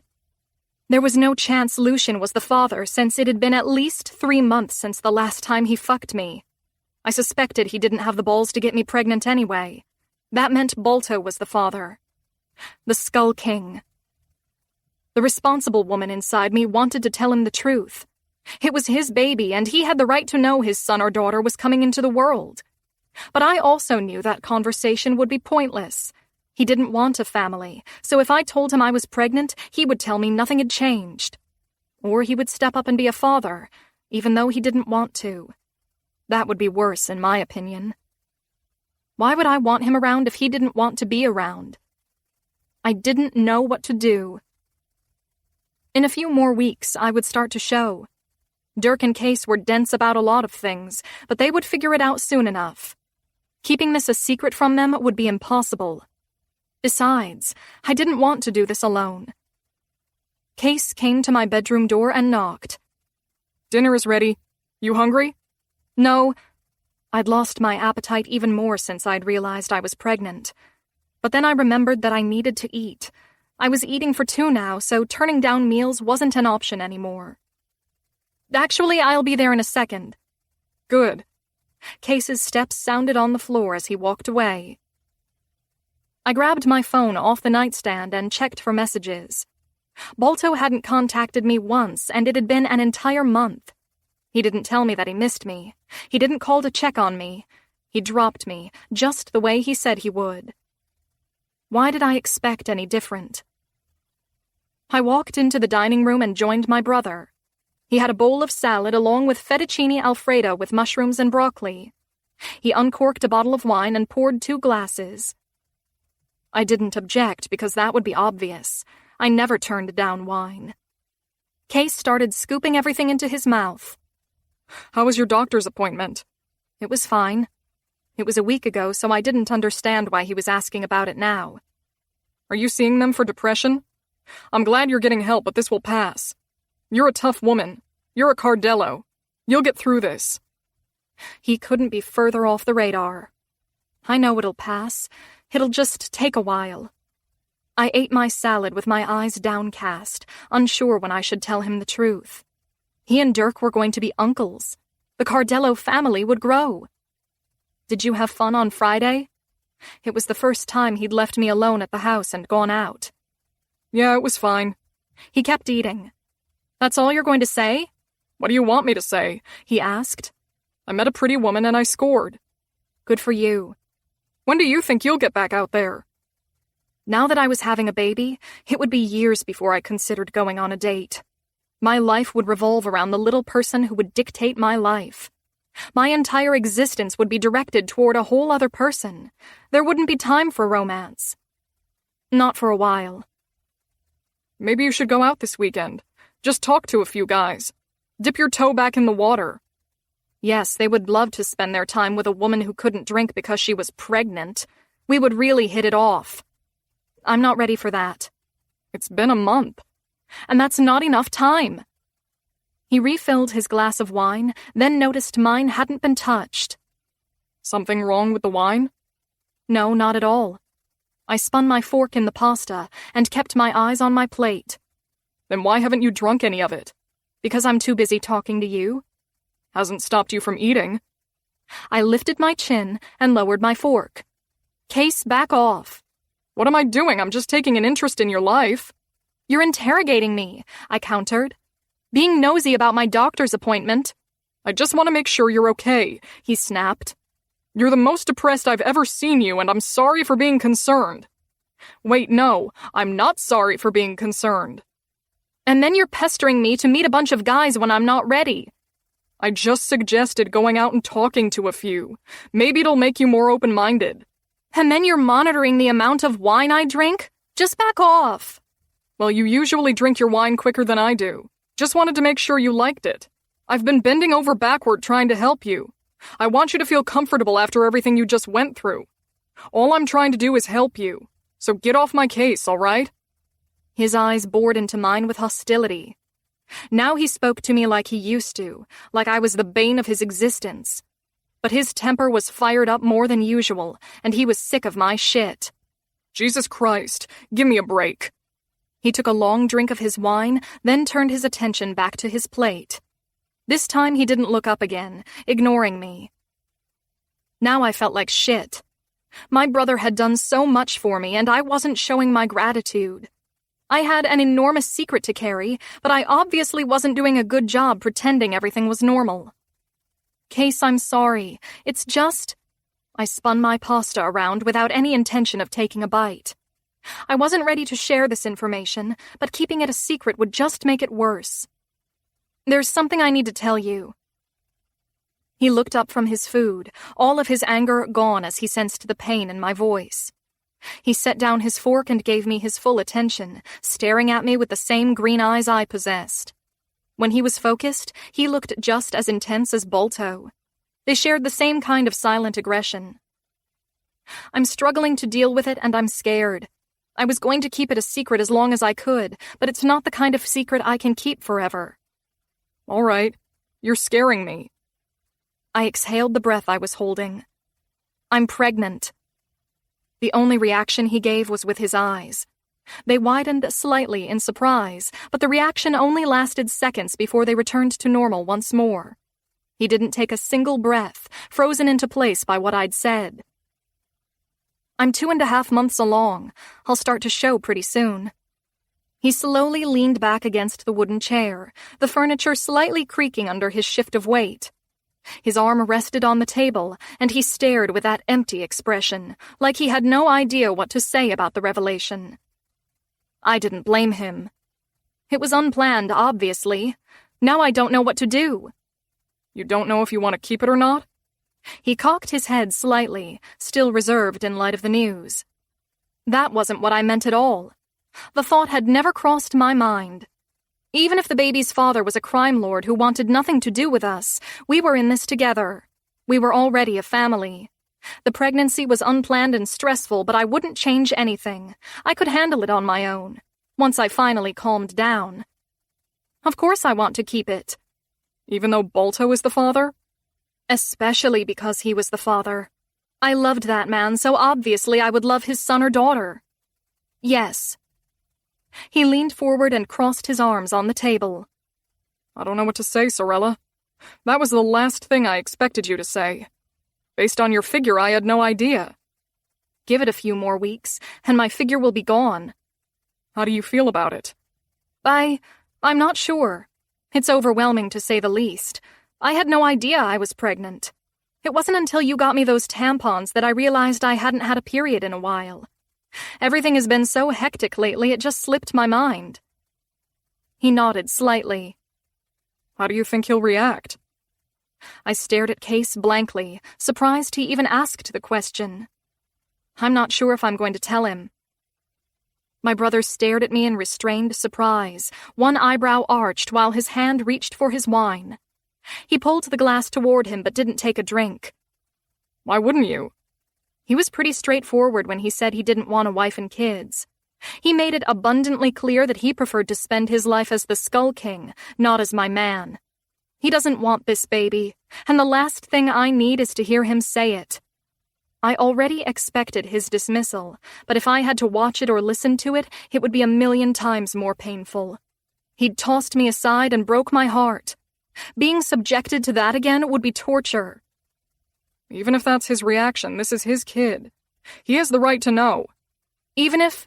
It's his decision to make. Let him make it. He took a drink of his wine and licked his lips. I'm not looking to be a father either, but I would want to know if I knocked up some woman. I'd want to know that my son or daughter was out there. Because you would be a father to them. Balto has no interest in that. He shrugged. Maybe he'll feel differently when he knows you're pregnant. He'd already told me he couldn't have children because it would be too dangerous. If he wanted to be part of our baby's life, he would have to leave the Skull Kings. Since that was the last thing he wanted, he would just resent me, and our child. I wanted that man more than anything, but I didn't want him here just because I was having a baby. Cassini? My eyes met his. You have to tell him, for better or worse. Chapter 18. Balto. I walked into the underground with my shirt over my shoulder. The men followed behind me with the taxes we'd collected. Millions of euros were stuffed into the leather bags to be placed in the vault. Tomorrow I would meet with Cato Marino, the owner of one of the biggest banks in Europe. He convinced me to keep some of our money in his vaults because it wasn't smart to store everything in one place. We descended farther underground until we arrived at the enormous vault with a circular door constructed out of the strongest metal in the world. Over 5 feet thick, the door was impossible to drill through. The men left the money, then disappeared, giving me privacy so I could turn the enormous wheel and enter the code for the door to unlock. I didn't use an electric passcode because that could be hacked. Old-fashioned locks had the better advantage. The only way someone was getting in here was if they got the code from me, and I wouldn't crack. I wouldn't die for money, but I would die for pride. I opened the door and revealed all the cash already stuffed inside. So you just never wear a shirt now? Heath's voice emerged from behind me. I turned around to look at him, displeased by his presence. He stepped farther into the room. Don't worry. I stepped inside after the door was open. I don't let anyone down here. I might be a thief, but I don't steal from my brother. He crossed his arms over his chest and looked at the bags of money. Need help with this? No. I picked up 2 bags, carried them into the vault, and then returned for 2 more. Seriously, what's with your shirt? He asked. Trying to encourage all of us to hit the gym? Just you. I placed 2 more bags inside, then returned. I got blood on my shirt. And that bothers you? I pulled my shirt off my shoulder and held it out to him. It was white before.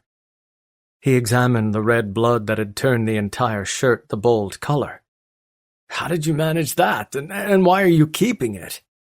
Good point. I tossed it on the ground and kept working.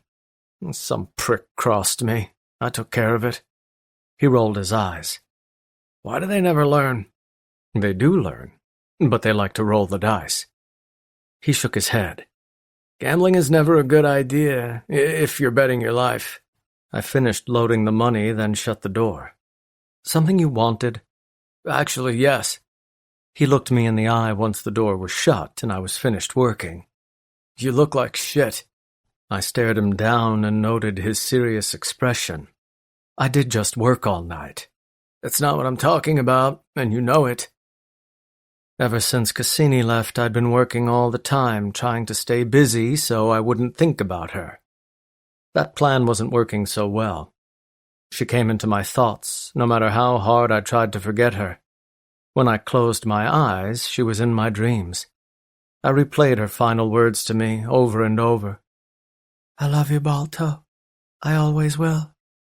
And I never said it back. The weak part of me hoped she would call, but she never did.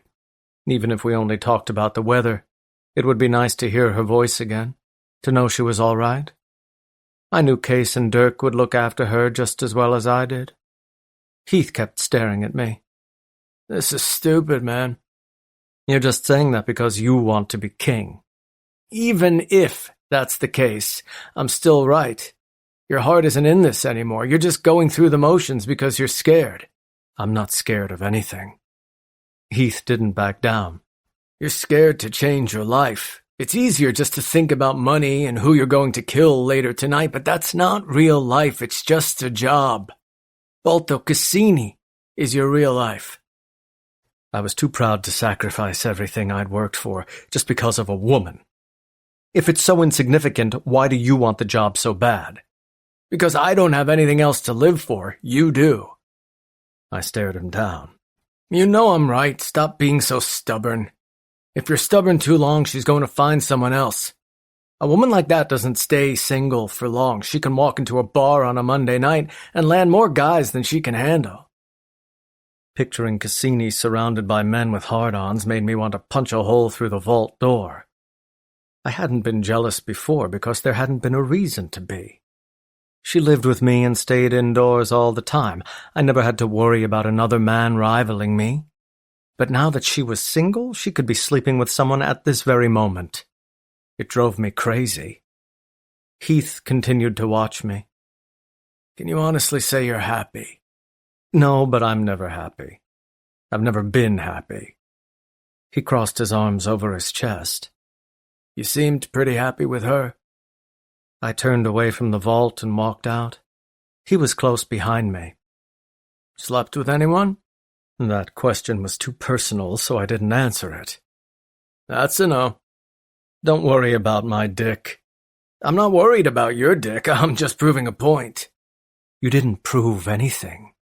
I stepped back into the bar area where the men were drinking.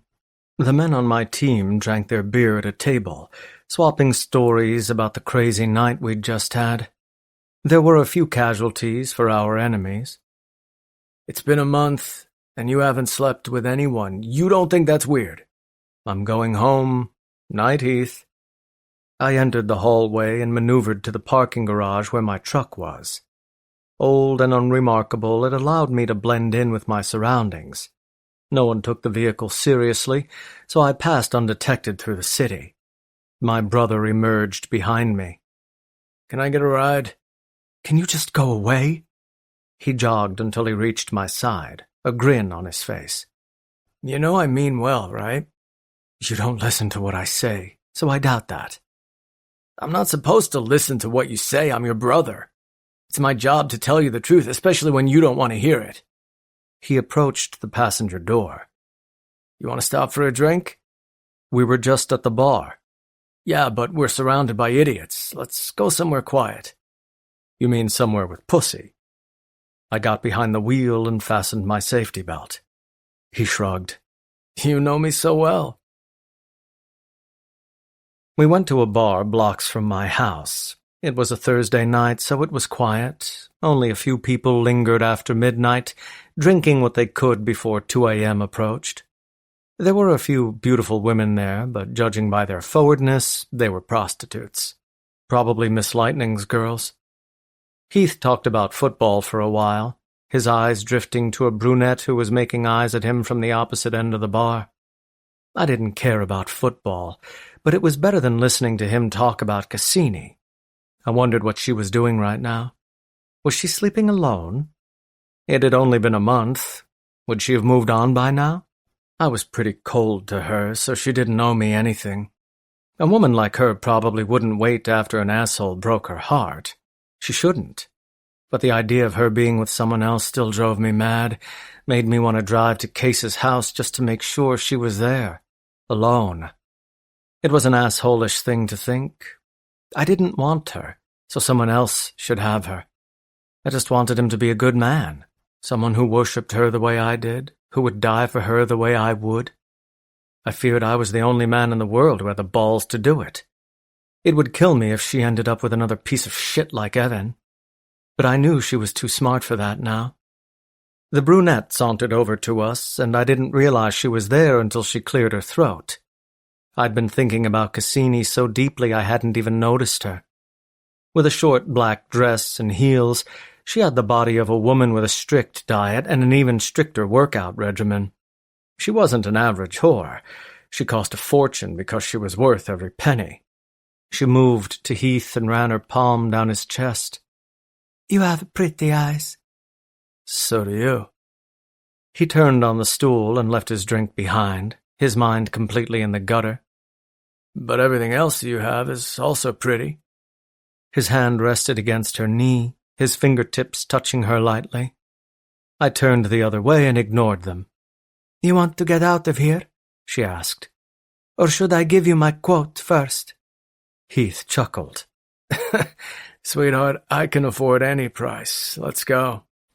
She pushed him back gently, then turned to me. What about your brother? He looks like he shouldn't be alone tonight. I turned back to them. I don't do threesomes, at least not with men. She chuckled. Not what I meant. She turned in another direction, then nodded to someone. Another brunette emerged, another stunning beauty. With long brown hair and green eyes, she looked similar to Cassini in some ways, but those similarities also highlighted their differences. You look lonely. I wasn't lonely, I was just alone. How about the four of us get out of here? The first brunette asked. I'm sure we can arrange a discount. That was why I liked prostitutes. Everything was a transaction. There was no small talk. They didn't even pretend to like you. They were blunt, talking about my favorite subject, money. Most people had no respect for whores, but I did. They were entrepreneurs, doing a job that required a strong level of emotional intelligence. They had to read their partners carefully to make sure they weren't dangerous. The second brunette came to me and stood between my knees. Her hands glided over my shoulders, and her perfume surrounded me. She had a tiny waist, big tits that were obviously fake, and sexy legs that extended for days. You look like you need a pick-me-up. Yes, I was miserable. That much was obvious. I'd be lying if I said I wasn't interested. I wanted to go back to meaningless sex, when it was just about getting off without actually feeling anything. But the idea of being with another woman hurt too much. I felt like I was betraying Cassini, even though we were over. Tricking off was much easier because I couldn't feel guilty, because I thought of her. Not interested. I finished my drink and left the cash on the counter. But I'm sure my brother would love 2 women for the night. He can afford it.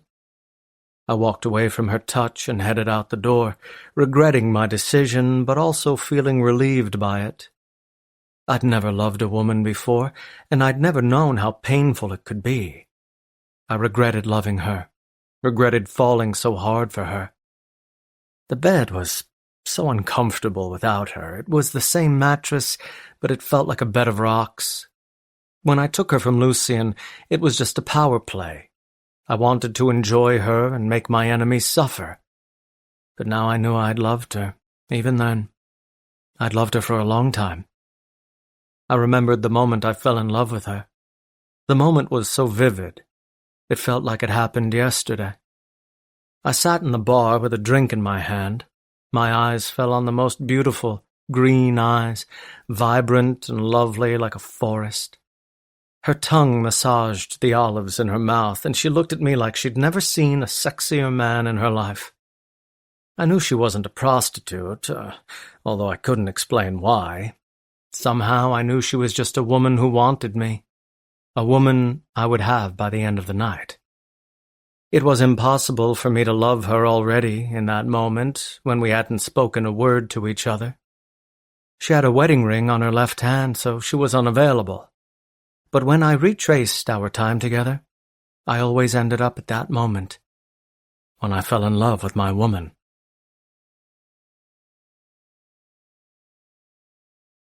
Chapter 19. Balto. I woke up with my face pressed against the kitchen table. A bottle of scotch was beside my hand, along with a tipped-over glass. I slowly sat up, feeling the muscles aching from sitting in a weird position for so long. My hands dragged down my face as my eyes slowly acclimated to the afternoon sunlight. A headache burned behind my eyes. I swiped the sleep from my eyes and stared at the half-empty bottle I'd devoured the night before. I found myself sleeping at the kitchen table most nights because I preferred it to the bed where she used to sleep. My floor was so quiet now that she was gone. All the junk food I never ate had been thrown away. Her toothbrush was left behind in my drawer, but I didn't have the strength to discard it. Instead, I tortured myself when I looked at it every day.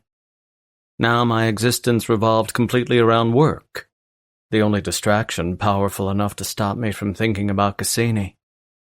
I opened the bottle and took a drink, remembering the dream I'd had last night, the dream I'd had about her. I always dreamed about her. My phone rang in my pocket, and since it was one of my men guarding the compound, I answered. "What?" "Sir, Cassini just entered the premises. She's requested to enter the elevator and see you. Should I let her through?" I stayed on the phone and stared straight ahead at nothing in particular.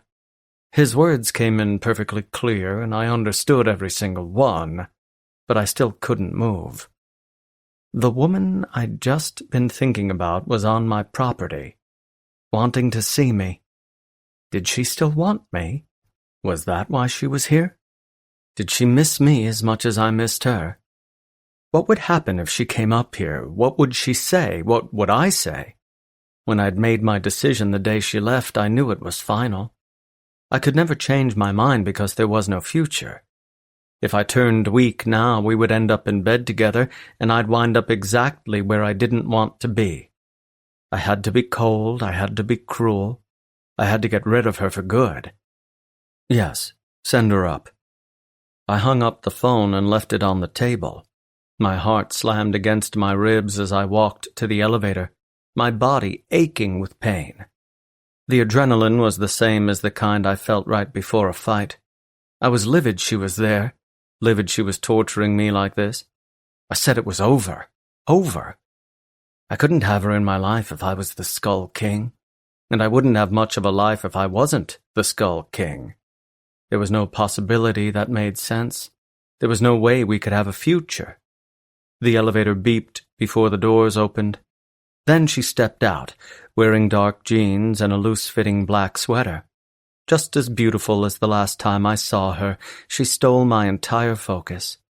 Her full lips were painted with her favorite shade of lipstick. Her green eyes were highlighted by the sexy makeup she wore. The strands I used to fist dangled around her shoulders. She stared at me with those stunning, unblinking eyes. She was more beautiful than I remembered, more beautiful than the ghost that starred in my dreams. My hands turned into fists at my sides because I couldn't decide what I wanted to do first, kiss her, hug her, or fuck her. But I couldn't do any of those things. She came closer to me, moving slowly, like staring at me affected her as much as it affected me. Her shoes tapped lightly against the hardwood floor, and she stopped close to me, significantly shorter than I was. Her eyes roamed over my body, seeing my chiseled abs and my hard chest. When her eyes met mine again, there was unmistakable longing in her gaze. Fuck, I missed her. Minutes passed, and we said nothing to each other, enjoying the break from our mutual misery. This visit would only hurt me once she was gone, but it was nice to enjoy her in that moment, to see her with my own 2 eyes. She looked down for a second as she spoke. I'm sorry to barge in on you like this. I just wanted to talk to you about something. I know you said there was no future for us, and you're devoted to your life as the Skull King, but I haven't changed my mind, Cassini. This visit would only hurt us both. I couldn't let her have a false sense of hope. My hands wanted to drag her into the bedroom and enjoy her, but that would just make this harder on both of us. I enjoyed hurting men who deserved it, but I didn't enjoy hurting her. Coming here was a stupid idea. You're just making it harder than it needs to be. I know where I belong, and you know where you belong. I'm not the kind of man that changes his mind. When I decide something, it's final. Balto, that's not what this is. Then if you're just here for sex, I'm not interested in that either. I hated myself for the way I spoke to her, but unless I was firm, or even cruel, the relationship would never end. That will just make it more difficult for both of us. We're over, Cassini. I thought you were a stronger woman than this. I thought you were prouder than this. You shouldn't be crawling back to a man who left you. That's not the woman I used to know. Her eyes narrowed slightly, her rage coming through. Maybe if you would just shut your mouth. I don't want you. I stepped closer to her, getting in her face with the expression I showed my enemies. Her anger disappeared, quickly replaced by an expression of hurt. Good. I'd finally hit a button. We had what we had, but now it's over. We knew it was going to end. I warned you of that. You're stupid for ever thinking you would be enough to change my mind. My word is law. When I say something, I mean it. I'm the Skull King. I will always be the Skull King. I will never be what you want me to be, so get out and don't come back. Visit me again, and I won't see you. This woman had saved my life, and she didn't deserve to be disrespected like this. But I had to hurt her. If she hated me, it would make it easier for her. If she thought I was an asshole, she wouldn't want me. She'd find someone else and move on. Our relationship really would be in the past. She stared at me as her chest rose and fell deeply, her anger and frustration written all over her face. Her hand glided across her stomach absent-mindedly, like my poisonous words gave her a stomachache. She shook her head slightly, then released a sad sigh. Fair enough.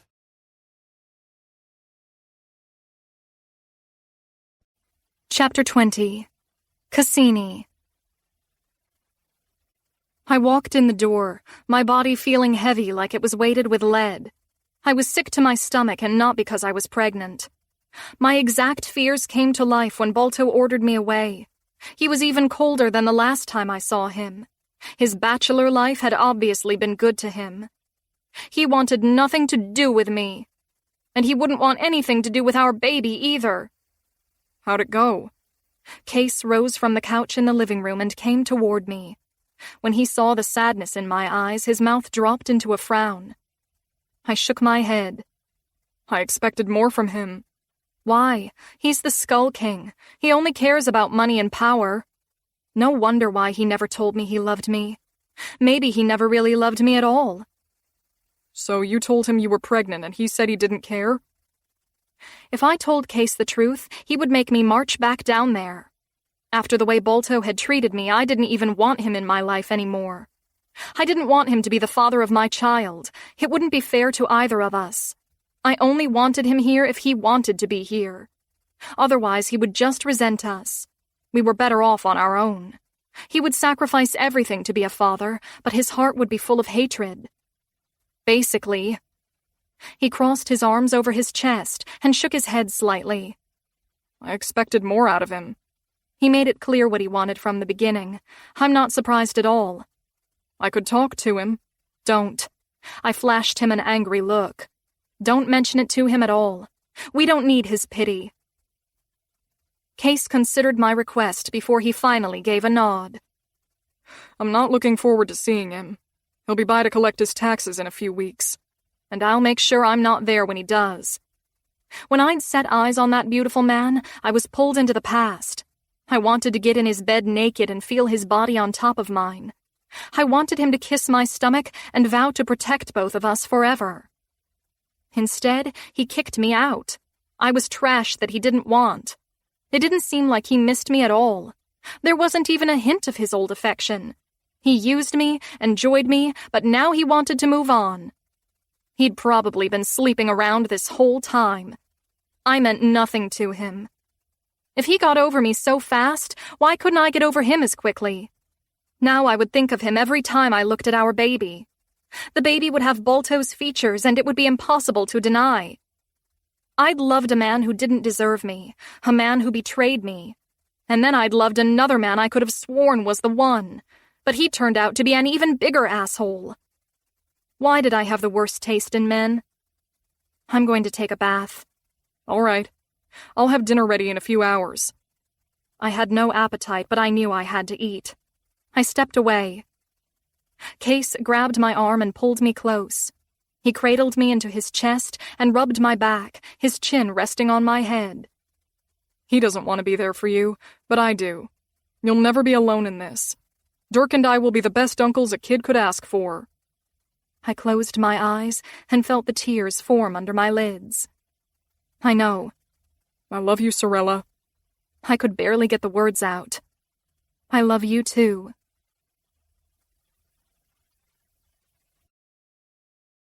Chapter 21. Cassini. 2 months had come and gone, and now I was moving into my own apartment. I'd saved a lot of money over the years because Case and Dirk continued to pay me my share of the profits from the pasta business. As a result, I could afford to buy a nice 2-bedroom apartment in Florence. It was at the top of the building and in a nice area, just a short walk to the pasta factory where I would work every day. Dirk carried my boxes into the apartment while Case put together the crib. I didn't know if I was having a boy or a girl, so I hadn't painted the walls just yet. All I had were the essentials like diapers, bottles, and onesies. Case completed the crib, then tested the integrity by giving a tug on the railing. It's finished. It looks great. I stood over the crib with my hand on my stomach, imagining my baby lying there in a few months. The baby probably wouldn't use the crib right away. I was certain I would be one of those moms who liked to have the baby right beside me every single night. Case gripped the edge with both hands and sighed under his breath. I knew what was coming next. I don't like this. He turned to me, his green eyes full of disappointment. I don't like you being here by yourself, let alone with a baby. Stay with me. The house has plenty of space. It was sweet that he wanted to take care of me, especially when he had his own life to live. Case, I can't live with you forever. I understand that, but at least for the first year or two. Taking care of a baby by yourself will be impossible. Mothers have been doing it since the dawn of time. I patted his arm. With a husband, he countered. You're completely alone. I wished Balto were doing this with me, even though he probably knew nothing about children. He was the only person I wanted, no one else. But he wasn't part of my life anymore. He wasn't part of my existence at all.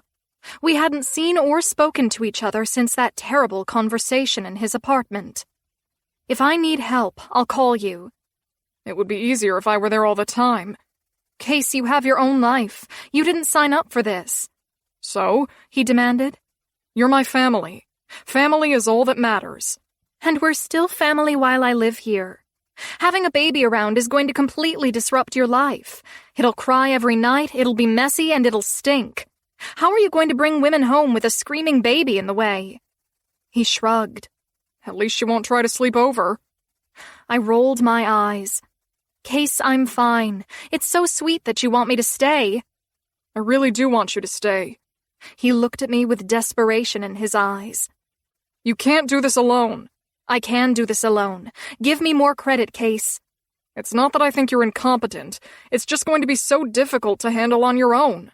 Parenting is meant to happen with 2 parents, And even with 2 parents, it's still hard. I've survived worse. I can do this. He finally shut his mouth. If I need help, I'll ask. I promise. He gave a slight nod. You're always welcome to come back if you change your mind. I know. I kissed him on the cheek. Thank you for building the crib. My back isn't the same with this stomach. He eyed my belly. You're definitely showing now. My stomach was distended and large, and since the rest of my body was still petite, it made me look even more pregnant. I looked like I was 8 months along rather than 5. Yeah, everyone wants to touch my stomach when I go to the grocery store. And the bank. It's weird. I would love to feel Balto's large hand against my stomach, for him to feel the life he put inside me. I needed to forget that dream. It would never happen. That is weird. He grabbed the thin mattress and placed it in the bottom along with the sheets and pillow. Have any names picked out? I haven't even considered it. You've got time. When will the doctor tell you what the sex is? She can tell me any time. I just haven't wanted to know. Really? He asked. Why not? I shrugged. I'm not sure. I guess I'm just not ready to deal with that. When I know the sex, I'll start to think about how I'll raise them, and it'll just feel more real. Why don't you want it to feel real? Right now it's just about preparing, picking out baby clothes and setting up the crib. But once the baby is here, everything will be different. I'll live my life completely for another person. Nothing will ever be the same. Yeah, it's a big responsibility. It's normal to be scared. I'm not scared. I just know everything will be different. I worked at the dining table and handled the accounting so Case could work on other things. Now that I was so large, it was difficult for me to stand on my feet all day. My knees hurt and my lower back was strained. Case came out of the kitchen and headed right toward me. Balto is here. I did a double take. He is? He just walked in. If you don't want to see him, I suggest you hide. You have less than a minute. The last thing I wanted was for him to see me. He'd take one look at my belly and know I was pregnant, and he would probably assume it was his. That would introduce a conversation I didn't want to have. I ditched the chair and went through the door that led into the hallway. A second later, I heard his voice, deep and powerful. The second he entered the room, his presence filled every corner. His shadow extended over everything and everyone. Case. Case couldn't mask his hatred. It was obvious in just his tone. I've got your money. He made some movements, then set the heavy bag on the dining table on top of the invoices. It's all there. I expected to hear Balto's footsteps as he walked away. But he stayed still. You want to count it? Case asked, being a smartass as always. My brother was one of the few people I knew who wasn't afraid to stand up to Balto. He'd always been that way, even before he knew I was involved with him. I saved your life, in case you've forgotten. As always, Balto hinted at threats without actually making them. And you hurt my sister, in case you've forgotten. Trust me, Balto answered. I haven't forgotten. There was an enormous period of silence. Neither of the men moved. They probably stared at each other, the testosterone rising in the room like heat to the ceiling. Is she here? Balto asked. No. Case blurted out the lie and seemed convincing. She told me she gets a cut of this place. I assumed this was where she would work. You asked if she was here, not if she worked here. Case continued to let his hatred be known. And it's really none of your business where she works. I don't see why you care anyway. All you care about is money, and there's a big bag of it right there. Get the fuck out. Just listening to this conversation made me uneasy. I imagined the two strong men standing tall and proud. With equal pride, they stared each other down. Balto spoke again. How is she? She's great. Never better. Balto was quiet again. Is she seeing anyone? Case didn't answer. Get out! I'm done with this conversation. I just want to know if she's okay. And that's none of your concern, Balto. You dumped her, so she's not your problem. I didn't dump her. Call it what you want. She's doing great without you. It took a while for her to get there, but she made it. Whether she's seeing someone or not, she's in a good place. From now on, we only discuss money. So take your tax and get out of my face. Balto grabbed the bag, then his footsteps sounded as he walked out. They grew fainter and fainter until he was gone. I waited another moment before I returned to the main room. My brother stood next to the table, his arms crossed over his chest. He stared at the hallway where Balto had just disappeared, as if he expected him to reappear any moment. I slowly came to his side. It seems like he's having second thoughts. Or maybe he just feels guilty. Balto was a bigger asshole than Lucian ever was. I think he was hoping to see you. He saw me when I came to his apartment and he didn't care at all. Asking if you're seeing someone. Seems like he's jealous.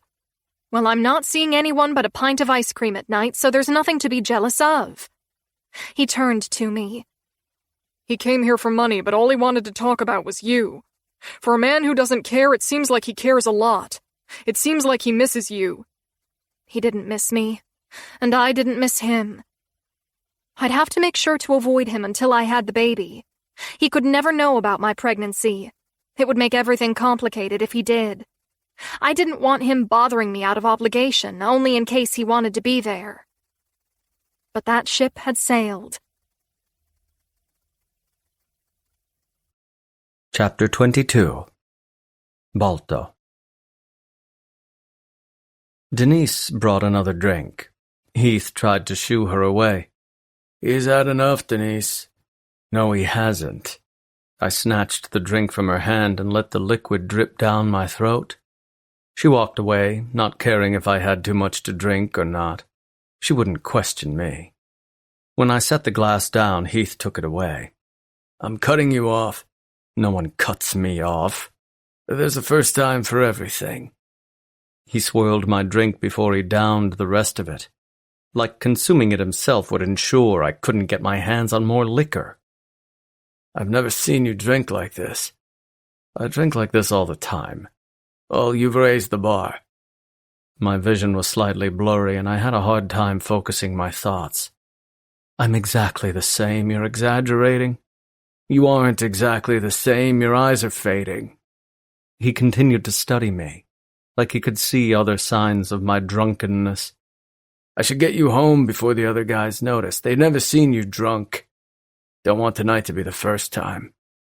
I'm not drunk, I don't get drunk. He pulled out his phone and held it so I could see the screen. Cooperate with me, or I'll call Cassini. I slowly turned to him, provoked by the threat. And say what? Everything you don't want me to say. He continued to hold the phone. Now get your ass up and come with me. Call my bluff, and you'll regret it. I sighed to myself and rubbed the migraine at my temple. Alcohol usually stopped my headaches, so I'd obviously drunk too much. Even though my thoughts were cloudy, I knew I had overdone it. I knew I'd been drinking too much every single day. I'd always been a heavy drinker, but these new habits were destroying my liver even more. All right, put your phone away. He placed his phone in his pocket. Let's go. He drove me home, then rose in the elevator to my floor. The doors opened and we both stepped inside. I'm worried about you. I kicked off my boots, then moved to the couch, barely able to stand because the room was spinning. I did my best to pretend everything was normal, that I could stand on my own 2 feet. Your worry is unnecessary. Is it? He came toward me, his hands resting in his pockets. Cassini has been gone over 3 months, and in that amount of time, you've slipped further and further into this black hole. I've known you my entire life, witnessed every dark period in your life, but this tops the list. Alcohol usually helped me not think about Cassini, but right now, it made me think about her harder, with more emotion. The longing was powerful, and I felt stranded without her. I would have thought that 3 months would be long enough for me to forget about her. I think I loved her even more. Heath kept staring at me. How many women have you slept with? I shrugged. Too many to count? He shook his head slightly. None. You don't know what you're talking about. And you don't lie, so why are you lying now? My gaze turned to the floor, the shame moving through my veins. Cut the bullshit and make this right. Get her back. I can't believe you let this go on so long. Even if I wanted her, I couldn't have her. So much time had passed that she was probably with someone else. I saw Case last week. I asked about her. He said she was doing well. I asked if she was seeing someone, and he refused to answer. Who cares if she's seeing someone or not? Never stopped you before. Heath, I was such an asshole to her. You're always an asshole. She's used to it. I shook my head. This was different. And she still loves you. I know she does. I lifted my gaze to look at his. Why do you think that? Because when she thought you were going to die, she was a complete mess. She wouldn't stop sobbing, and she was ready to bash my head in if I got in the way of her rescue plan. That was months ago. Doesn't matter. People don't risk their lives like that unless it's real. Grow some balls and get your woman back. I rose to my feet, doing my best to stand upright. I can't. Nothing has changed. He rolled his eyes. You're the Skull King, and you're miserable. Fucking miserable. The job doesn't make me miserable. But not having her does. I think the decision is pretty clear. You can live without the Skull Kings, but you can't live without her.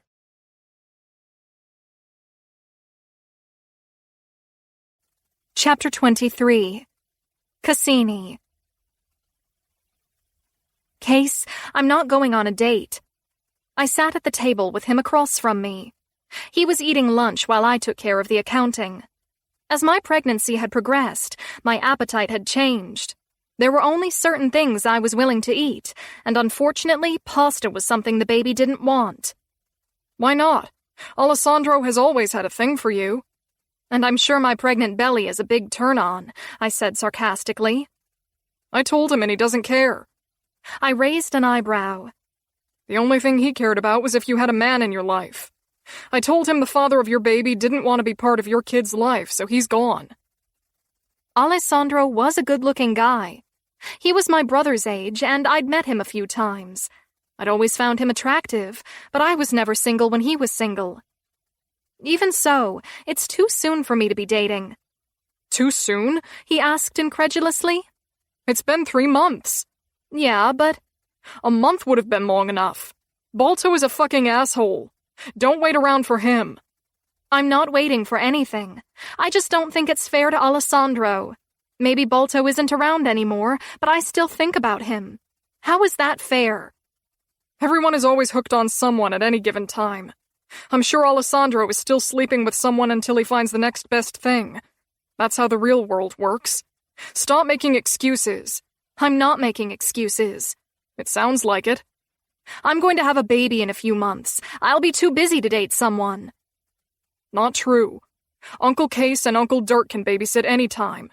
You need to put yourself out there and find a good man. Why is this so important to you? He sighed before he answered. If you won't live with me, then I want you to end up with someone. I want someone to take care of you. I hate Balto, but when you were with him, it was a relief. I knew he could take care of you. I knew he would protect you. But he's not around anymore.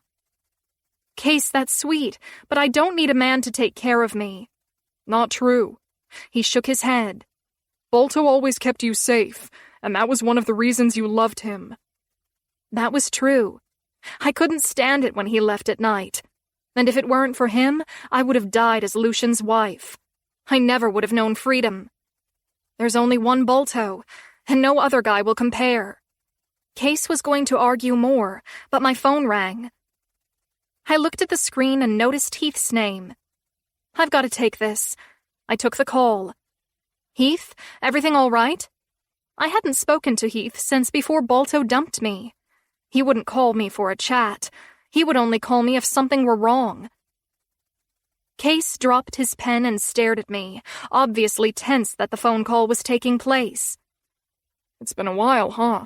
he asked. "How are you?" "Fine. What about you?" I've been better. Worried about Bolto. "Why are you worried about him?" "Because he's a loose cannon. He's been drinking too much. And for Bolto, that means he's drinking a lot. He should get a blood test and see how his liver is doing." "And you're telling me this why?" "Cassini, you know why. He's doing all of this because of you." When he'd come to the factory last week, he had questioned Case about me. It seemed like he cared. He was much softer than he was when he yelled at me in his apartment. "I don't know what you want me to do about it." "He's miserable without you." If only that were true.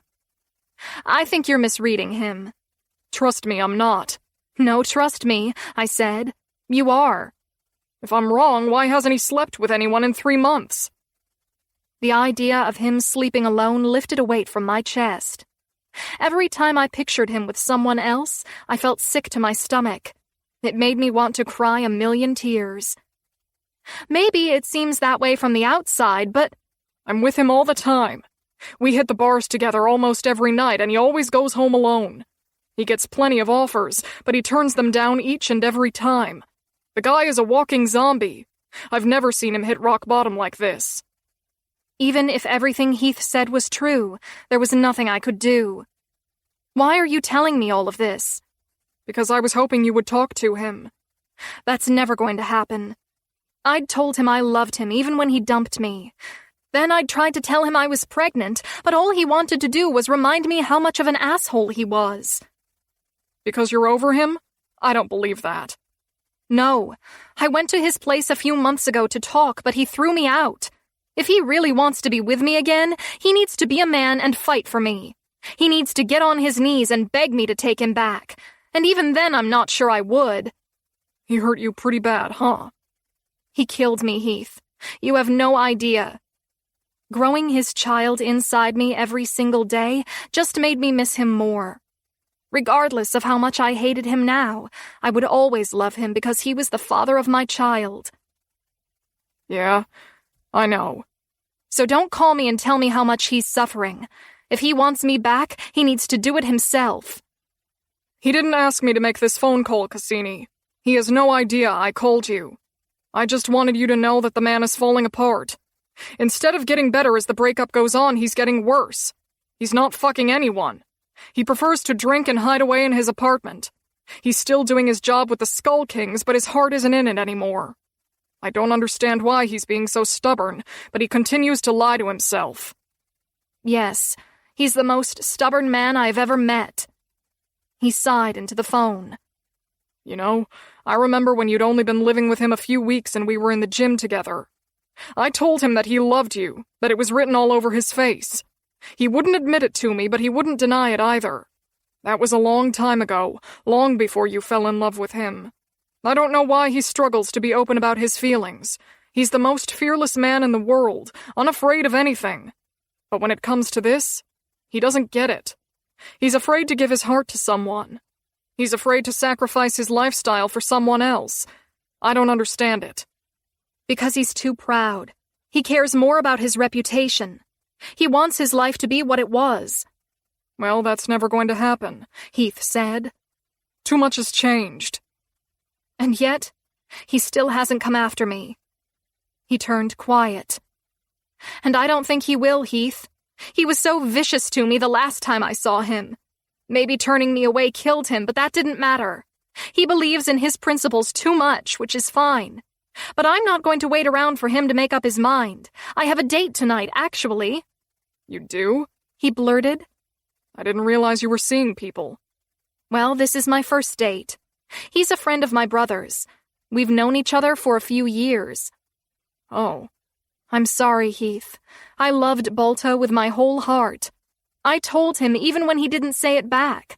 I risked my life to save his because I couldn't live without him. I can't count the number of times I asked him to reconsider. Then I went to his house with my heart on my sleeve, and he stabbed me in the gut. It's time for me to move on." "Yeah, I get it." And don't expect me to feel bad for him. This is happening because of him, and whatever pain he feels, I feel it 1,000,000 times worse. Nervous? Case drove me to the restaurant, even though it was walking distance. We left the pasta factory and drove through the narrow streets. I wore a pink sundress with a jean jacket, my long hair curled and down my shoulders. It was obvious I was pregnant, but my jacket hid most of my belly from view. I wore nude pumps, ready to enjoy the warm springtime. A little. I can't remember the last time I went on a date, like a normal date. Having dinner with Balto that one time didn't exactly qualify because of the shootout. Alessandro knows this is your first date in a long time, so he'll keep it light. I laid out my ground rules. What kind of ground rules? I told him not to kiss you or try to sleep with you. Only a handshake is permitted. I rolled my eyes. If I don't want to kiss him or sleep with him, I can just tell him that myself. He pulled up to the curb in front of the restaurant. Or I can do the dirty work for you. Now have fun. I got out of the car and approached the patio where the tables were. A short white wall surrounded the area, allowing a view from the street. I spotted him sitting there wearing a colored shirt and dark jeans. He had dark hair, a thick shadow across his jawline, and he had deep brown eyes that resembled espresso. He was lean and fit, and obviously handsome. It surprised me that he would date a pregnant woman when he could have anyone he wanted. "Hey, Alessandro." He smiled when he saw me and rose to his feet. "You look beautiful." Just as he promised my brother, he greeted me with an awkward handshake. "I would hug you, but Case said that was out of bounds. I hope a boring and stiff handshake is good enough." I chuckled. It's a little excessive, but since he's probably watching us, let's just go with it. He smiled, then pulled out my chair for me. It was a gentlemanly move I hadn't expected since I'd never been with a gentleman. Evan, Lucian, and Balto never did those things.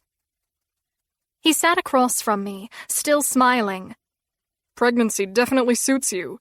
You know that glow everyone always talks about? You have it." "Aw, thank you."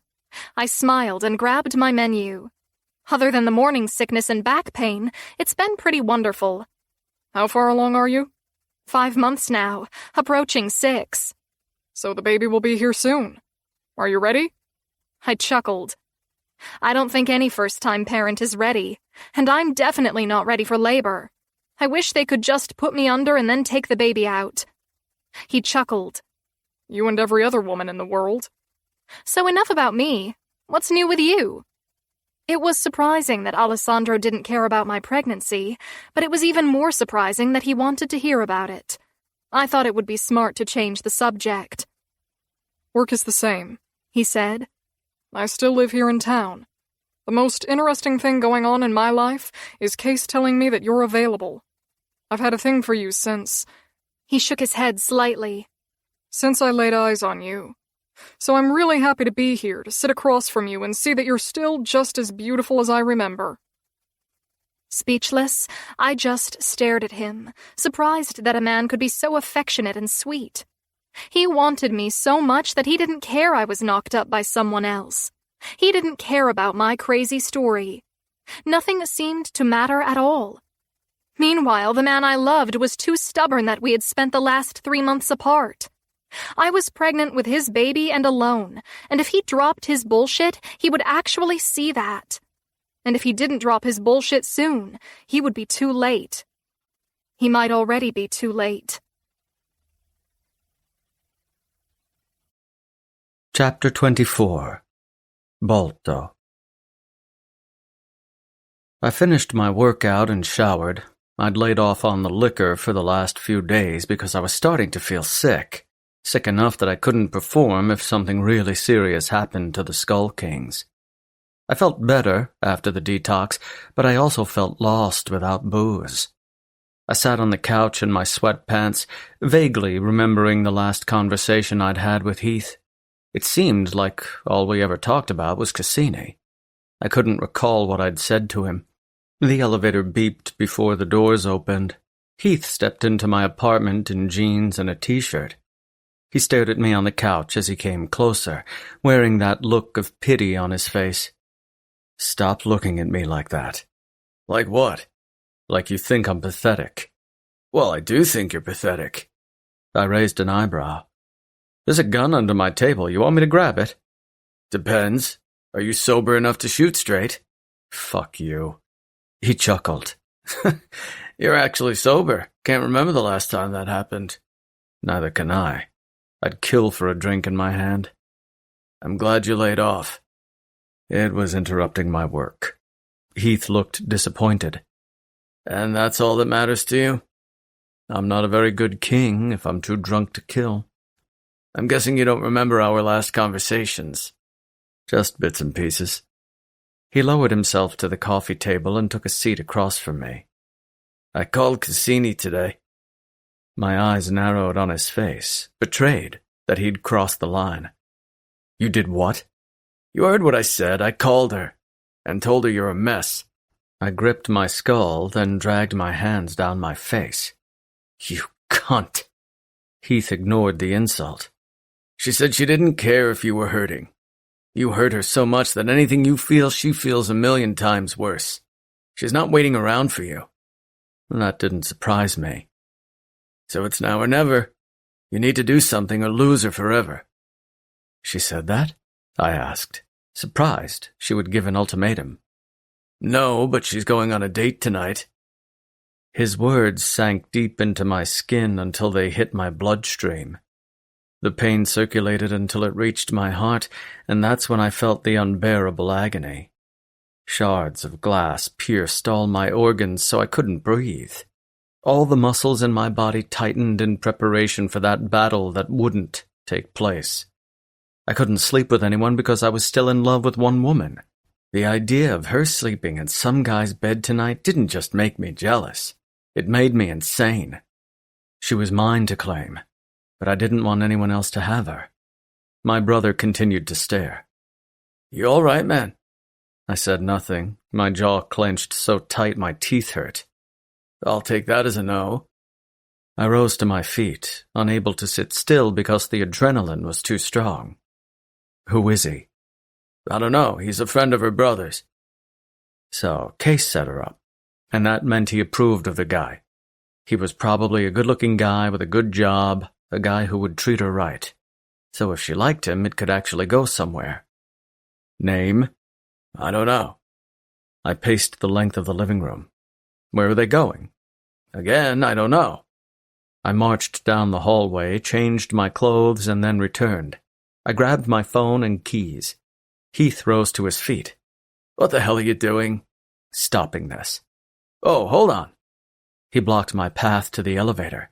I didn't tell you that so you could march down there like a caveman and ruin her date. Don't be an asshole. You said you didn't want her, so she moved on.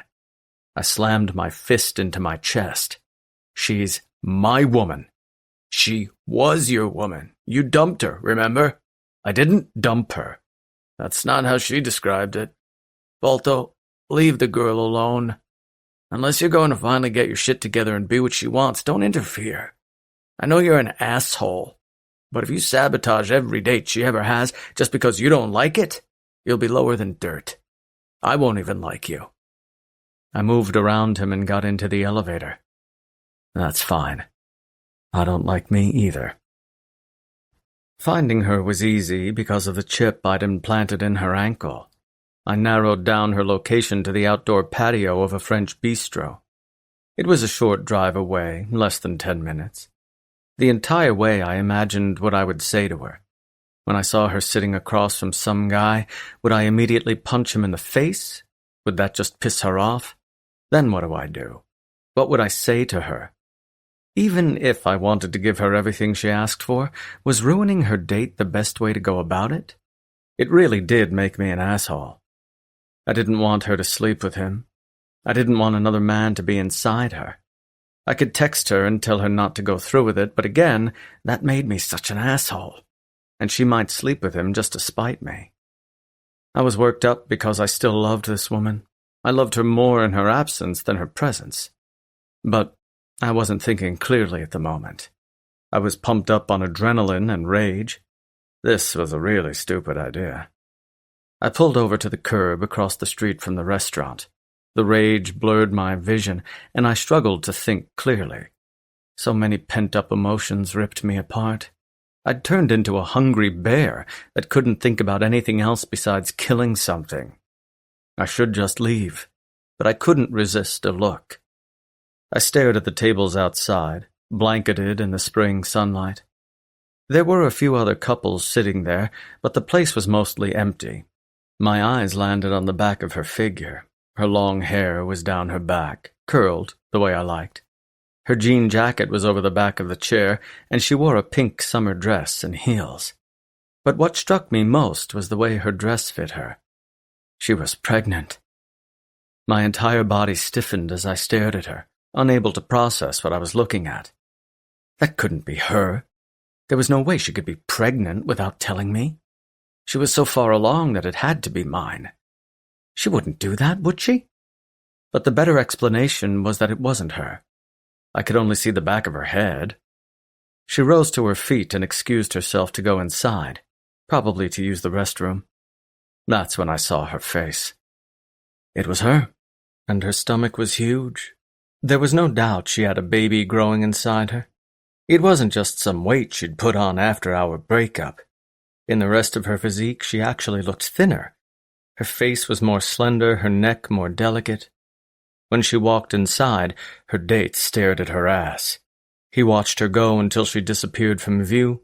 Then he pulled out his phone and appeared to be flipping through his news feed. With dark hair and eyes, he was a good-looking guy. He had classic Italian features and a strong jaw, and he was the kind of guy that could get pussy easily. This was worse than I thought. Cassini returned a moment later, her hand on her stomach as she sat down. This guy was so into her that he didn't even care that she was pregnant, because she was fucking perfect and I threw her away. Before I knew what I was doing, I got out of the truck and slammed the door. My eyes didn't even scan the street before I crossed the road, unafraid of any traffic. My eyes were locked on the woman who had been mine for months. Her stomach was enormous, and that could only mean one thing. I was the father, and she didn't fucking tell me. I was pissed off, hurt, and psychotic all at the same time. All I could see was red. This wouldn't end well, but that didn't stop me from storming up to their table. Her date saw me first because he was facing me. He was smart enough to sense the danger, so he stood up and immediately went to Cassini, as if he could somehow protect her from me. I grabbed him by the front of his shirt and shoved him back hard, making him trip on the concrete and fall backward. Cassini jumped to her feet and grabbed the knife sitting on the table. She gripped it the right way for an attack before she looked at me. Her eyes flashed in recognition, and she slowly lowered the knife. "What are you? You're pregnant.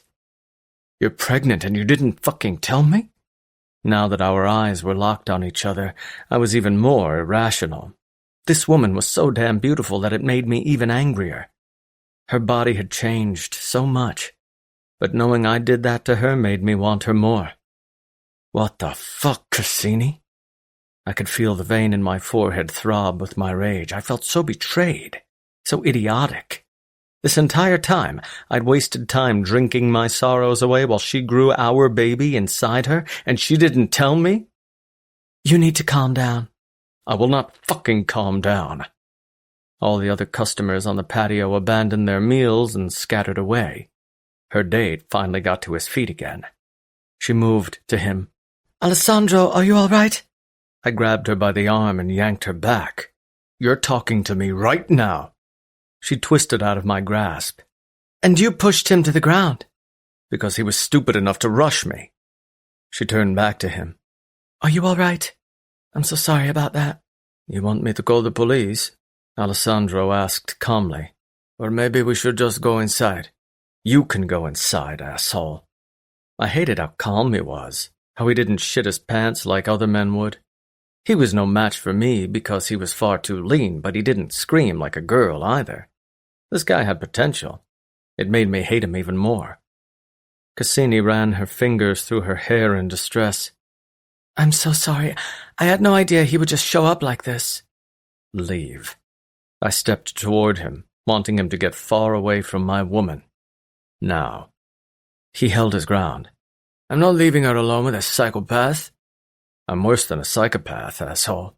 Balto, back off, Cassini commanded. now. Like a dog, I obeyed. I stepped back. She turned to Alessandro. I'm sorry, but you should go. Balto and I need to talk. I can't let this guy hurt you, he argued. He would never hurt me, she said. He hasn't made a very good first impression, but he's harmless, I promise you. She's right, I said. If I wanted to hurt you, you would be unconscious right now. Alessandro stared at me for a long time before he moved away. Call me when this is over. Just want to make sure you're okay. Sure, she said. I'm so sorry about this. It's okay, he said. If I were a man who'd lost you, I'd be crazy too. He finally walked away and left us alone. My eyes turned back to her, back to the woman who occupied my entire heart. No other pussy had been around my dick, no other woman had kissed these lips. I'd been as devoted to her as the first night we met. Looking at her now, even when she was pissed, reminded me how much I loved her. I'd tried to fight it for so long, but I couldn't do it anymore. She crossed her arms over her chest. Balto, it's not what you think. I know a pregnant woman when I see one. What was your plan, to never tell me? That's wrong, and you know it. She looked into my eyes, the pain obvious in her gaze. If she still loved me, she didn't show it. She'd showed more compassion to the guy she'd been with just a minute ago. I didn't tell you because it's not yours, Balto. All my pain disappeared because there was a bullet in my heart. I slowly came back down to earth, my eyes narrowing in surprise. When I saw her belly, I assumed I was the one responsible for making her that way. It's Lucian's. You're sure? She nodded. The doctor told me how far along I am. It's not possible for you to be the father. Shocked, I continued to stare at her. When I first saw her belly, I felt a surge of joy. I didn't want a family, but seeing her glowing with life was a turn-on. I imagined us going home, getting naked, and me kissing her belly everywhere. But now everything had changed. I didn't know what to say, so I kept looking at her. Why are you here? I'm guessing Heath told you about my date? Yeah, he mentioned it. And you got pissed off and decided to sabotage it. She cocked an eyebrow, her disappointment sharp as a knife. Even though nothing has changed and we still want different things? I always knew you were an asshole, but you're something else. She grabbed her clutch off the table, then turned away. You don't want me, but you don't want anyone else to have me. That's not it. Then what is it? She turned back around, vicious. I held my silence, unsure what to say. Truth be told, I didn't know what I was doing when I drove here. All I knew was I didn't want this to happen. I don't know. She shook her head. Leave me alone, Balto. I've met a nice guy who couldn't care less that I'm pregnant. You don't want to commit to me, and that's fine, but don't interfere with my life ever again. She turned around again and walked away, her nude heels clapping against the concrete. I watched her walk away, watched the way her body waddled with her movements. Lucian's child was growing inside her, so she could never really escape him. When she looked at that child every day, she would have to think of the man who'd imprisoned her and raped her. It wasn't fair.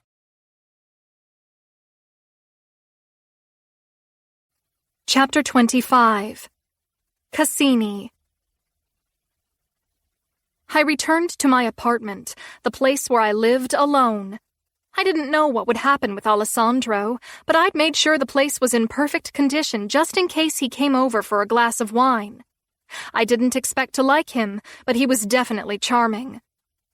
But all of that was ruined because of Balto. That fucking asshole. Like a wild animal, he charged me and tried to kill my date. He ruined the evening by making me seem like a woman with a psycho ex. Finding someone new was already difficult because I was pregnant, but finding someone when a man like Balto was still keeping tabs on me was impossible. Alessandro would never want to see me again. Couldn't blame him. I was so pissed off at Balto that I didn't care about lying to him. I looked him in the eye and said the baby wasn't his. But since he had crashed my date, I knew nothing had changed. He didn't fight for me because he missed me. He only did something when he realized someone else was interested. It was pathetic and the opposite of romantic. It was meaningless. It was just masculine testosterone that got out of hand. He still considered me to be his woman, even though he hadn't wanted me for the last 3 months. But nothing was different. I wanted him to be with me because he wanted me, because he missed me, not because he was jealous of another man, not because he felt obligated because of the baby growing inside me.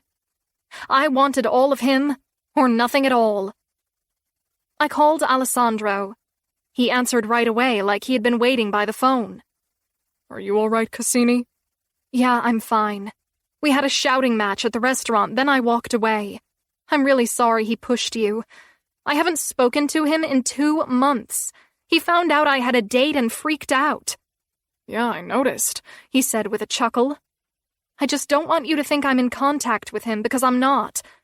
No, I understand. I don't blame him for being upset. I would be jealous too. This man was so calm, so chill. Anyone else would be throwing me aside. But he didn't seem to know you were pregnant. Yeah, because I didn't tell him. Well, no wonder he was pissed, he said with a chuckle. Why didn't you tell him? I didn't want him to be with me out of obligation. I wanted him to be with me because he wanted to be with me. He told me he never wants kids in marriage, so I don't want him to be with us if he doesn't really want to be there. Gotcha. So I told him it belonged to someone else. That should chase him off. Alessandro was quiet for a while. So you still love him, but he won't commit? Basically. I didn't want to lie to Alessandro, not when he'd been so good to me. He deserved my honesty. I know you don't want to hear that, but it's the truth. He and I have been through a lot together. Right when I thought we would be together forever, he dumped me. It's more complicated than that, but that's the short version of the story. If that guy stormed your date like that, it's obvious he loves you too. It would only be obvious when he actually said it to me. But love isn't enough for him. What's holding him back? It was a long and complicated story, one I probably shouldn't share. He just wants different things from life. I'll leave it at that. All right, he said with a chuckle. So should we try to have a first date again? Maybe in secret so he doesn't find out? Both of my eyebrows rose. You want to see me again? I asked incredulously. After my psycho ex pushed you like that? After he scared away all the customers at the restaurant? Why wouldn't I? Maybe one day that'll be a funny story. I couldn't believe this man. I'm surprised. You shouldn't be. So how about same time, same place? I'm free on Saturday. I'd hoped Balto would ruin my date because he wanted to admit he loved me, that he would ask me to be with him, but he had done no such thing. All he did was ruin my evening because he was selfish. I didn't owe him anything. I didn't even owe him the truth about his baby. Saturday works. So Balto crashed your date? Case looked up from the cutting board in the kitchen. He sliced some fennel and prepared the pancetta. Alessandro told you about it? He said he was attacked by a wild bear. I rolled my eyes. It was so bad. That guy is a piece of shit. He sliced the bulb of the fennel, then added it to the pan with the shrimp and tomato sauce. He has a lot of nerve, and he didn't even try to get you back. That's just... He shook his head. There are no words. It definitely wasn't his finest moment. He used to protect me, risk his life for mine, and now he's a jealous coward. Case kept working on the food. Are you all right? I'm fine. I'm surprised Alessandro wants to see me again. He's been obsessed with you for years. He's not going to let a baby and crazy ex get in his way. I smiled. Sounds like he won't let anything get in his way. Probably not. So, do you think Balto will leave you alone now? I stared at the dish he was working on, remembering the way Balto's eyes had looked when he realized I was pregnant. The vein in his forehead was about to burst from the rage. So much emotion was in his gaze, and he even pushed an innocent man to the ground. Seeing me with someone else made him irrational, so irrational he couldn't think straight. But that still wasn't enough for him to realize we should be together. Now that he thought I was having Lucian's child, he would probably want nothing to do with me. I don't think I'll hear from him ever again. Chapter 26. Balto. I sat on the couch in the living room and drank my scotch right out of the bottle. I replayed yesterday in my head over and over, imagining the way she looked with that pregnant belly. Even when another man's baby was inside her, she was fucking stunning. Those green eyes were so unique because they expressed such powerful emotions. Those lips were sexy because they were so full. Her body was different because of the baby, but her curves gave her that glow everyone always talked about. But she was carrying Lucian's baby, not my baby. In the end, Lucian won. His legacy would continue in the form of a son or daughter. Cassini would have to provide for that child for the rest of her life, looking into their face and seeing the man who tortured her. Knowing her, she didn't see it that way. She would love the baby no matter what. She had a special heart. I continued to drink, drowning in self-loathing. I hated myself for ruining her date like that. Alessandro just wanted to protect her, and I shoved him to the ground like he deserved it. I hurt men who deserved to be hurt, not innocent people like him. It was wrong, and I knew it. But he'd better not wait for an apology. Did I make the right decision by leaving her? When she'd found out she was pregnant, I would have been with a woman who was knocked up by some other man. Could I live with that? Raise the child of my biggest enemy? Or had I made the wrong decision, judging from how miserable I was? There wasn't enough scotch in the world to kill this pain. The elevator doors opened and my brother walked inside. "You're drinking again. Great." He sat on the coffee table like last time and took the bottle from my hand. He took a drink and set it down. "Let me guess, you made an idiot out of yourself, then came home empty-handed." I gave him a thumbs up. "Do you ever think before you do something?" I could ask you the same. I'm not the Skull King, and I'm not in love with a woman either. I took the bottle back. She's pregnant. Heath's eyes widened at the news. Really pregnant. Shit. And she didn't tell you? I saw her on her date and marched over there to scream at her. I almost drove away because I knew it would be wrong to bother her, but when I realized she was pregnant, I lost my temper. I knocked her date to the ground and confronted her. "She was on a date while she was pregnant?" he asked incredulously. "It doesn't surprise me. She looks just as beautiful now as she did before." "I don't know about that." When I got in her face, she told me it wasn't mine. Sadness entered my tone, disappointed that she constantly had to suffer at the hands of other men. Lucian knocked her up, and now she had to raise his baby alone.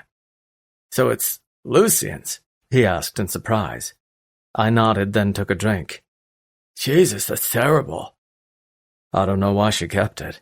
No one would have judged her if she didn't want to raise her rapist's baby. She probably didn't have the heart to do it. They say once a woman is pregnant, she becomes a mother. Maybe she already felt like a mother. Besides, the baby is still half hers. Yeah. Too bad it isn't mine. Heath looked at me, his eyebrow raised. "You wish she were having your baby? After you said you weren't interested in kids?" Having my baby would be much better than having his baby, right? Heath shrugged. "That's debatable." I glared at him. "What, you can't take a joke anymore?" I could never take a joke. He chuckled. "That's true." He grabbed the bottle from me and took a drink. "Now what? Cassini is officially part of the past, and you can move on. Should we hit the bar? Or the brothel? I prefer the brothel. Expensive pussy is the best kind of pussy." Now that Cassini was having someone else's kid, there was no reason for us to be together. She still had suitors who didn't care about her pregnancy, so she wouldn't need me soon enough. But I was still pierced by 1,000 knives, still sick to my stomach. I'm worried about her. Why would she get jealous of the whores you sleep with? She's dating someone. No, that's not what I mean. He took another drink. Then what do you mean? She was swollen and pregnant, and she didn't have a man to take care of her, to carry the groceries into the house, to help her set up the crib, to protect her from burglars in the middle of the night. If anyone wanted a quick buck, she was an easy target. She was beautiful on top of that, so they might take her too. I'm worried about her. I don't want her to be alone. She's got Case and Dirk. It's not the same. If she's protecting her baby, then who's protecting her? He set the bottle down and kept staring at me. I thought you didn't want that to be your problem. I didn't want it to be my problem. But over the last 3 months, she was all I ever thought about. I knew Case and Dirk would look after her, but as a single woman, she could have any man she wanted. She would pick someone worthy of her. But now I didn't want her to be with someone worthy of her. I also didn't want her to do this alone. The only man in the world who was strong enough to really keep her safe was me. No one else. Balto. My brother tried to get my attention when my eyes drifted away. I'm the only man who can keep them safe. No one is after her. There's nothing to protect her from. There's always something to protect her from. I don't care that the baby is Lucien's, it's half her. So I want the baby to be safe too. Heath kept watching me. What does that mean? You want to be with her? I don't think I have a choice. It's been 3 months, and I'm worse now than I was when she first left. Knowing she's pregnant and vulnerable terrifies me. I want her safe. I want both of them safe. I can't expect another guy to do it. He'd never do as good of a job as me. You want to be with her, or you want to be her guard dog? Because I can't tell. I didn't want her to be with anyone else, and that much was obvious. And now that I sensed she was in trouble, I wanted to make her problems go away. I wanted to be her protector, just the way I was before. Both.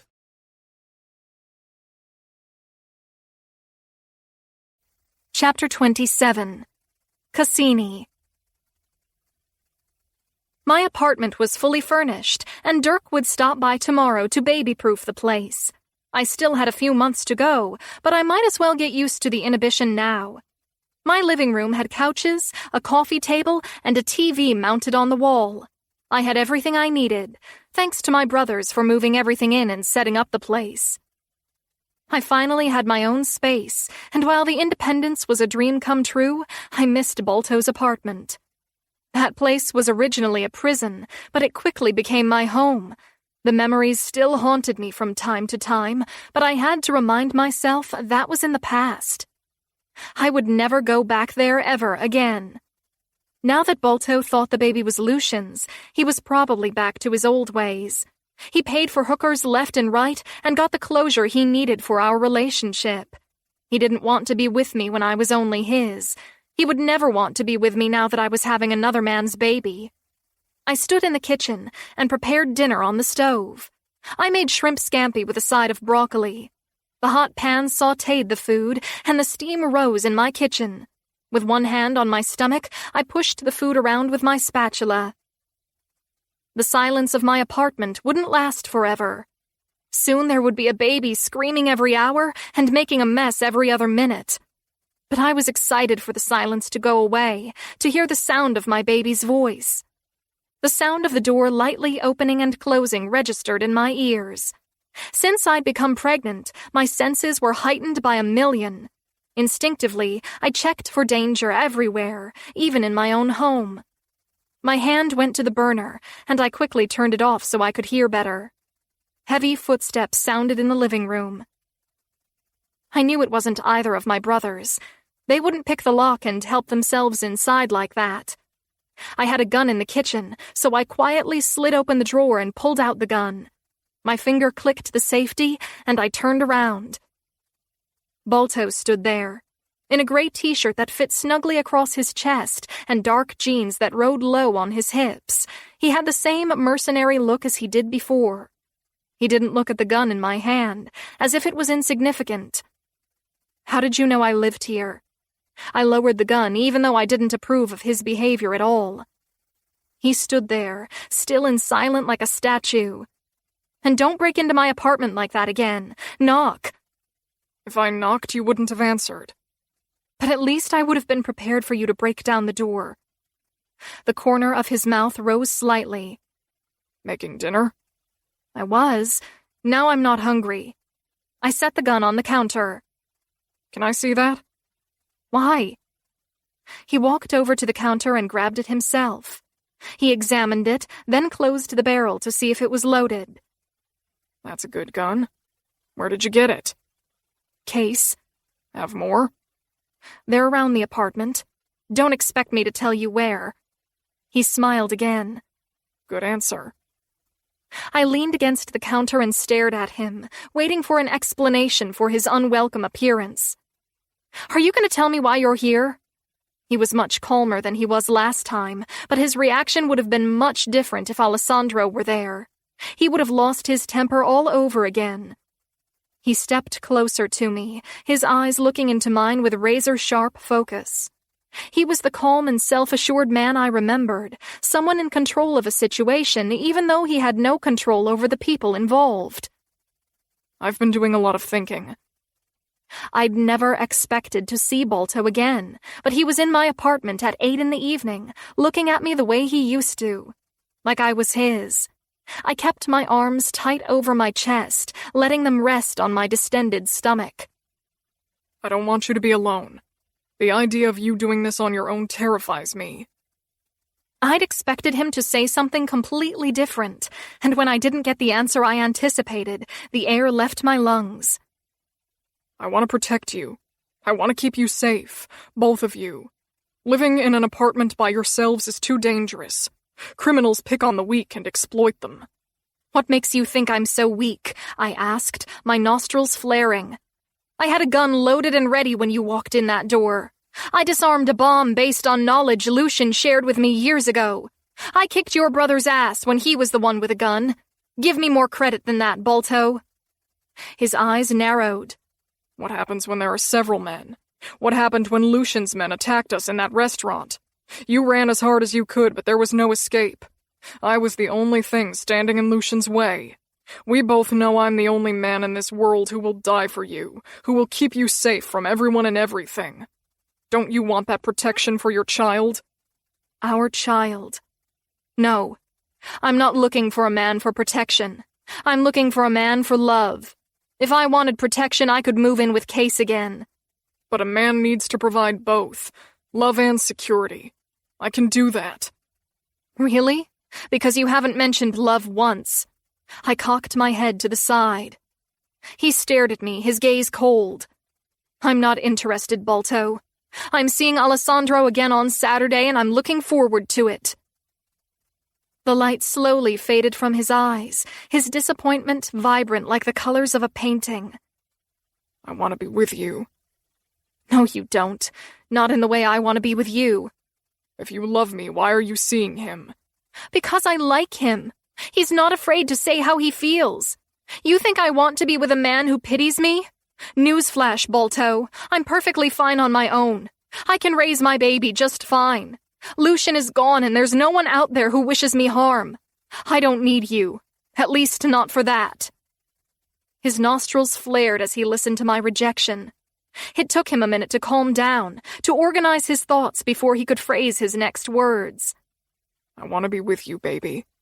I'm here because I'm miserable without you. I'm here because the idea of you and Chicken Boy drives me insane. I'm here because I don't give a damn if that baby isn't mine. I want to be there for you. Finally, he said something actually meaningful. He was a man unafraid of anything, but when it came to his own feelings, he was completely crippled. Why didn't you start with that? He stepped closer to me. Because it's impossible for you to confess how you feel, even to me. After everything we have been through together, it should be the easiest thing in the world. You want to know why it's so hard? His voice turned quiet, full of menace. Let me tell you about the day my mother died. I was pissed at her over something so stupid I can't even remember what it was, and she told me she loved me, and instead of saying it back, I hung up on her. My eyes softened as the pain pierced through every nerve. So yeah, it's pretty fucking hard for me. He'd been carrying that guilt for the last 10 years, and it still haunted him to this day. Then you should want to say it now, because you might lose your chance. You know how I feel. I'm standing in front of you telling you I will raise this kid with you. Say it. His eyes narrowed. I don't need your help. I don't need your protection or your money. I need the man I love to love me back. That's all, Bolto. That's all I've ever wanted from you. He bowed his head slightly, sighing to himself. You really hurt me. The day you dumped me— I didn't dump you, he hissed. Whatever. That's how it felt. I said I loved you with my whole heart, and you pushed me away. You cut me with a knife and let me bleed everywhere. Then I came to your place to tell you I was pregnant and scared, and you wouldn't let me say a fucking word because you were too busy telling me that you didn't want me, that you wanted me out of your sight for good. He rubbed the back of his neck. I shouldn't have. And now it's 2 months later, and the only reason you showed your face is because I was dating some other guy. You have no problem breaking my heart, but once some other guy shows interest, you act like I'm yours, and you've made it very clear you aren't mine. Fuck you, Bolto. His eyes shifted with the insult. You have no idea how difficult that first month was. I hardly ate, I didn't sleep, and it was so hard. It was hard for me too. Obviously not. You could have made it end whenever you wanted. You couldn't have been suffering much. Don't tell me how I feel, baby. You have no idea. I ignored what he said. And these last 2 months have been terrible too. I'm in a better place now, but still just as heartbroken as I was before. All of this heartache could have been avoided if you'd gotten your shit together. But you know what? You didn't. Your feelings are insincere. You're only scared because I'm moving on with this baby and my love life. That's not how I wanted this to be. I wanted you to want me the way I want you. I refuse to settle for less than what I deserve. I've spent so many years with the wrong men, and I'm done with that. I stepped around him so there would be space between us. Leave, Bolto. I'm done talking to you. He stayed rooted to the spot, facing the opposite way. His breathing had increased as he digested all the emotions inside his chest. He slowly turned and looked at me, his eyes focused on my face with sadness. I didn't want him this way, and I wouldn't change my mind. I wanted the Balto I'd had before, the man I had fallen for months ago. He was protective and attentive, giving me his fidelity long before I asked for it. He always made me feel wanted, always made me feel like the only woman who mattered. But then he threw all of that away without looking back. The last 3 months had been torture, and they'd happened because of him. I waited for him to tell me the 3 little words I wanted to hear, but they never came. I headed down the hallway to my bedroom so I wouldn't have to look at him anymore. Let yourself out. Chapter 28. Balto. I held the cool glass against my temple so the ice would numb my migraine. The scotch was supposed to do that for me, but my tolerance was so high it was completely ineffective. The bar was quiet that night because it was a Wednesday at 1 a.m. My brother drank beside me, his eyes glancing to the TV in the corner. Now that it's over, you ready to move on? I stared at my glass, oblivious of the TV and the few people in the bar. They had nowhere to go, no one waiting at home for them. I wasn't any different. It's not over. Heath turned back to me as if he hadn't heard me correctly. Huh? I think she made it pretty clear she wants nothing to do with you. But she still loves me. What does that matter? It matters. I drank from the glass. Chicken Boy can't compete with that. I can get her back. I know what I have to do. I've just been too much of a coward to do it. It's 3 little words, Balto. You say them to me all the time. Not just that. I have to leave the Skull Kings. He shook his head. That's a risky move. You could lose everything and not even get her back. Trust me, I will. I won't give her a choice. I'll pack up her shit and move her back in with me. What's she going to do? Get pissed? He said with a chuckle. Like, really pissed. Well, I think she looks sexy when she's pissed, so that's fine with me. I finished my drink and left the glass on the table. I could order another, but I had the strength to cut myself off. Drinking like a thirsty bull was a habit I had to break, especially if I was going to be a parent to Cassini's kid. I'll appoint you as the next king. The men will vote on it, but Vox will oppose you. I promise you that. Yeah, I've always gotten that hunch. Watch out for him. The last thing I'm going to do before I leave is abolish the auction. You need to maintain that during your reign. Heath stared at me as if he couldn't believe a word I said. Are you serious? That's one of the easiest ways for the Skull Kings to make money. It's our main attraction. Selling innocent women into slavery is wrong. We aren't righteous men, but we're principled. I've always killed men who deserved it and spared those who didn't. The men respect me because I'm fair and just. But kidnapping those young women and selling them to psychopaths is a crime against humanity. I should have stopped it a long time ago, but I'm going to now, and you're going to carry that on. Why the change of heart all of a sudden? You've been the king for 5 years. I'd never cared about morality before. In my eyes, people became the predator or the victim. You had to choose, otherwise life would choose for you. Those women didn't make smart decisions and wound up as victims. But now that I loved a woman with my whole heart, I felt differently. She'd been sold to a man for years, been raped and abused for years. Now she was pregnant with his child, but she had too big a heart to terminate the pregnancy. She'd suffered enough, and I wouldn't make a profit off those poor women to send them into a life anything like she'd been through. Because Cassini was sold to someone. She's never had any power, and if it weren't for me, she would still be suffering. That woman deserves better. They all deserve better. How would you feel if you took the wrong route home and were grabbed by a group of guys? You're outmatched and can't possibly fight them off. Then they sell your pussy to a psychopath. You're raped and beaten every day. How would you feel, Heath? He held my gaze but never answered. The auction is over. That's final. There will be consequences. Don't care. We make money in lots of different ways. But it's vital for networking. I turned to him, disappointment in my gaze. What kind of man do you want to be, Heath? Do you want to be a man like Lucian? Someone who preys on the weak? Or do you want to be a man who fights men his own size? The auction is irrelevant to me. I don't care if it stays or if it goes, but it affects the entire ecosystem of our organization. Do I think selling a human being for profit is right? Obviously no, but just because we stop doing it doesn't mean other people will stop. We'll lose those clients. If that's all they care about, I don't want them to be our clients anyway. Heath faced forward and grabbed his drink. You just feel that way because you're leaving. No, I'd feel that way regardless. So, do we have a deal or not? He nodded. We'll need to introduce something else. Something to distract them from losing the auction. Not a bad idea. He was already thinking like a king.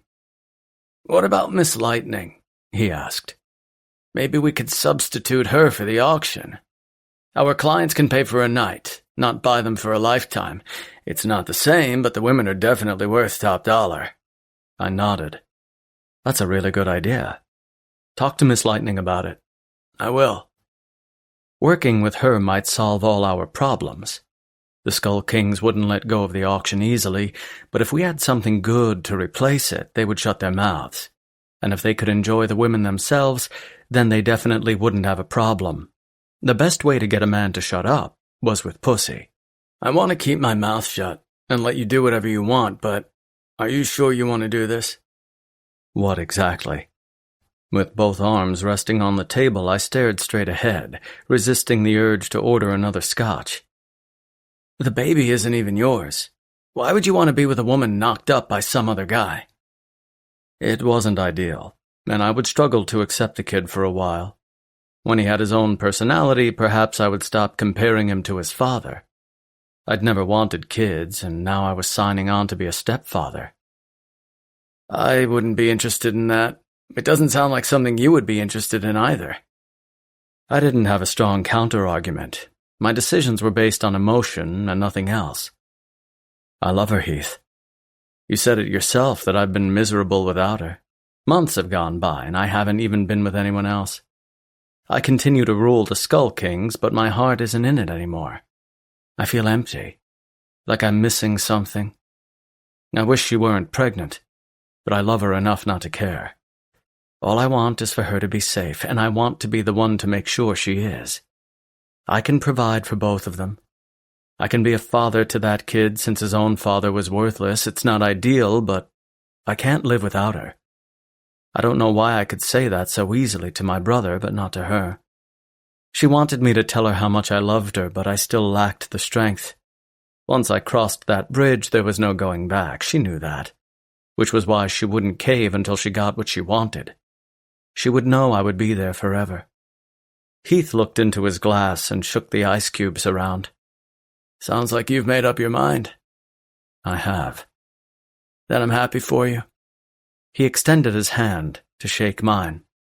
You couldn't have found a better woman. I grasped his palm and shook his hand. Yes, I couldn't have found a better queen.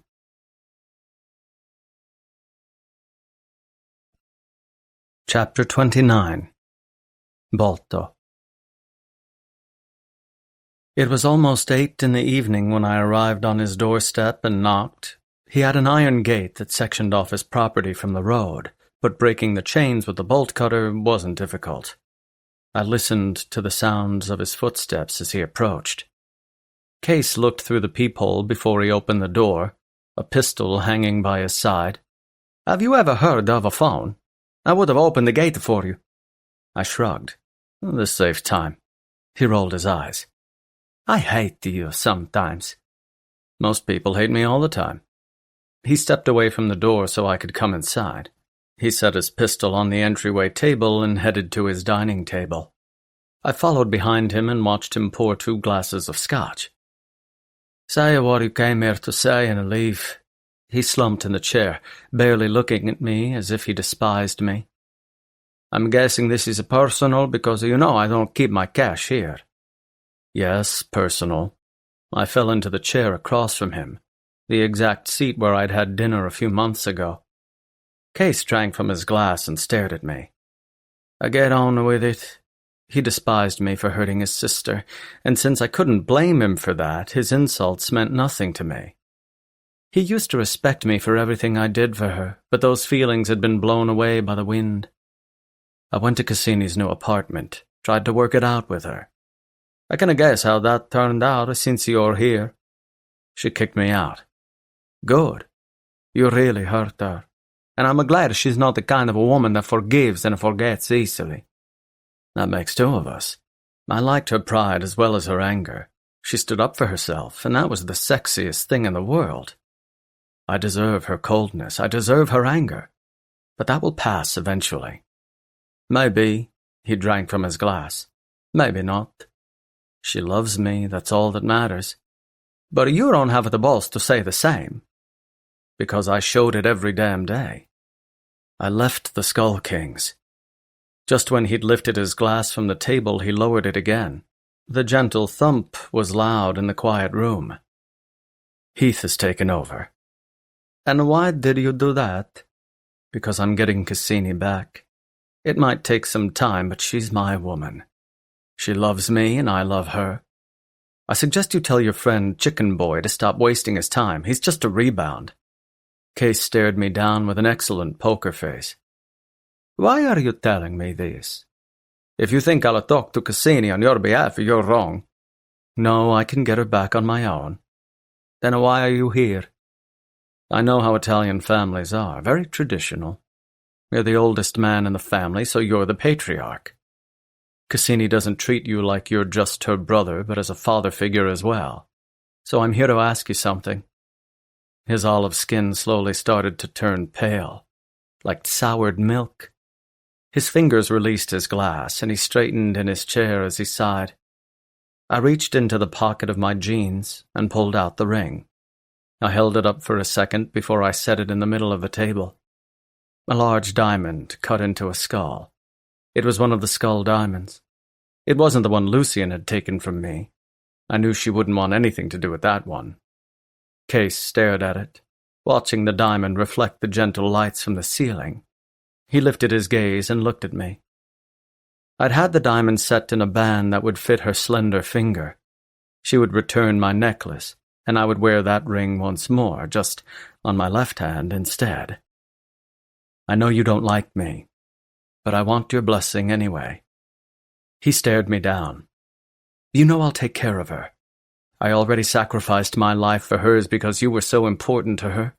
If it weren't for me, she would still be Lucian's prisoner this very moment. If it weren't for me, Evan wouldn't have paid the price for his treason. If it weren't for me, Lucian would have gotten her back and killed her by now. I've done everything for that woman. Everything. Yes, I fucked up over these last 3 months, but I'm back now. I'm not leaving this time. He stared at the ring for a while before he sighed.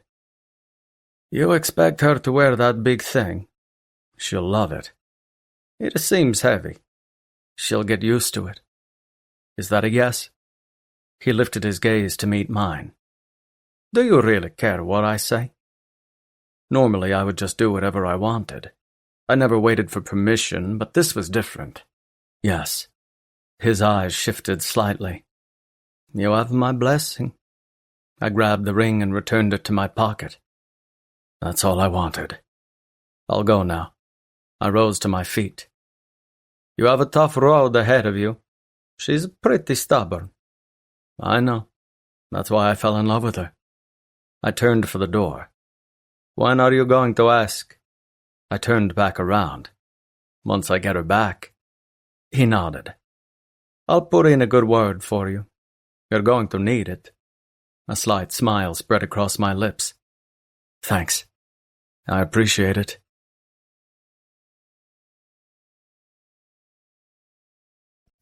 Chapter 30. Cassini. I worked across from Case, snacking on a bag of chips I'd found in the kitchen. My stomach appeared to get bigger by the week, and my appetite mirrored it. I seemed to always be hungry, even in the middle of the night. I worked on the schedule for the upcoming week while partially thinking about Balto. He hadn't visited me again since that conversation in my apartment. He told me he wanted to be with me, but he still wasn't willing to give me everything I wanted. Maybe I should tell him the baby was his, but that would only make him commit out of obligation. Right now, he was only sniffing around because he had competition. Case kept staring at me. What? I held up the bag. You want one? You know I don't eat that shit. Then why do you keep staring at me? I dropped the bag and dug out another chip. Have you talked to Balto lately? The mention of Balto seemed to come out of nowhere. Why do you ask? I just suspect that we haven't heard the last of him, not after he crashed your date like that. Case had bills to pay and checks to make out to employees, but he didn't seem to care about that. He gave me that knowing look, the same one father used to have, like he could see right through me. Well, he came by my apartment last week. Just dropped by? He asked in surprise. Yeah, he likes to make an entrance. What happened? He told me he wanted to be with me. Isn't that a good thing? He cocked his head slightly. But he's only doing it because another guy is interested in me. It's the only reason he's contacted me in 3 months. When I went to his apartment to tell him about the baby, all he cared about was kicking me out. He didn't tell me he loved me either, which is getting old. None of this is happening under the circumstances I want, so it feels heartless. He nodded slightly. Balto is a different kind of man. There are few words that can be used to describe him. Very few. But you can't expect him to wear his heart on his sleeve, not like other men do. Whoa, hold on. Are you defending him? No, he said calmly. I'm just pointing out that he's different. He's the hardest, cruelest man in this city. Saying pussy words like I love you isn't his forte. That was why you fell for him in the first place, right? Because he's the manliest man out there. That wasn't the only reason. I just think you should cut him some slack. I admit he's a piece of shit for wanting nothing to do with the baby. You have every right to be angry about that. But everything else is forgivable. Let's not forget this man sacrificed himself for you. Maybe he's never said those 3 little words directly to you, but he obviously means them. I looked away, feeling guilty for the lie I'd told. Well, I never actually told Balto he was the father. Case raised an eyebrow. When I went to his apartment to tell him about the baby, he was such a jackass to me that I didn't bother to mention I was pregnant. He told me he wanted nothing to do with me and I shouldn't show my face again. Since he was so cold to me, I just assumed he wouldn't want anything to do with the baby either. Whoa. He raised his hand slowly. So he has no idea the baby is his? I shook my head. Then what does he think? It's Lucian's? I nodded. Yeah. Case sank back in the chair and shook his head slightly. So this guy wants to be with you even though he thinks you're pregnant with Lucian's kid. A kid that isn't even his. I guess. He stared at me blankly. And you think this man doesn't love you? I would never be with a woman who was knocked up by some other guy. Most men wouldn't, especially a guy like Balto. But 3 months came and went, and he only came after me when I had my first date. That's pretty childish, don't you think? He doesn't want to be in my life because it's what he wants. He just doesn't want another guy to have me. I understand you know Balto better than I do, but I think you're totally wrong. Let's not forget the sacrifices he's made for you. Like I ever could. And maybe that's what he needed to light a fire under his ass.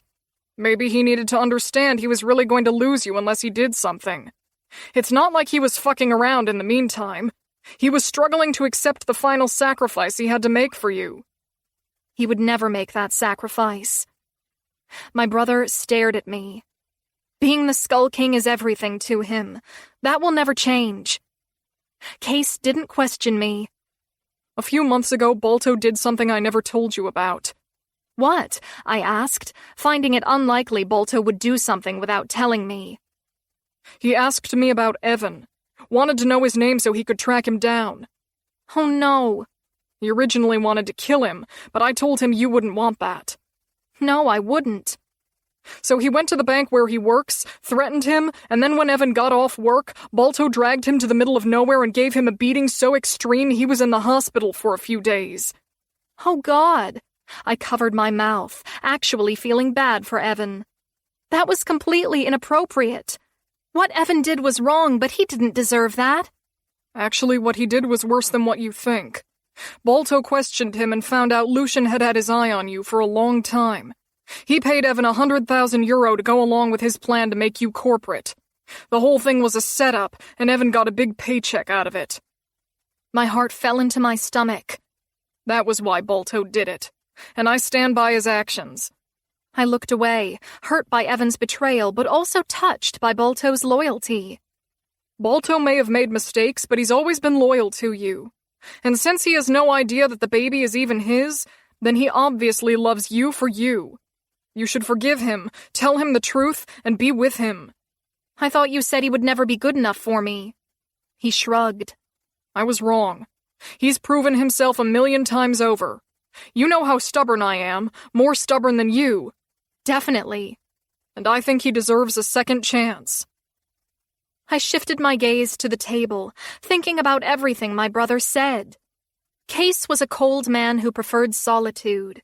He never gave anyone the time of day, but he obviously respected Balto, and respect was impossible to earn from a man like my brother.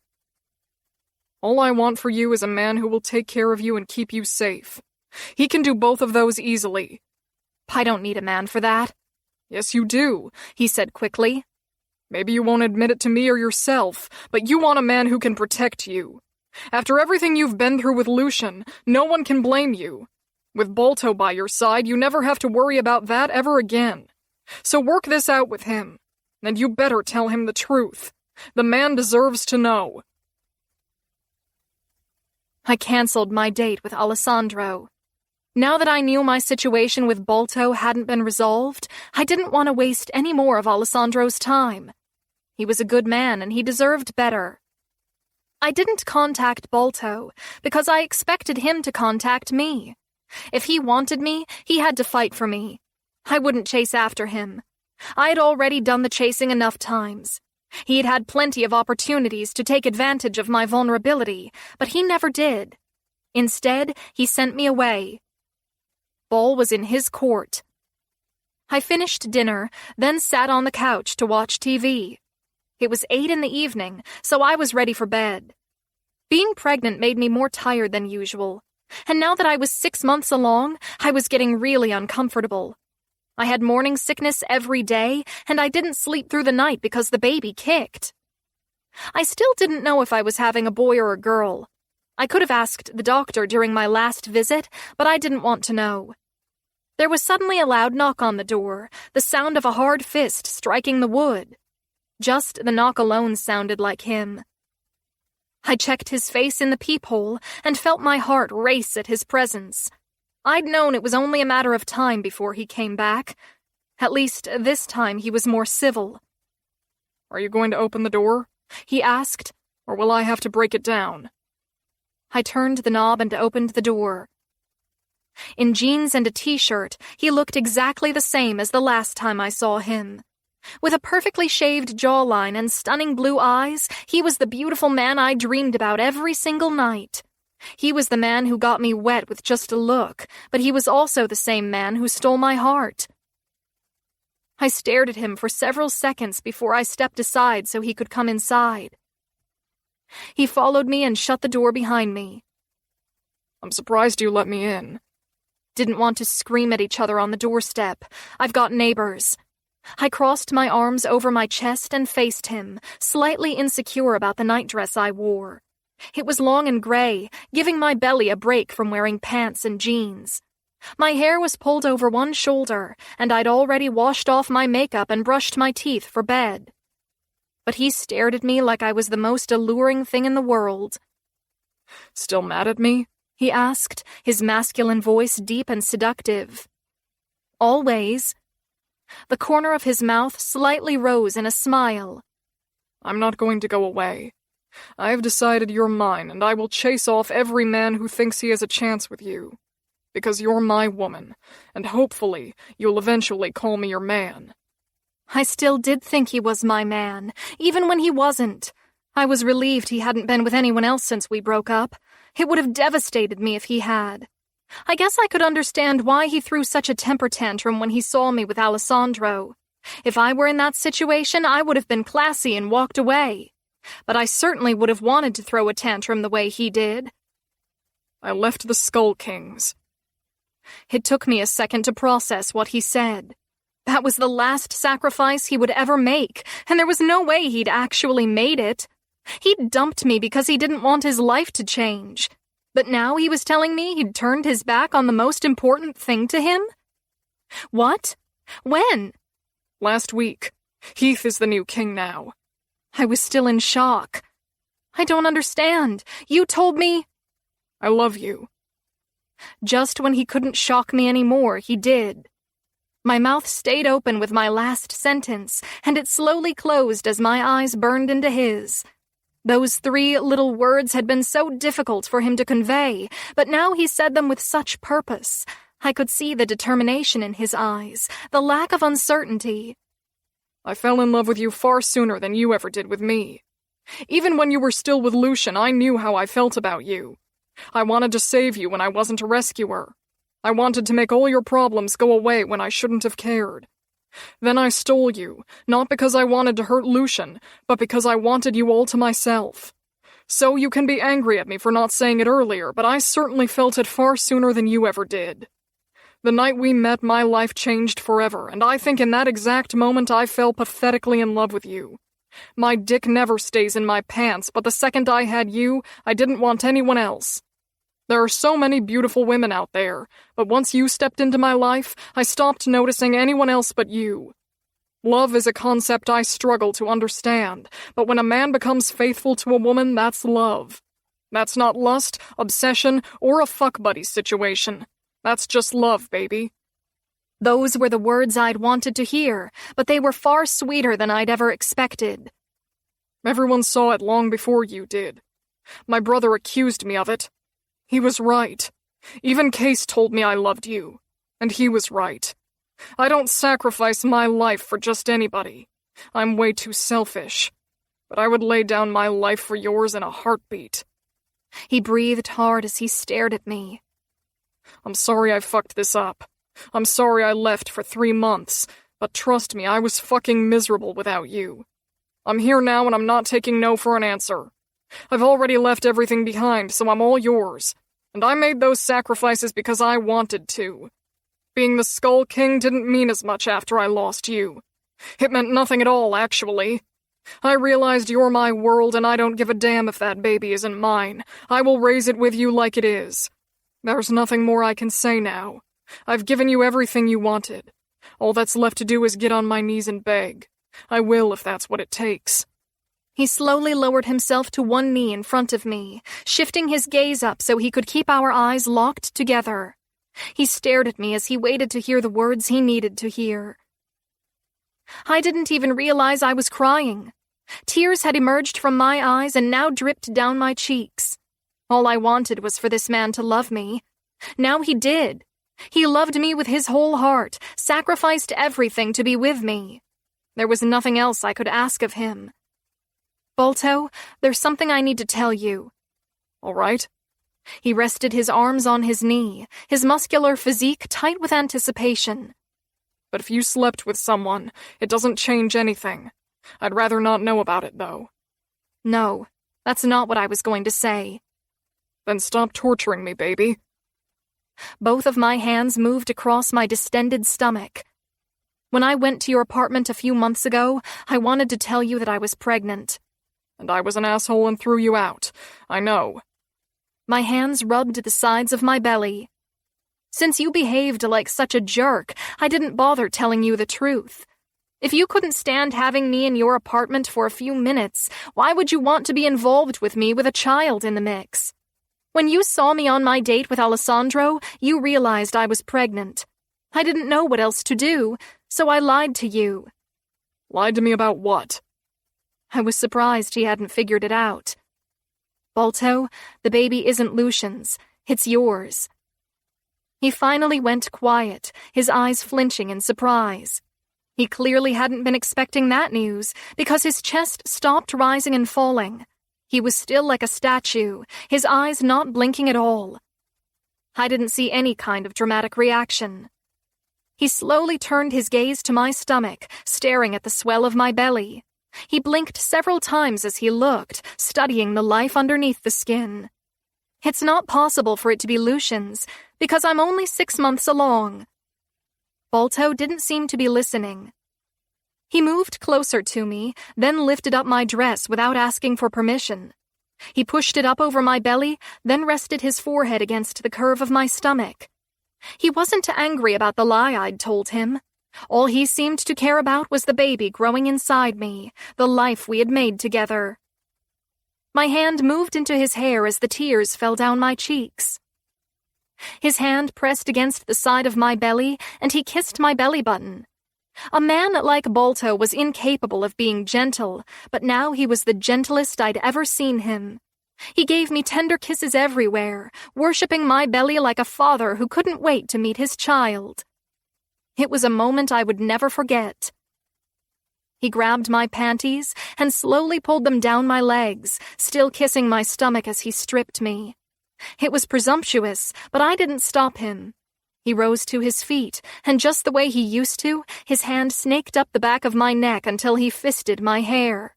His lips moved to mine, and he kissed me hard, a direct contradiction to the gentle kisses he gave my stomach.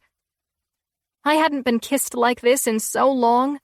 I'd missed it so much, fantasized about it every night when my hand was between my legs.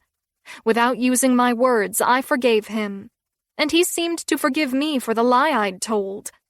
My hands moved underneath his shirt and felt his rock-hard abs and powerful chest. I'd missed feeling this man, missed feeling his protective weight on top of me. My lips moved with his, and I breathed into his mouth, falling in love with him all over again. He pulled the dress over my head, then paused our kiss to look at me. His eyes immediately went to the necklace that plunged between my breasts, the necklace I hadn't removed since the day he'd given it to me. His eyes studied it for a moment before they moved farther down, looking at my tits with stark lust. Baby, I've never wanted you so much in my life. He pulled his shirt over his head, revealing muscles that were even more ripped than before. I felt insecure with my large stomach and the other changes my body had gone through. I hadn't felt sexy since the last time we had been together. But all my self-doubt disappeared when he looked at me like that, like I was the only woman he wanted. He backed me up into the hallway until we found my bedroom. He unbuttoned the top of his jeans, then pushed everything down, revealing a monster cock that was thicker than a pipe. He was rock-hard and eager, aroused by my belly rather than deterred. It had been 3 long months since I'd been with a man. That felt like an eternity, especially when Balto was the last man I'd slept with. Alessandro was a great guy, but he would have been a disappointment in the sack simply because no one could compare. Balto moved onto my bed and held himself on top of me. He already knew how he wanted to take me because he pinned his arms behind my knees and parted me wide. My belly was against him, but it wasn't big enough to make this angle impossible. He pointed his head toward me, then slid deep inside, pushing through my wet tightness. He closed his eyes and groaned as his dick became saturated with my slickness. Jesus fucking Christ. He stopped when he was balls deep. My hands slid against his chest, and I rolled my head back in joy. It felt so good to feel him inside me once again, to love the father of my child, to love the man who loved me in return. He thrust 3 times before he came, releasing a mound of cum inside me that wouldn't fit. He moaned loudly as he reached his threshold so quickly, his face turning red with desire. It always turned me on when I felt this man come inside me.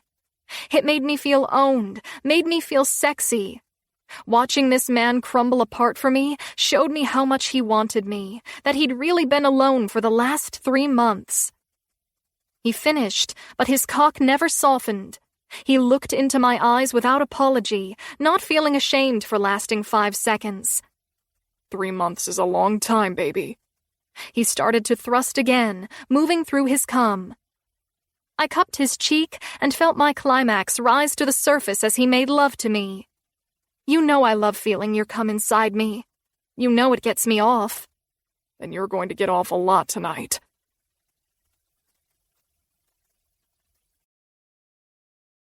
Chapter 31. Balto. When I woke up that morning, I was a new man. I wasn't the ruthless Skull King anymore. I wasn't the man who crushed the skulls of my enemies. I wasn't the man who collected taxes from the criminals I ruled. Now I was just a man with a woman. Not just any ordinary woman, but my woman. I spooned her from behind with my arm just above her stomach. My chest was pressed against her small back, and every time I breathed, she breathed too. When I woke up, my hand moved to her stomach, and I felt the sign of life underneath my fingertips. My fingers brushed over her soft skin, unable to believe we'd made this little person together. I never asked her how it happened because it didn't seem to matter. Women got pregnant from sex, and we had a lot of sex. My face rested against her soft hair, smelling the scent of her shampoo and perfume mixed together. I hadn't woken up like this in 3 months, sexually satisfied with my woman beside me. It nearly felt like a dream. I wanted to wake her up so I could fuck her again. All the rounds we enjoyed last night simply weren't enough. I never knew how sexy a pregnant woman could be. The second she told me the baby was mine, I was so hard I thought my dick would rip through my jeans. All her curves drove me crazy. The way her stomach made her waddle was sexy. Knowing she was so uncomfortable because I'd made her that way turned me on for inexplicable reasons. I'd never wanted kids, but I was so relieved when she told me the baby was mine. That meant I would be a father. That meant I would have to raise a son to be a man or raise a daughter to be a lady. Who could fight like a man? I would spend my days in a house somewhere, having more children with her in peace and quiet. It had sounded boring at first, but now I was grateful I got to experience it. Money stopped being important. My ambition completely dried up. There was no more bloodlust either, not with Lucien gone. Everything else seemed pointless, especially when I stopped caring. The only thing I cared about was there with me, my woman and my baby. I let her sleep because I knew she needed to rest. Otherwise, I would roll her over and fuck her whether she was ready for it or not. I slipped out of bed and made my way down the hallway. I didn't have any clothes there, so I pulled on my boxers and stepped into the other bedroom. It was the baby's room. With a wooden crib in the center and a dresser stacked with diapers, it was the place where she'd imagined raising this kid on her own. There was a box of toys in the corner, and the drawers were filled with baby clothes, unisex outfits with tiny socks. Standing in that room made me realize how real this was. In 3 months, I would be a father. I heard her footsteps a second later. Practically running, she headed to the bathroom and opened the toilet lid. Then I heard her vomit. Must be morning sickness. I joined her in the bathroom and watched her lean over the toilet. I came up behind her and pulled her hair back so she could get some air on her face as she puked up her dinner. Naked and on the floor, she gripped the bowl and breathed through the nausea. I felt like shit for not being there for the last 6 months. I should have been holding her hair back every morning. I should have been the one to set up the crib. I should have been the one who bought all the diapers. Someone carried furniture into her apartment, and that should have been me. But I'd missed all of it. I'd missed the doctor's appointments. I'd missed her moments of fear and doubt. I rubbed her back as I held her hair. When she finished, she sat up and wiped the sweat from her forehead. I didn't want you to see that. Baby, I'm going to watch you give birth. You think a little vomit is going to bother me? It's not sexy. You carrying my baby is sexy. I grabbed a towel and handed it to her. She patted her forehead, then wiped her mouth before she flushed the toilet. I've been getting morning sickness every day since I hit 3 months. The doctor said it's normal. I released her hair and let it blanket her shoulders. Anything I can do for you? Need ice or anything? No, I'm going to take a shower and brush my teeth. I helped her stand up before I kissed her on the forehead. I'll make some breakfast. She chuckled. I don't have anything you like to eat. All I have is the bad stuff. Then I'll cheat for the day. I gave her ass a playful smack before I walked out of the bathroom. I headed into the kitchen and found pancakes, bacon, and eggs. I would never eat any of those things if I had a choice, but since it was a special day, I stopped counting the carbs and fats. I cooked everything on the stove, and by the time I finished, she joined me. With her hair and makeup done, it seemed like she was trying to mask the moment when she'd thrown up in the toilet. Not that she needed to. Wow, that smells good. I set the plates on the table. And you're actually going to eat it. That's a first. I'll make an exception, this one time. I made myself a cup of coffee and sat across from her. She dug into her food like she was starving and not the least bit nauseated. This is good. I cut into my pancakes and tried not to get attached to how good it was. It was definitely better than fish and vegetables. She picked up a slice of bacon and bit it between her teeth. The crunch was audible. She chewed it, then swallowed. Her eyes locked on mine the entire time. Just last week, I was waking up still drunk from the night before. Now I woke up sober and felt good about it. A cup of coffee was in my hand, and the woman I loved stared at me without an ounce of hatred. The second I was reunited with her, I felt better. Much better than I had in 3 months. She finished her breakfast, then absent-mindedly rubbed her hand across her stomach, showing her supernatural connection to the baby. She'd been carrying it every day for 6 months, and there was an obvious bond between them. A bond that I'd missed. You did a good job with the baby's room. Thanks. I assumed Case and Dirk were the ones who helped her do everything, but I didn't ask. I was ashamed it hadn't been me. I'm sorry I didn't tell you. Don't be, I don't blame you. I was a complete asshole when she came to my place. I guarded my heart so fiercely that I lashed out at her to keep her at a distance. I was afraid I would get her in my bed and we'd be screwing like rabbits.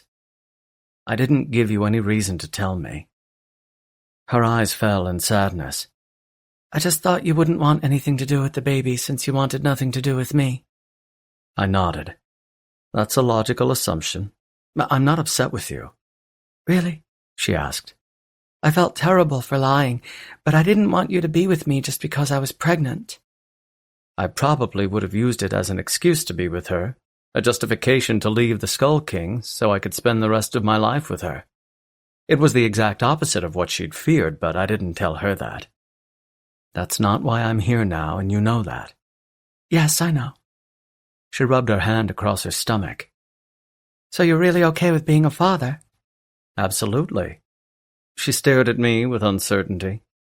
Well, I'm terrified. There's nothing to be scared of. I'll take care of you like I always do. That's not what I'm scared of. Once I become a mother, my life will be totally different. It will, I said in agreement. But you're going to be a great mother. You know, for not wanting kids, you seem awfully confident about this. I've never been afraid to have kids, I just didn't want them. I've had to pull off some incredible stunts in my lifetime, survive attacks that left most of my men dead. Honestly, raising a kid is easy compared to that. I'll provide for both of you.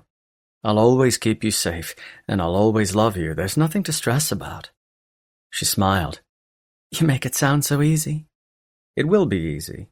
You've always wanted a family, right? Yes, but it's a big responsibility, and I didn't expect you to be so good about it. Because I'd been too busy being an asshole. I have a lot of making up to do. She took a few more bites, her eyes watching me. My brother told me what you did. About Evan. I thought we'd agreed we would keep it a secret. Case must have told her for a reason. Maybe he was trying to convince her to take me back, putting in a good word for me like he said he would. She watched me as if she expected me to say something. He also told me the truth, that Evan betrayed me. I would have killed him, but Case told me you wouldn't want that. I wouldn't. He's a father. It wouldn't be right. But I'm glad I put him in the hospital for a few days. He deserved worse, but I showed him some mercy. She watched me quietly, her eyes shifting back and forth. I don't know what to say. There's no reason to say anything. He got what he deserved. No one betrays my woman and gets away with it. Punishment will always be served, even if it takes a few years. She stared down at her plate without eating. When did you do that? When you started to live with me. That was a long time ago. I told you I've loved you far longer than you've loved me. She raised her gaze and looked at me, beautiful in the morning light that filtered through the window. Her pregnancy gave her a glow so bright that it was undeniable. Pregnancy suited her. So now what? What do you mean? Do you want to live separately? Well, no. She pressed her lips tightly together at my answer. We'll sell this place and move back to my apartment. That doesn't seem like an ideal place to start a family. It's safe.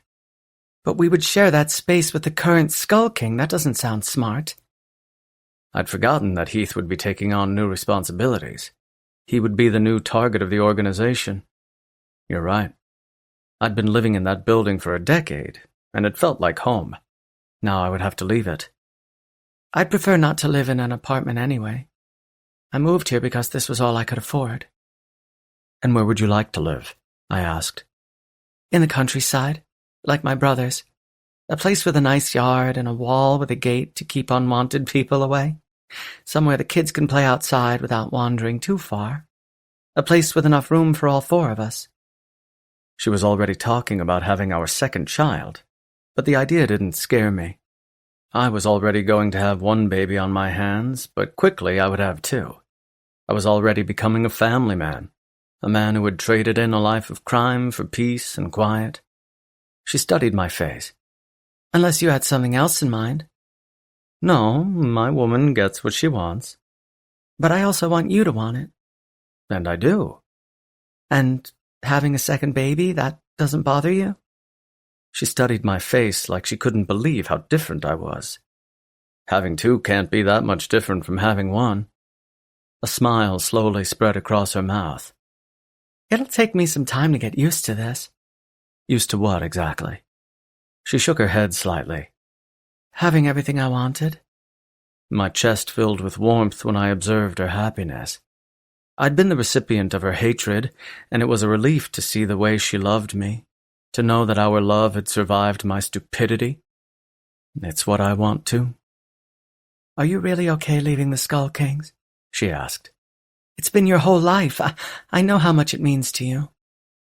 It doesn't mean as much to me as you do. That was the simple truth. It was my whole world before I'd found the right woman. Now it seemed like a tedious job I didn't want anymore. Heath will do a great job. I wouldn't have picked him if I didn't think he could handle it. I just want to make sure this is what you want. It is. Don't ever ask me that again. I had no right to get angry with her, but I didn't want to be accused of lying. If I weren't ready for this, I wouldn't be here. If I weren't going to commit myself 100%, I wouldn't have walked away from everything to be with her. I'm in this for the long haul. I'm in this forever. As long as you're willing to put up with me. Her eyes softened as her hand moved over her stomach. I spent so long without you that it's hard to believe you're here, that this is real. It is real. I looked at the chain around her neck, the necklace she still hadn't taken off. She'd been as committed to me as I'd been to her, even with Chicken Boy in the mix. When are you going to end things with Chicken Boy? She chuckled. His name is Alessandro. My eyes fell into a glare. I don't give a fuck what his name is. I ended it a few days ago. He understood. Now I didn't have to worry about him at all. I didn't appreciate a dog sniffing around my woman, not when I was the wolf that would bite his head off. I guess we can keep living here while we look for a new place. It was our best option at the moment. I wouldn't have my men watching the premises anymore, but I didn't need them. I was more than enough security for the three of us. I would never let anything happen to my woman or my baby. Do you know if it's a boy or a girl? She shook her head. I told the doctor I didn't want to know. It's a boy.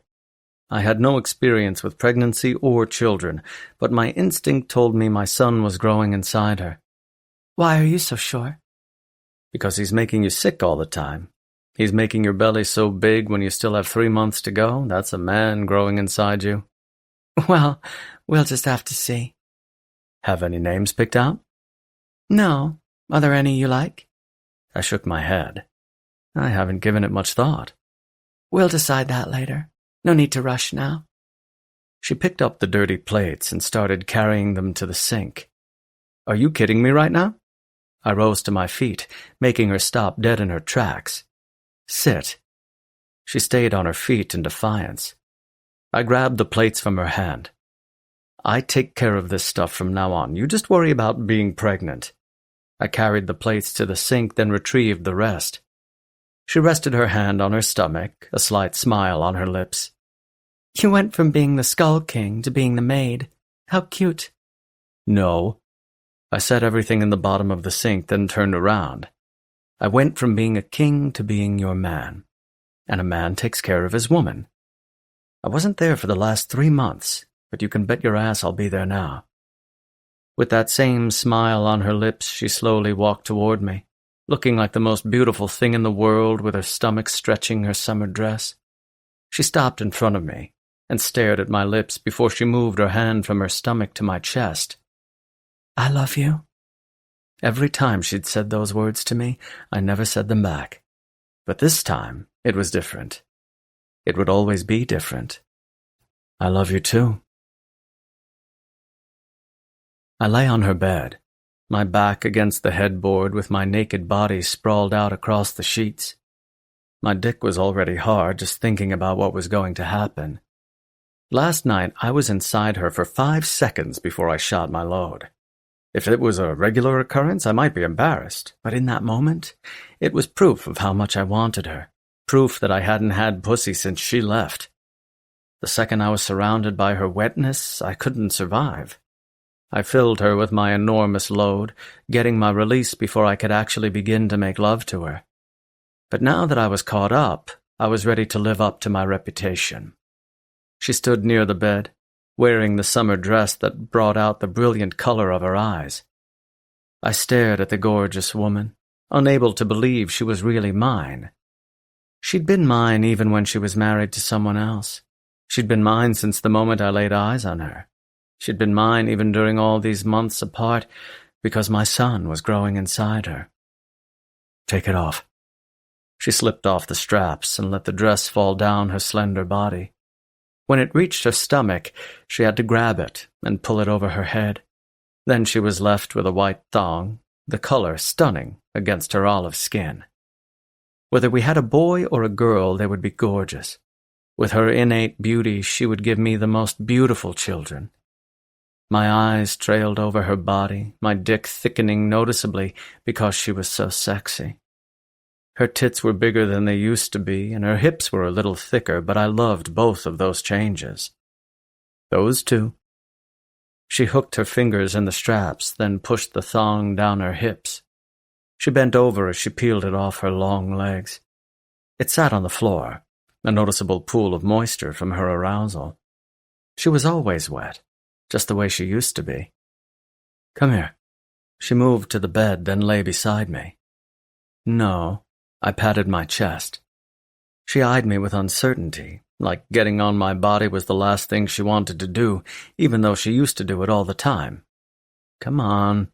I started to tug her toward me. How about you get on top? She wasn't a lazy lover, so I knew there was something bothering her. What is it? I just don't think it would be the most flattering position for me. She moved her hand across her stomach. Baby, why do you think I want you on top? Now do as I say. I took hold of her arm and gently tugged her toward me. She finally did as I asked and straddled my hips. My palms immediately went to her stomach, and I felt the roundness of her shape. My fingers lightly felt the soft skin, wishing I could feel my son's heartbeat. My eyes trailed over her body and enjoyed her beauty, finding every single curve absolutely stunning. I loved her stomach most of all, loved looking at it. It had quickly become a fetish of mine, seeing her pregnant belly. You're fucking beautiful. My hands spanned her belly. She lifted herself up, then sank down my length, slowly getting every single inch inside, until she was sitting on me, her ass on my balls. Her lips parted with a deep breath, and her nipples hardened automatically. Fuck me, baby. My eyes looked at the silver necklace that hung around her throat and reached between her breasts. The diamond was brilliant and flashy, but it couldn't outshine the woman who wore it. Even when she was completely naked, I still owned her, I still blanketed her. She started to rock her hips as her hands pressed against my chest. She used my frame for balance as she leaned forward and dragged her body down my length. My toes curled because her pussy felt so good. Her cunt was the only place my dick wanted to be. Beautiful women had wanted me every night, had wanted to suck my dick just to have a piece of me. But I always turned them down because there was only one woman I wanted. Anyone else would have been a disappointment. My hands didn't migrate to her tits or her other curves. They stayed on her stomach, because it was my biggest obsession. I felt her body slide across my palms as she moved, felt the life under my fingertips. She must have seen the desire in my eyes and dropped her insecurity because she came quickly, closing her eyes and her lips at the same time. She inhaled deeply, practically gasping for air, and then she came with a moan, her hips bucking uncontrollably. It was my job to make her feel sexy, and I was glad I succeeded. My arms wrapped around her body and I pulled her close to me, my face burying itself in her neck. I squeezed her tightly as I dragged my tongue across her skin, as I loved her so fiercely. It felt like the last chance I would get to love her. My dick was so big inside her, but I refrained from exploding, wanting to last until she was fully satisfied with me. I love you, baby. My lips rested near her ear, and I breathed hard as I enjoyed her, feeling my mind and body slip away in passion. She dug her fingers into my hair as her cum surrounded my dick. I love you too.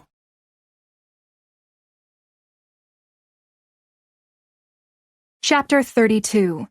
Cassini.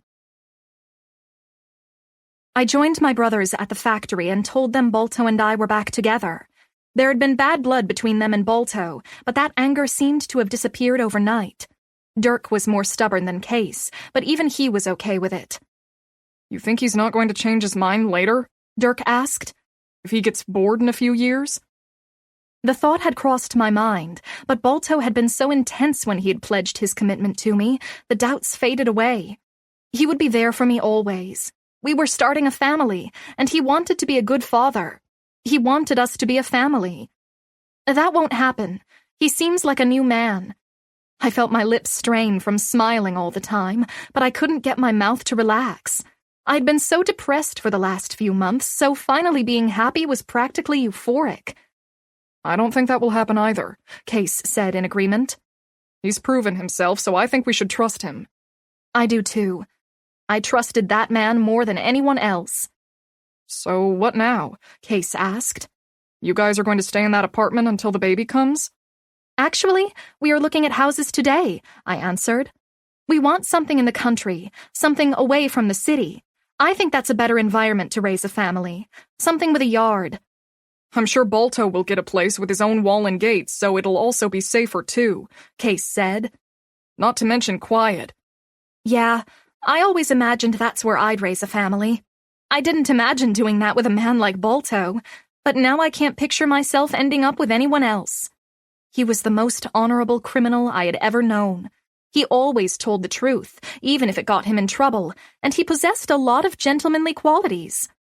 He's a good man, Case said in agreement. I know he'll take care of you. Which is nice because we don't have to worry about it anymore, Dirk said, before he grabbed a piece of bruschetta from the plate in the center of the table. It's like a full-time job. Case gave me a slight smile. It's not that bad. So, are you still going to be working here? I don't think so. I'm getting pretty big, and then I want to stay home with the baby. And then I want another one right away, so I think you can officially cut me out. I'd never truly been a part of the business anyway. You can always come back, Dirk said. And we'll keep giving you your cut, Case said. Absolutely not, I argued. I'm not working here anymore, so there's no reason for me to make an income. You guys are the ones here every day. But Mother and Father left it to all of us, Dirk countered. Well, I'm out, I said. I've never asked Balto how much money he has, but I don't think I'm going to need any help financially. And if we get married eventually, it'd really be pointless. So please, cut me out. Maybe one day if the kids are grown up and I'm bored, I'll come back. But I refuse to be on the payroll for that entire period of time. Case gave a slight nod. I don't know how much Balto is worth, but I would say it's at least a few billion. I couldn't even imagine that kind of money. If he really was that rich, where did he keep all his assets? Did he put his money in the bank like normal people? I'd never asked him about money because it seemed weird. I just assumed he had enough to provide for all three of us. But $1 billion? That was crazy. Well, if the number is even remotely close to that, I don't need this money, guys. I appreciate the offer, but I can't take it. Case exchanged a look with Dirk before he turned back to me. All right, but the offer is always on the table if you change your mind. I know. I smiled before I placed my hand on his. But I'll come visit all the time. Damn it, Dirk said with a sigh. I knew he was joking, so I didn't take offense to it. Balto announced his presence with his deep voice, catching all three of us off guard. Hope I'm not interrupting. I turned to look at the man I loved, the man who had sacrificed everything to be with me. His blue eyes were hypnotic, exotic, like a beautiful ocean secluded in a hidden cove, and he was strong like trees that were hundreds of years old. He glanced at my brothers, but his stare was reserved for me. Not at all. I got to my feet and smoothed out my dress before I walked up to him and rose on my tiptoes. I kissed him on the mouth and felt his powerful arms wrap around my middle. I was just telling my brothers that I won't be working here anymore. Good. He kissed my forehead before he released me and walked over to my brothers. Case stood up and greeted him with a handshake. Nice to see you, man. I eyed my brother in surprise because I never saw him shake hands with anyone. He seemed to have proclaimed peace with Balto permanently. Balto returned the gesture. You too. He shook hands with Dirk as well. We are going to look at houses today. I found one just a few miles from you. I think she's going to like it. I am? I asked, intrigued. Balto ignored me and continued to speak to Case. I'm sorry you won't have your sister around for help anymore. It's all right, Case said with a shrug. She usually complains about everything anyway. I do not, I argued. Balto chuckled. I'd rather her complain about me. There's nothing to complain about on that front, I said quickly. Balto looked at me with a slight smile in his eyes. He turned back to my brothers. Would you like to see the house with us? Case and Dirk exchanged a look, having a silent conversation between them. Case turned back to Balto. Take a look at it first. If you like it, we'd love to see it. All right? Balto turned back to me. Ready to go, baby? Yep. I hugged my brothers goodbye and walked out with Balto's arm around my waist. He opened the door to this truck and helped me inside before he got behind the steering wheel. Then he headed into the countryside where the house was located. With one hand on the wheel and the other on my thigh, he spoke. You're okay with leaving? I'd rather focus on the baby right now. It's not like they can't handle the business without me. They have been doing it a long time. I'm sure they're gonna miss you, though. Maybe, but they'll still see me all the time. His hand squeezed my thigh. They said they wanted to keep paying me, but I refused. They did that the entire time I was with Lucian, and it felt wrong. I'm not doing the work, so I shouldn't get paid. I had to talk them into it, but they finally went for it. Good. You shouldn't be taking their money anyway. Well, it's not really their money. It's a family business. He kept his eyes on the road. I meant you shouldn't be taking anyone's money but mine. I don't know about that either. We're a family. What's mine is yours. Maybe when we got married that would be the case, but for right now I felt like that was premature. I ended the conversation because I didn't want to ask him about the future. He'd given me what I wanted, and even if he never wanted to get married, that was okay with me. Can I ask you something? Anything. It was a beautiful spring day, so warm that it already felt like summer. He wore sunglasses that shielded his eyes from view, adding to his already mysterious persona. Do you think it's a boy because you want a boy? Would you not want a girl?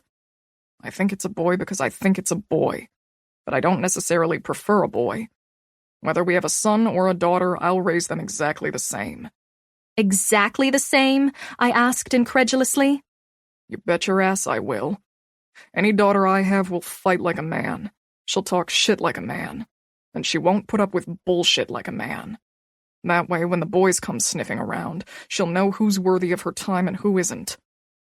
Since that was such a good answer, I accepted it.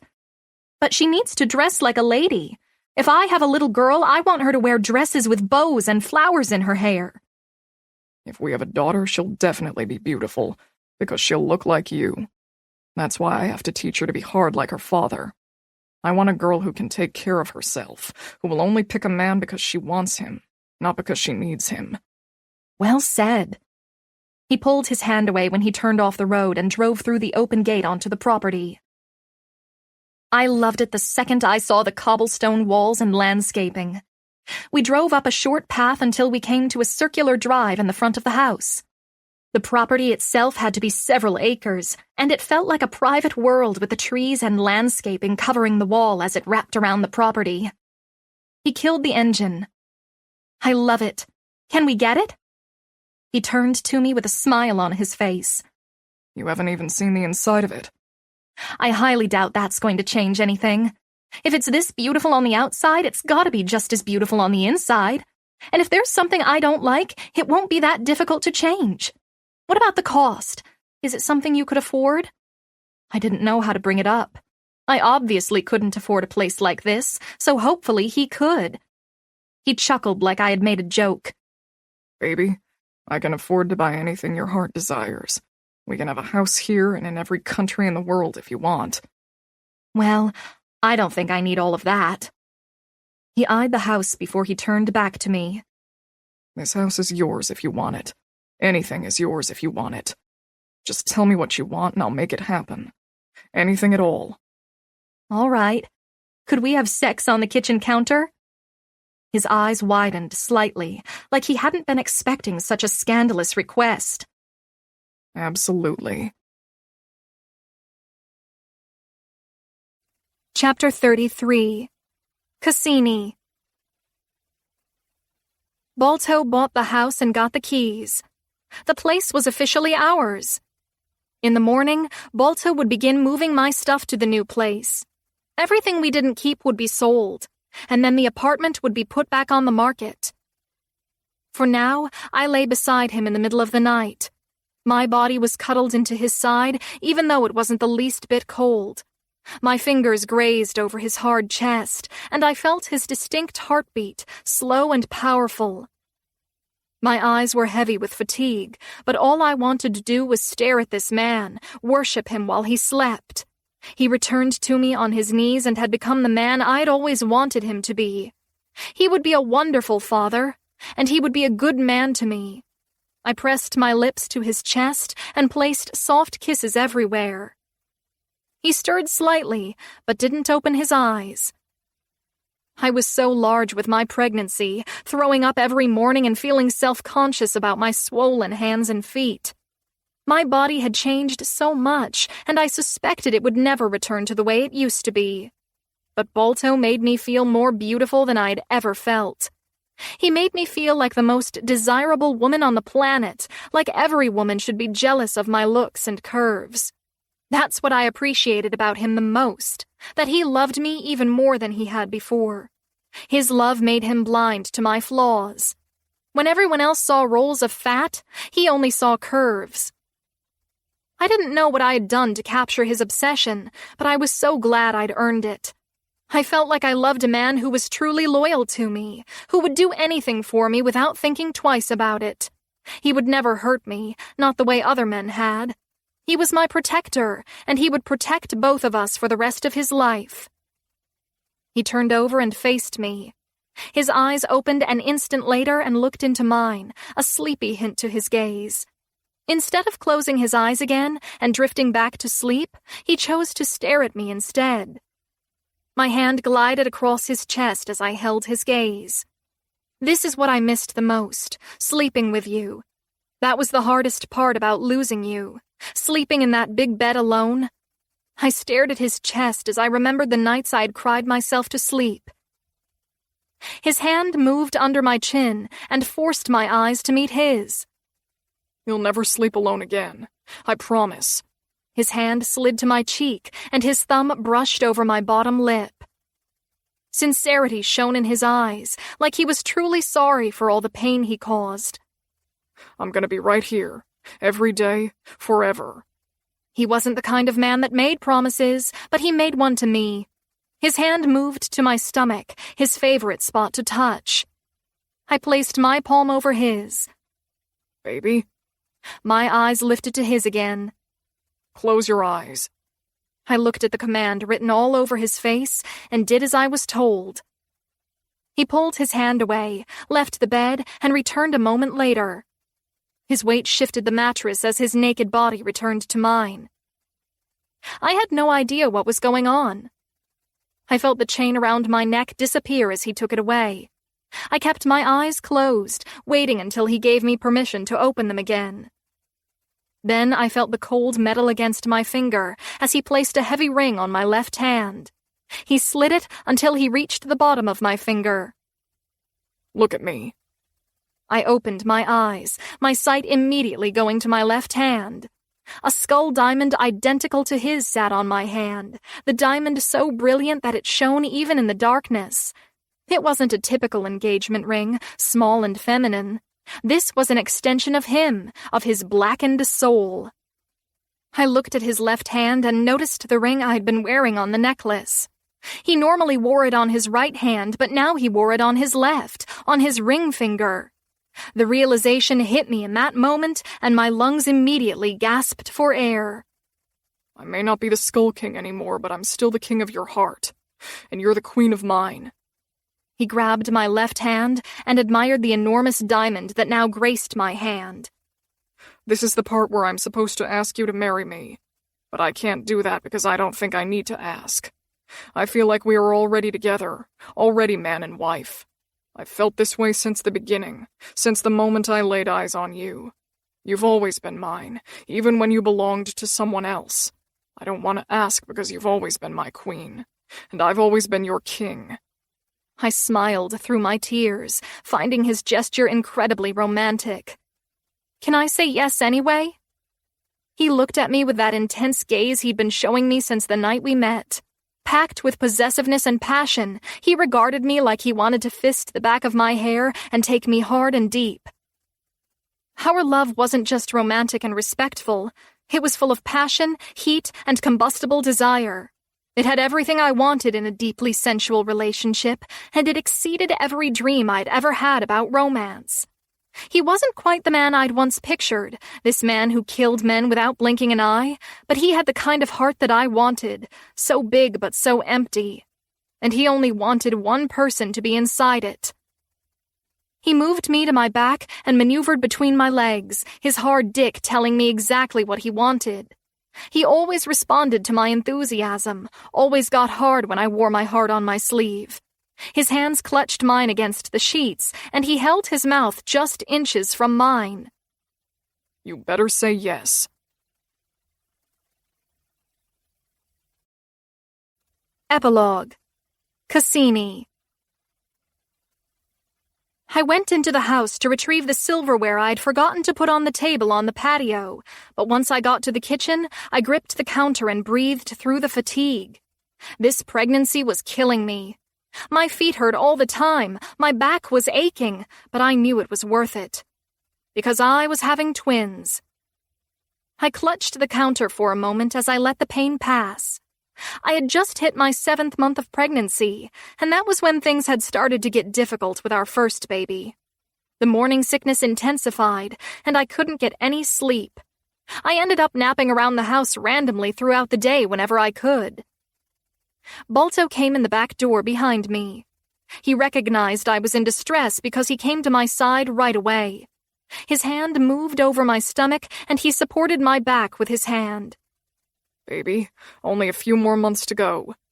I ground my teeth together. "I'm not having any more of your babies." He smiled as he rubbed my stomach. "You say that now." "I'm serious." "You'll feel differently the second you look outside and see your son admiring his birthday cake. Now we have 2 little girls coming, and they'll grow up to be beautiful and smart like you." "I don't know about that. I did marry you." "And that was the smartest decision you ever made." He kissed my temple, then grabbed the forks out of the drawer. "Hold these." I held them in my fist. He lifted me up and carried me out of the kitchen and onto the back patio. "I can walk." "Or I carry you." He carried me across the grass and to the gazebo where everyone was gathered. "It's your son's birthday party and you're being lazy?" Case teased, sitting next to Balto Jr. in his high chair. A party hat was on his head, and he already had food stains all over his special outfit. Balto lowered me to the ground so I could sit in the chair next to our son. "I'm not lazy, I'm just enormous." "Not enormous," Balto said. "You're sexier now than you were the first time." Dirk made a disgusted face. "Saying my sister is sexy is like saying a squirrel is sexy." "Then I guess I think squirrels are sexy." Balto grabbed one of the cupcakes and lit the single candle on top. "My little boy turns 1 today. Crazy how time flies." Heath moved into the chair beside him. "And crazy that you're going to have twin girls running around. Too bad twins run in the family, right?" He nudged him in the side, the 3rd skull diamond sitting on his right hand. "I can handle it." He placed the cupcake on the table in front of Balto. "All right, little man, blow out the candle." He tried to sink his fingers into the frosting so he could wipe it all over his face. I grabbed his hand. "Balto, blow." He giggled, then jabbed his fingers into the cupcake. "All right, maybe next year you'll get a wish."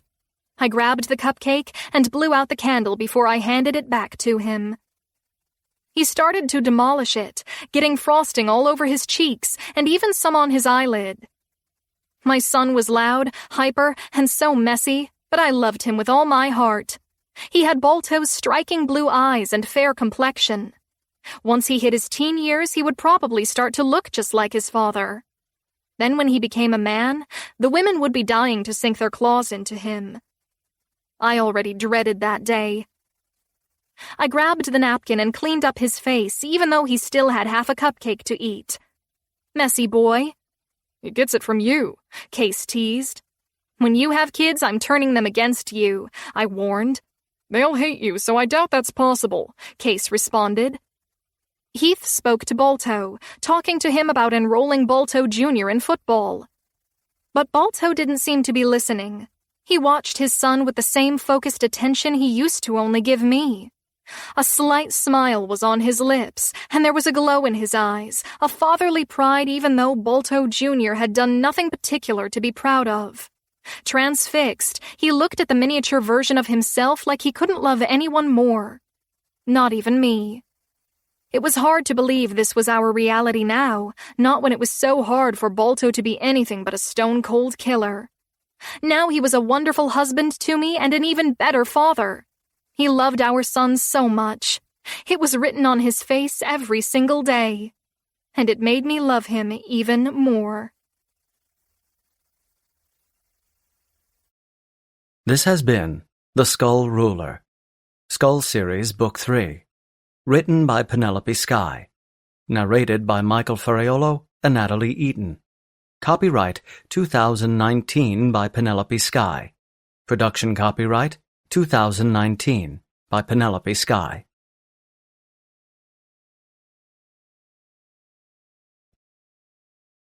Audible hopes you have enjoyed this program.